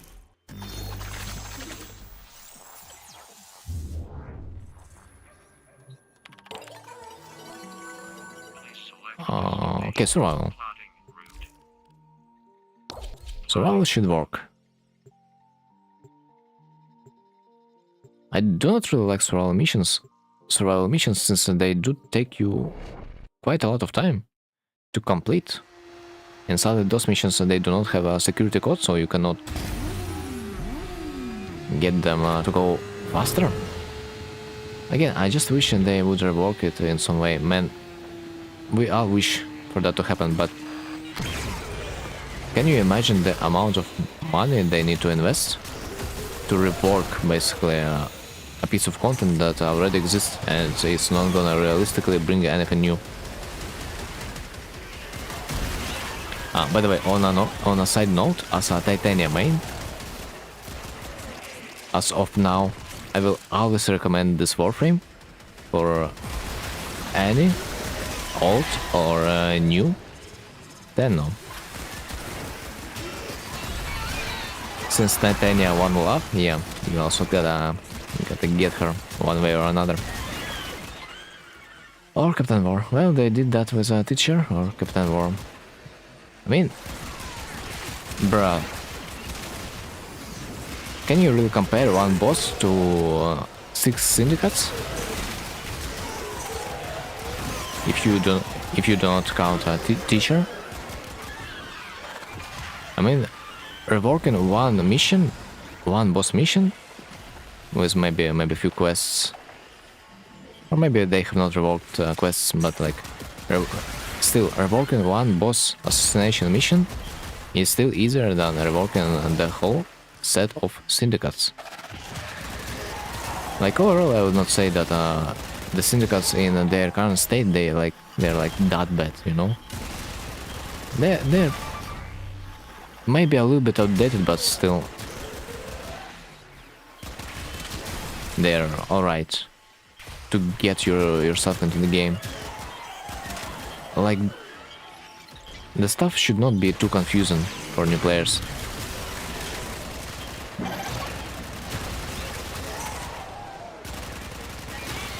And current syndicate system is quite straightforward.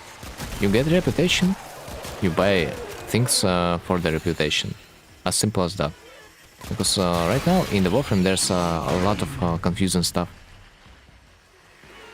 that baby tenants are gonna get a little bit later. So maybe we just gotta hook new players with something that they can understand. But from a point of perspective of an old player, of course we would want some things to get reworked. I mean, Conclave is outdated because syndicates still get updates. I mean, yes, Digital Extremes basically said that they have failed introducing this game mode. But what can we do? If they don't want to touch it, it's understandable. So they just decided to let it sit for those players who just might enjoy this game mode. It's not a bad idea.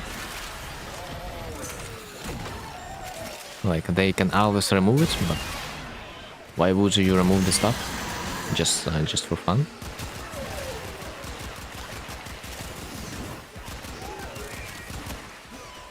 Right, the odds are we are going to be getting Leech this time. There's something about 50-50. But with my luck, I would say that, yeah, I'm not gonna be getting it. I don't feel like I'm gonna get my Leech this mission.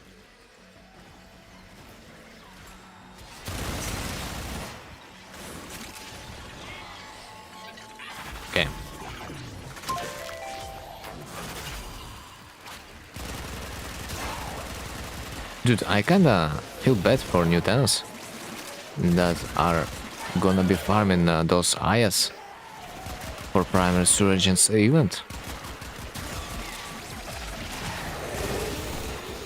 To get those Prime Warframes that we've got for basically farming regular missions back in the days. Because getting an Aya, it's a pain in the ass nowadays. Like, I can get your wish to rework syndicates, but like, can we do something with the Aya farm? Because for a new player, it's a big waste of time. A big, I would even say, not just a waste of time, but rather a time sink. It takes a little bit too much time to farm Ayas. I'm still perplexed why most sneeze or Venus. Sneeze? Do they? It's a virus. 100%, man. It's a virus. Cannot be other way. They're robots. I get like predecessors or cows, but robot. It's a virus, like 100%. You get it? You get it? You get it? It's virus. Yeah. Let's say that they made a robot to look more like a biological creature, so you would not be scared using it. You would feel more comfortable when it's by your side. Or it's just cute. But yeah, if you have a beast companion on Venus, it will actually snake or sneeze. I haven't noticed. Like never. Because my sound settings do not allow my companions to make much noises. But sometimes they do. Sometimes they do. And I am getting surprised by this loud noise in my left or right ear. I'm like, what the hell? Who's freaking screaming in my ear? And then I do remember that I have a wolf profiler. And then I'm like, okay, I get it. And that's what it is. Or maybe it's not my, but the one of my ally. Kavats and Kubras also have different animation. Kubras just sneeze, but Kavat will actually rub their snout and sneeze. I like how you took your time to watch the animations to like research the stuff for the science purpose.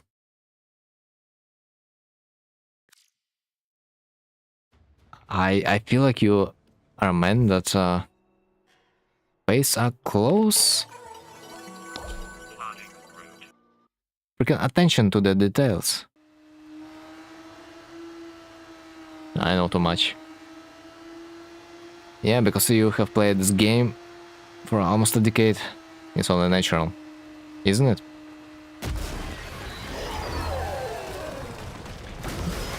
The knowledge, honestly, is supposed to naturally develop over the years.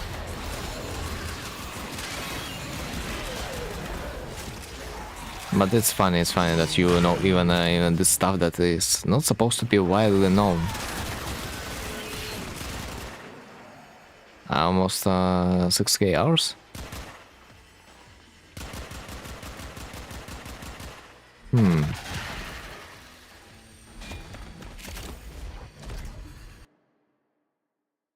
What about in days? Let me calculate real quick. So 5,000 divided by 24. Oh my god, you have played like 225 days. Oh my god, it's almost a year. Almost a year in the warframe, huh? That's like something. I mean, 2/3 of a year, basically, almost. The guy, the guy almost lived in the warframe for a year. I mean, it's understandable because I have played the League of Legends quite freaking a lot. I would say maybe even more than a year. Then I got half of it on my post-played games. Yeah, when you're passionate about something, the time just flies. Let's be real.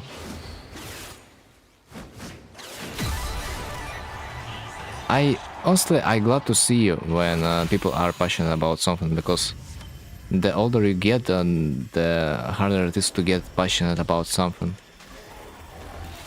So it's better to see that someone wants to waste their time in a game than to see that you are playing the game and you just cannot get yourself to enjoy it.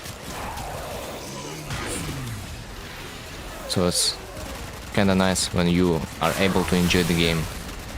Also, with some emote packs, for most, they will actually reply to your emotes. Emote packs? I mean, I do remember there's like a stance mod for them of a way. They're like acting a little bit differently depending on like which stance mod you choose for them, or I don't know how it's called. Their mood mode, I don't know. But yeah, even their posture kind of changes, no?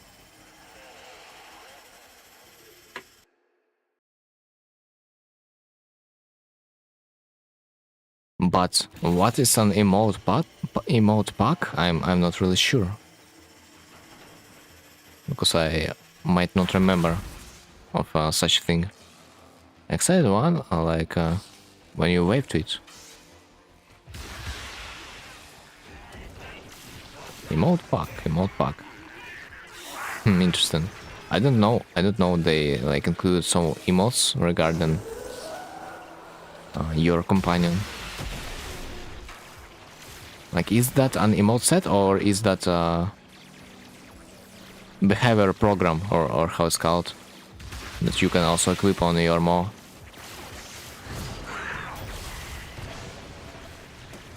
Starts to jump around and then wave to your back. Man, why the heck the robot companions have this, but regular pets do not?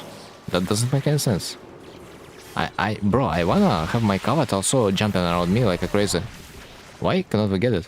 Dude, this is a great invest opportunity for you. You will get just tons of money by introducing this mechanic. No? I think they are. Dude, so it would be such a great idea. Basically, when you do emotes, dependent on their behavior pack, they will respond to your emotes. Ah, yeah, this thing. Behavior pack, behavior module that you can install in your robot. That basically is what I thought about. Maybe the closest thing to what you are talking about. But of course, we do not have such modules on biological companions, which is, in my opinion, a shame. Because why would not we? Especially like if we are considering infested companions, that you could potentially like imagine installing different, I don't know, parasite, maybe that would change the behavior of the infested pet. Like they could potentially introduce something like that, especially if you consider that main companion in the game right now is Panzer that pretty much everyone is using in day-to-day missions.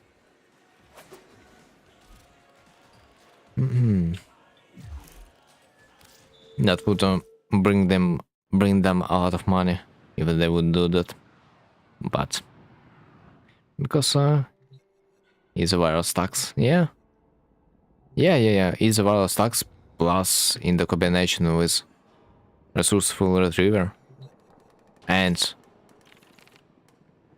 the fact that it can revive yourself if you are gonna get downed. Plus, what else? Like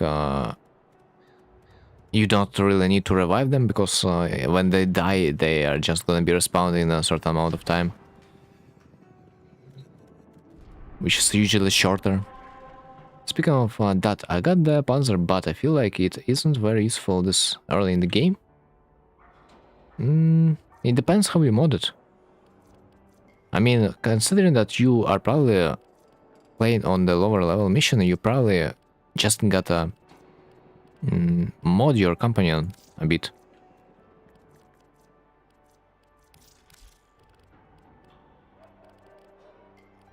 Like, let's see what my wool profile has. Vampire Cat also do that, but it's not get downed after reviving you. I mean, but the Vampire Cat doesn't freaking spread viral status effect. And that's a big difference.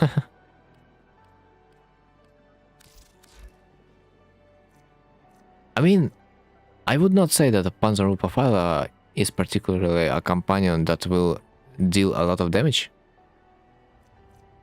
But in fact, yes. The only thing we really would like to get from this companion is pretty much the viral status. And some additional bonuses that it can provide for yourself. Where is this? Like, for example, reinforced bond. If the companion exceeds 1k max shields or overshields, then your fire rate is increased by 60%. And some bonuses like that. This is why we do like to use pets. You can just mod his claws to the viral, and claws have a lot of AoE attacks. But they can bug sometimes, and they're not gonna be using their abilities. Sadly, I have had this exact problem with my Sonika Kubrow. That I have modded to use like only AoE attacks, but yet it would bug sometimes, and it would not use the AoE strike, because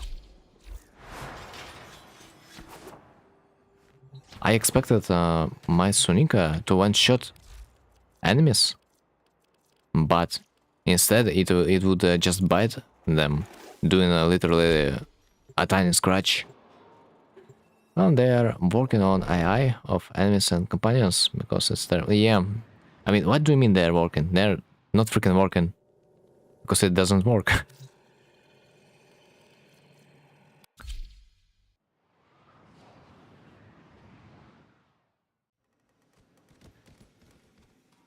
Okay, get me my Sunika.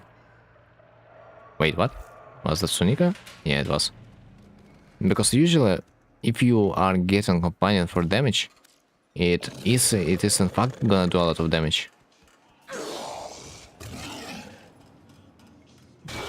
But the thing with companions, that they are gonna be dying a lot. And this is fact. Also, they have AI work. They will focus stuff you're focusing with certain stances. Like, if you aim at something, companion will focus it. I'm not sure if that's working with this plan in particular. Or does.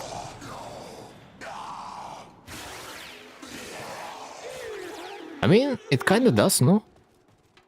I think, yeah, my Sunika tried to focus the one that I was aiming for. I have never noticed that before. How this guy is called?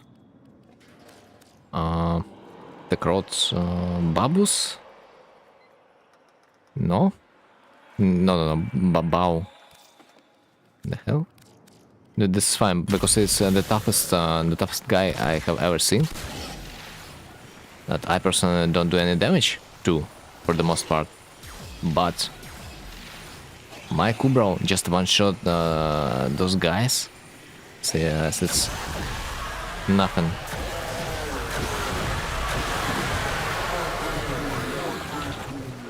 And in certain stances. That's why their eye can bug out when you move.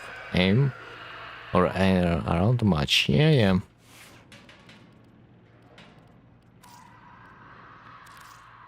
And let's see what's my wolf pile is capable of. I'm pretty sure she's capable of nothing because like I still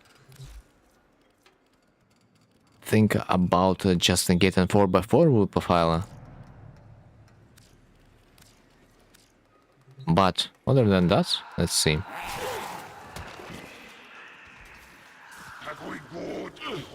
I mean, considering that he has the shield breaking capability.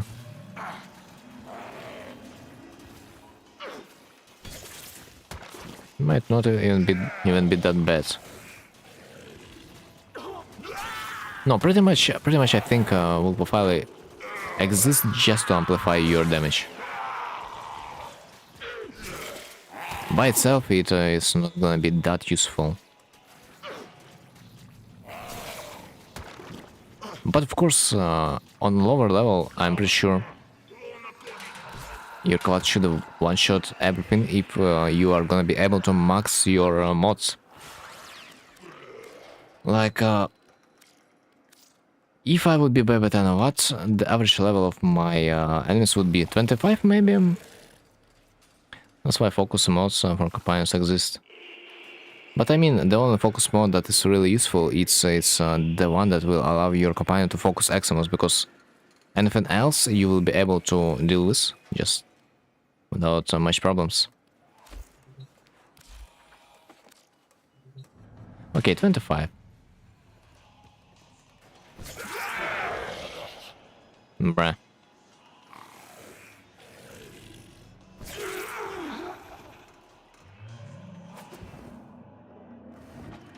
There's one when you can mark for your companion to do damage and explode stuff. But I hardly think someone will use that outside of maybe some specific cases.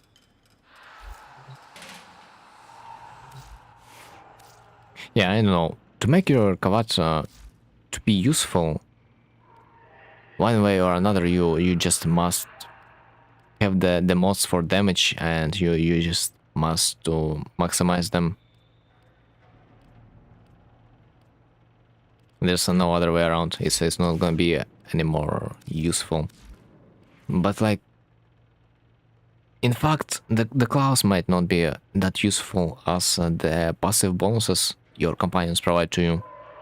Companions also use mod priority in abilities they have. Yeah.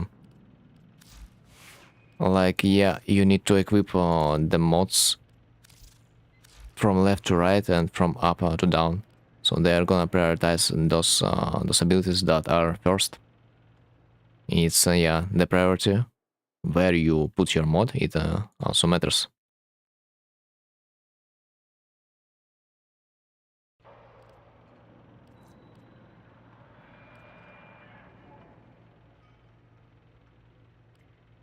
Is there anything like that you would 100 recommend to have on your companion? I think I don't have one mod that I am used to have.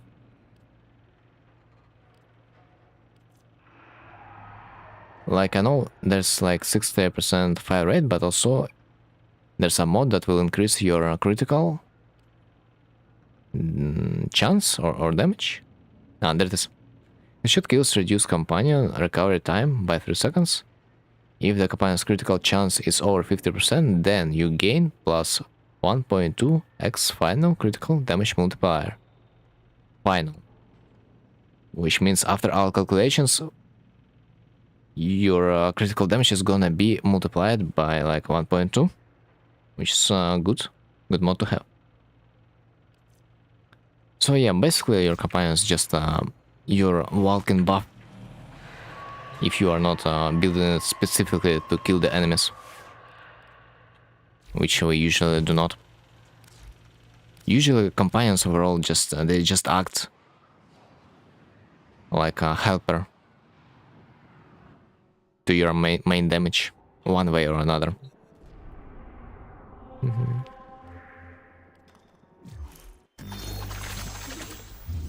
$44. It's my mod. Okay, let's unequip everything else and equip antiviral mods.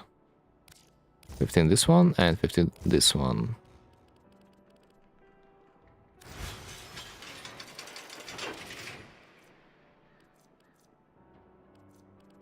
Yeah, let's level up my accelerator a little bit.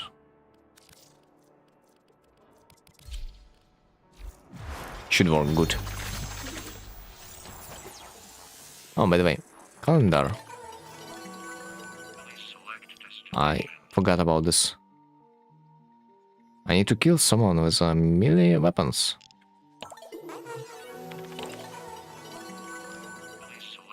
And all this time I was doing it in a normal game mode. Oh my god, that's why it was so easy. Exterminate or survival? Oh, Legicide, 100%.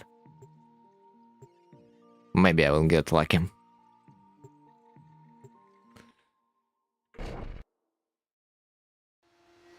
Okay, it's gonna be the last mission for today.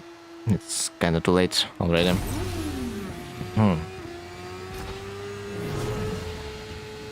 Wait, what is this fog? I guess happens.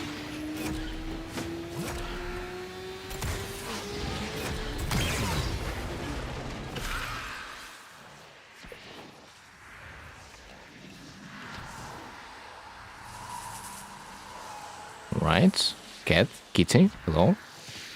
Kitty. I wish we would be able to speed up the cat with the help of Volt's ability. That would be nice. Okay, let's leave the crew. 16 million crew member damage per shot. I just came to the realization they're freaking beasts. Yes, Mecha said that mark enemies and do shit ton of damage to one enemy, isn't it? Which is, well, considering the spawn rate of the enemies in the warframe, doing a great amount of damage to one enemy is not gonna be that significant.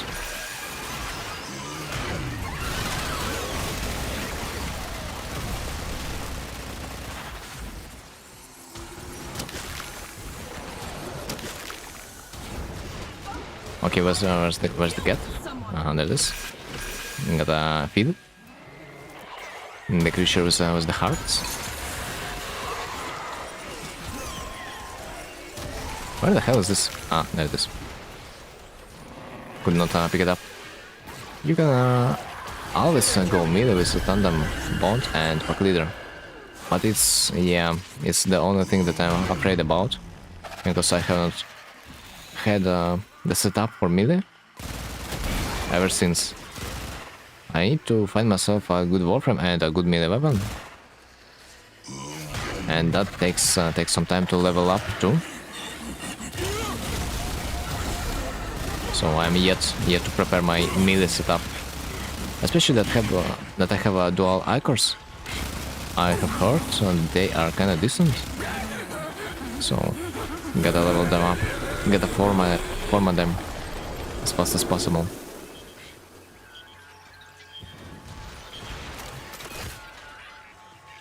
Because someone tells me when I will try melee weapons in my games, I will get so freaking addicted that I will not be able to play Titania for a long time because of the damage input I'm gonna be getting from the melee weapon.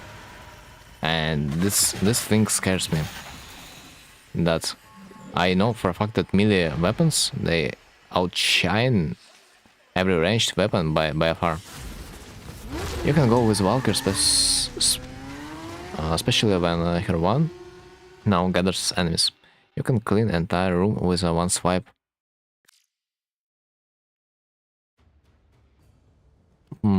Valkyr, I do believe I might have this warframe, but I'm not sure.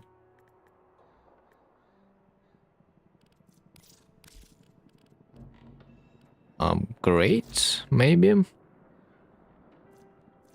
Yeah, of course, it's need to be format hardly. I mean, hard. Someone did almost 100 range setup. Range. What does range do? You say one.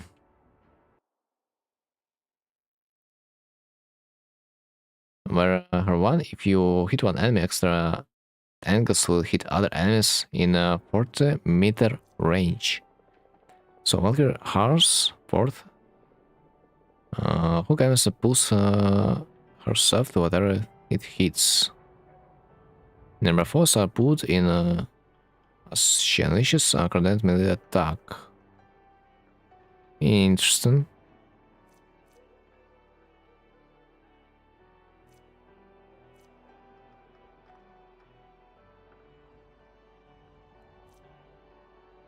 Interesting. But I would also rather try the Siren with Ikers. I have heard that this is also a never dying meta. No? Because, like, let's be real, Siren is gonna make every weapon shine. It's basically an noticeability, but connected to your one. Yeah, I see it. But sadly I need to forma the Valkyrie quite a few times for that to work. And this is the one thing that gets me. I have so many weapons, so many warframes, but in order for them to work, I need to level them up. Insane.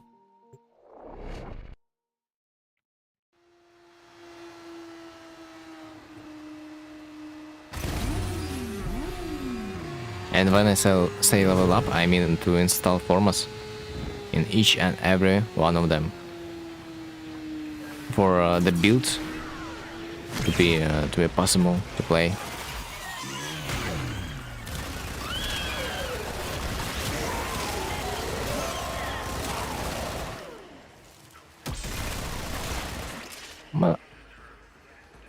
Oh fuck! Yes, you're so damn right, man. I forgot. I forgot that it was supposed to be last mission, man. Thanks for reminding. Because I was kind of going with the flow. Yeah, in fact, it was indeed too late.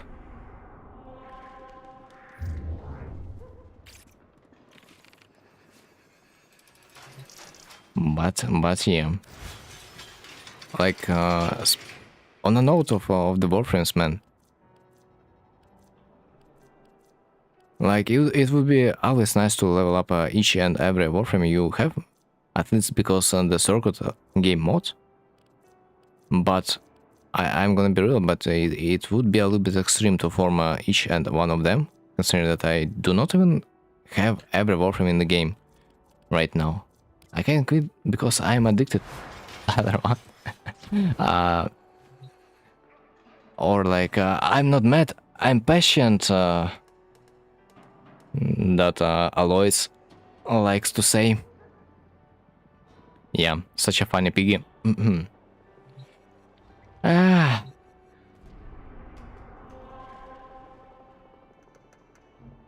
Anyway, if it comes to melee weapons, I think by far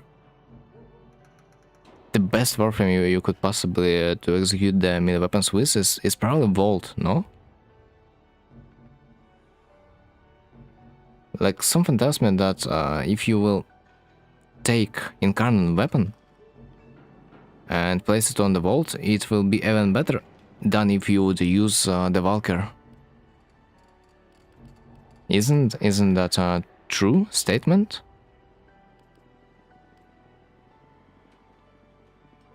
I also kinda laughing of an idea to subsume Saren's skill, like one of them with a Volt's shock trooper, to make Saren basically a weapon platform for the melee. Dude, can you imagine the potential damage it can make?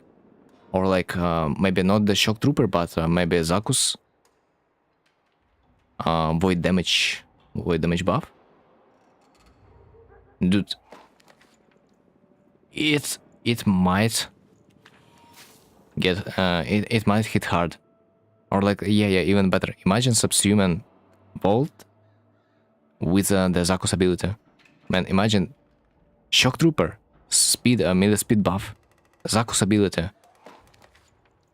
Isn't that the weapon of the mass destruction with melee weapons? But yeah, sadly I'm a noob when it comes to melee damage weapons and setup and the frames for those ones.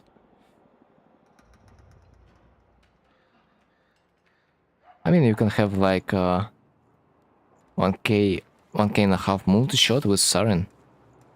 Multi-shot? Do you mean when you use this arcane that gives you multi-shot with the high amount of armor? Or like, how the hell do you get this amount of multi-shot?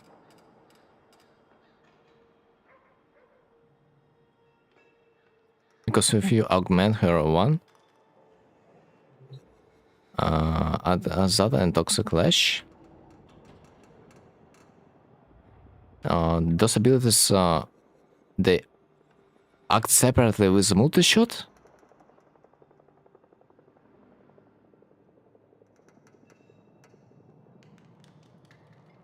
Because how phantom shots work? Dude, warframe, it's always will surprise with those hidden mechanics that not even a wiki will explain to you. Like, kudos to the community for discovering all those strats and all those interactions that probably, you know, not even developers themselves would be able to recognize. Dude, I'm not sure that even developers would calculate all the possible formulas between the weapons and frames interactions, because like there's so many weapons.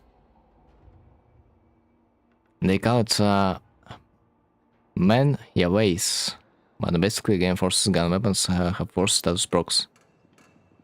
So for example, Toxic Lash won't screw up your status setup, because it will work separately of your weapons damage, yeah? Like I have heard something about that when you are executing shock trooper in the vault, that it doesn't interact with your mods on your weapon. So you are gonna be able to trigger melee influence just with the outside element that the vault applies with his ability. So game should have phantom shot that has toxic in it.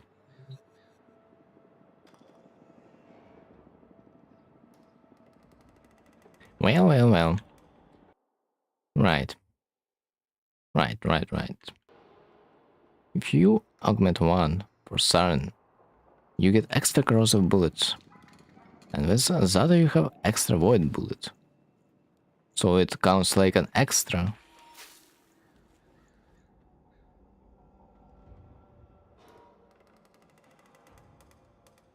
Dude, I'm afraid there's a way to enhance Titania's exalted weapon even higher than it is now, but it is yet to be discovered, no? Especially as her fan, that would be really funny to see how the best DPS build would look like.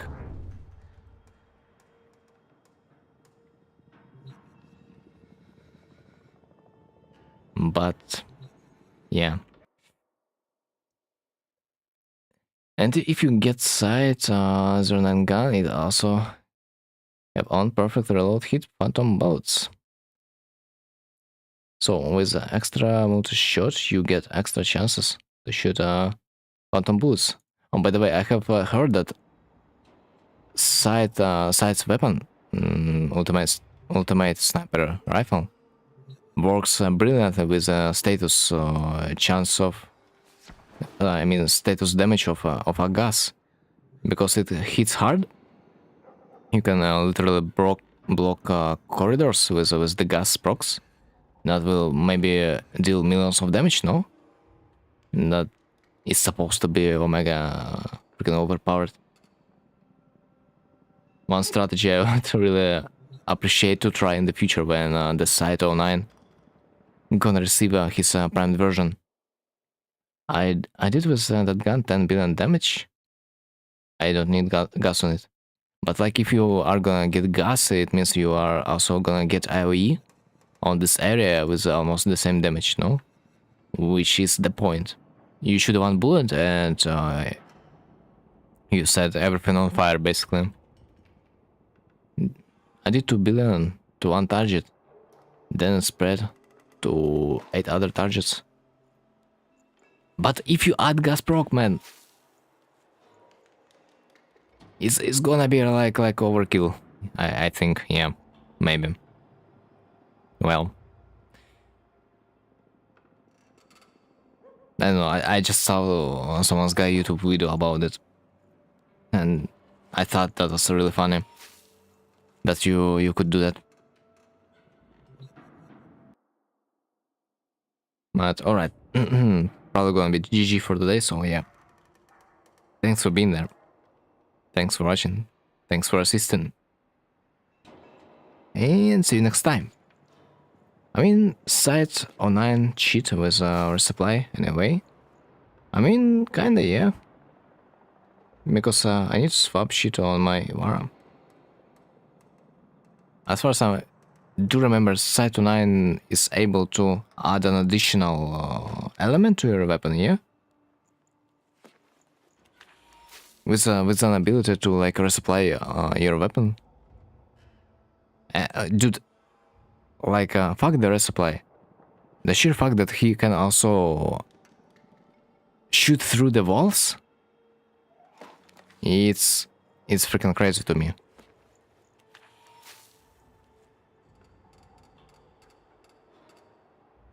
Like as far as I remember, he also gets some bonuses if he shoots in the weak point of the enemy. If you remember that he can shoot through the walls, that's like GG for the whole map of the defense mission. Literally, imagine completing defense mission in a minute. I think it's more than possible if you try hard enough on the side. You just apply weakness and have extra 1.5 damage. Same thing on Ivara, you need to mod for that. Yeah, but Ivara is outdated. That's the problem. The sharpshooter, you have infinite ammo for that.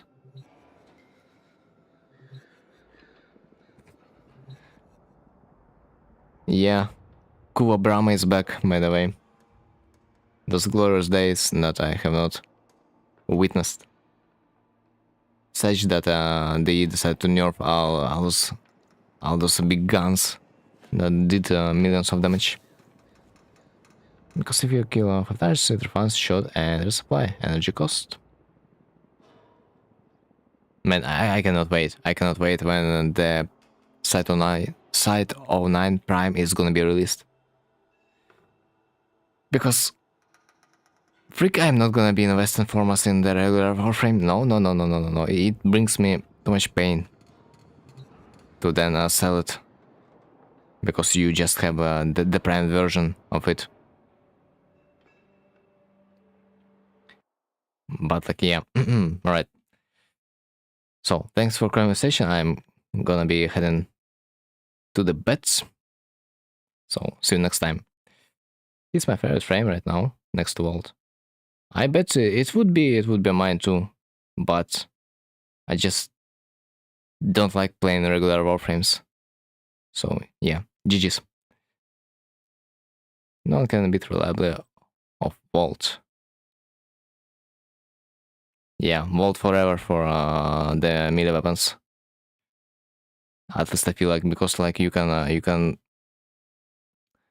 switch the mods. I mean, you have on the melee weapon, you basically have 2 mods for free, because you don't need melee speed and you don't need the electricity mod, so you can fit extra anything on the melee weapon with your vault, and that should be big. And that's why I think it's a freaking monster. But I have not tried it myself yet. But yeah, GG. That was fun. And that's it.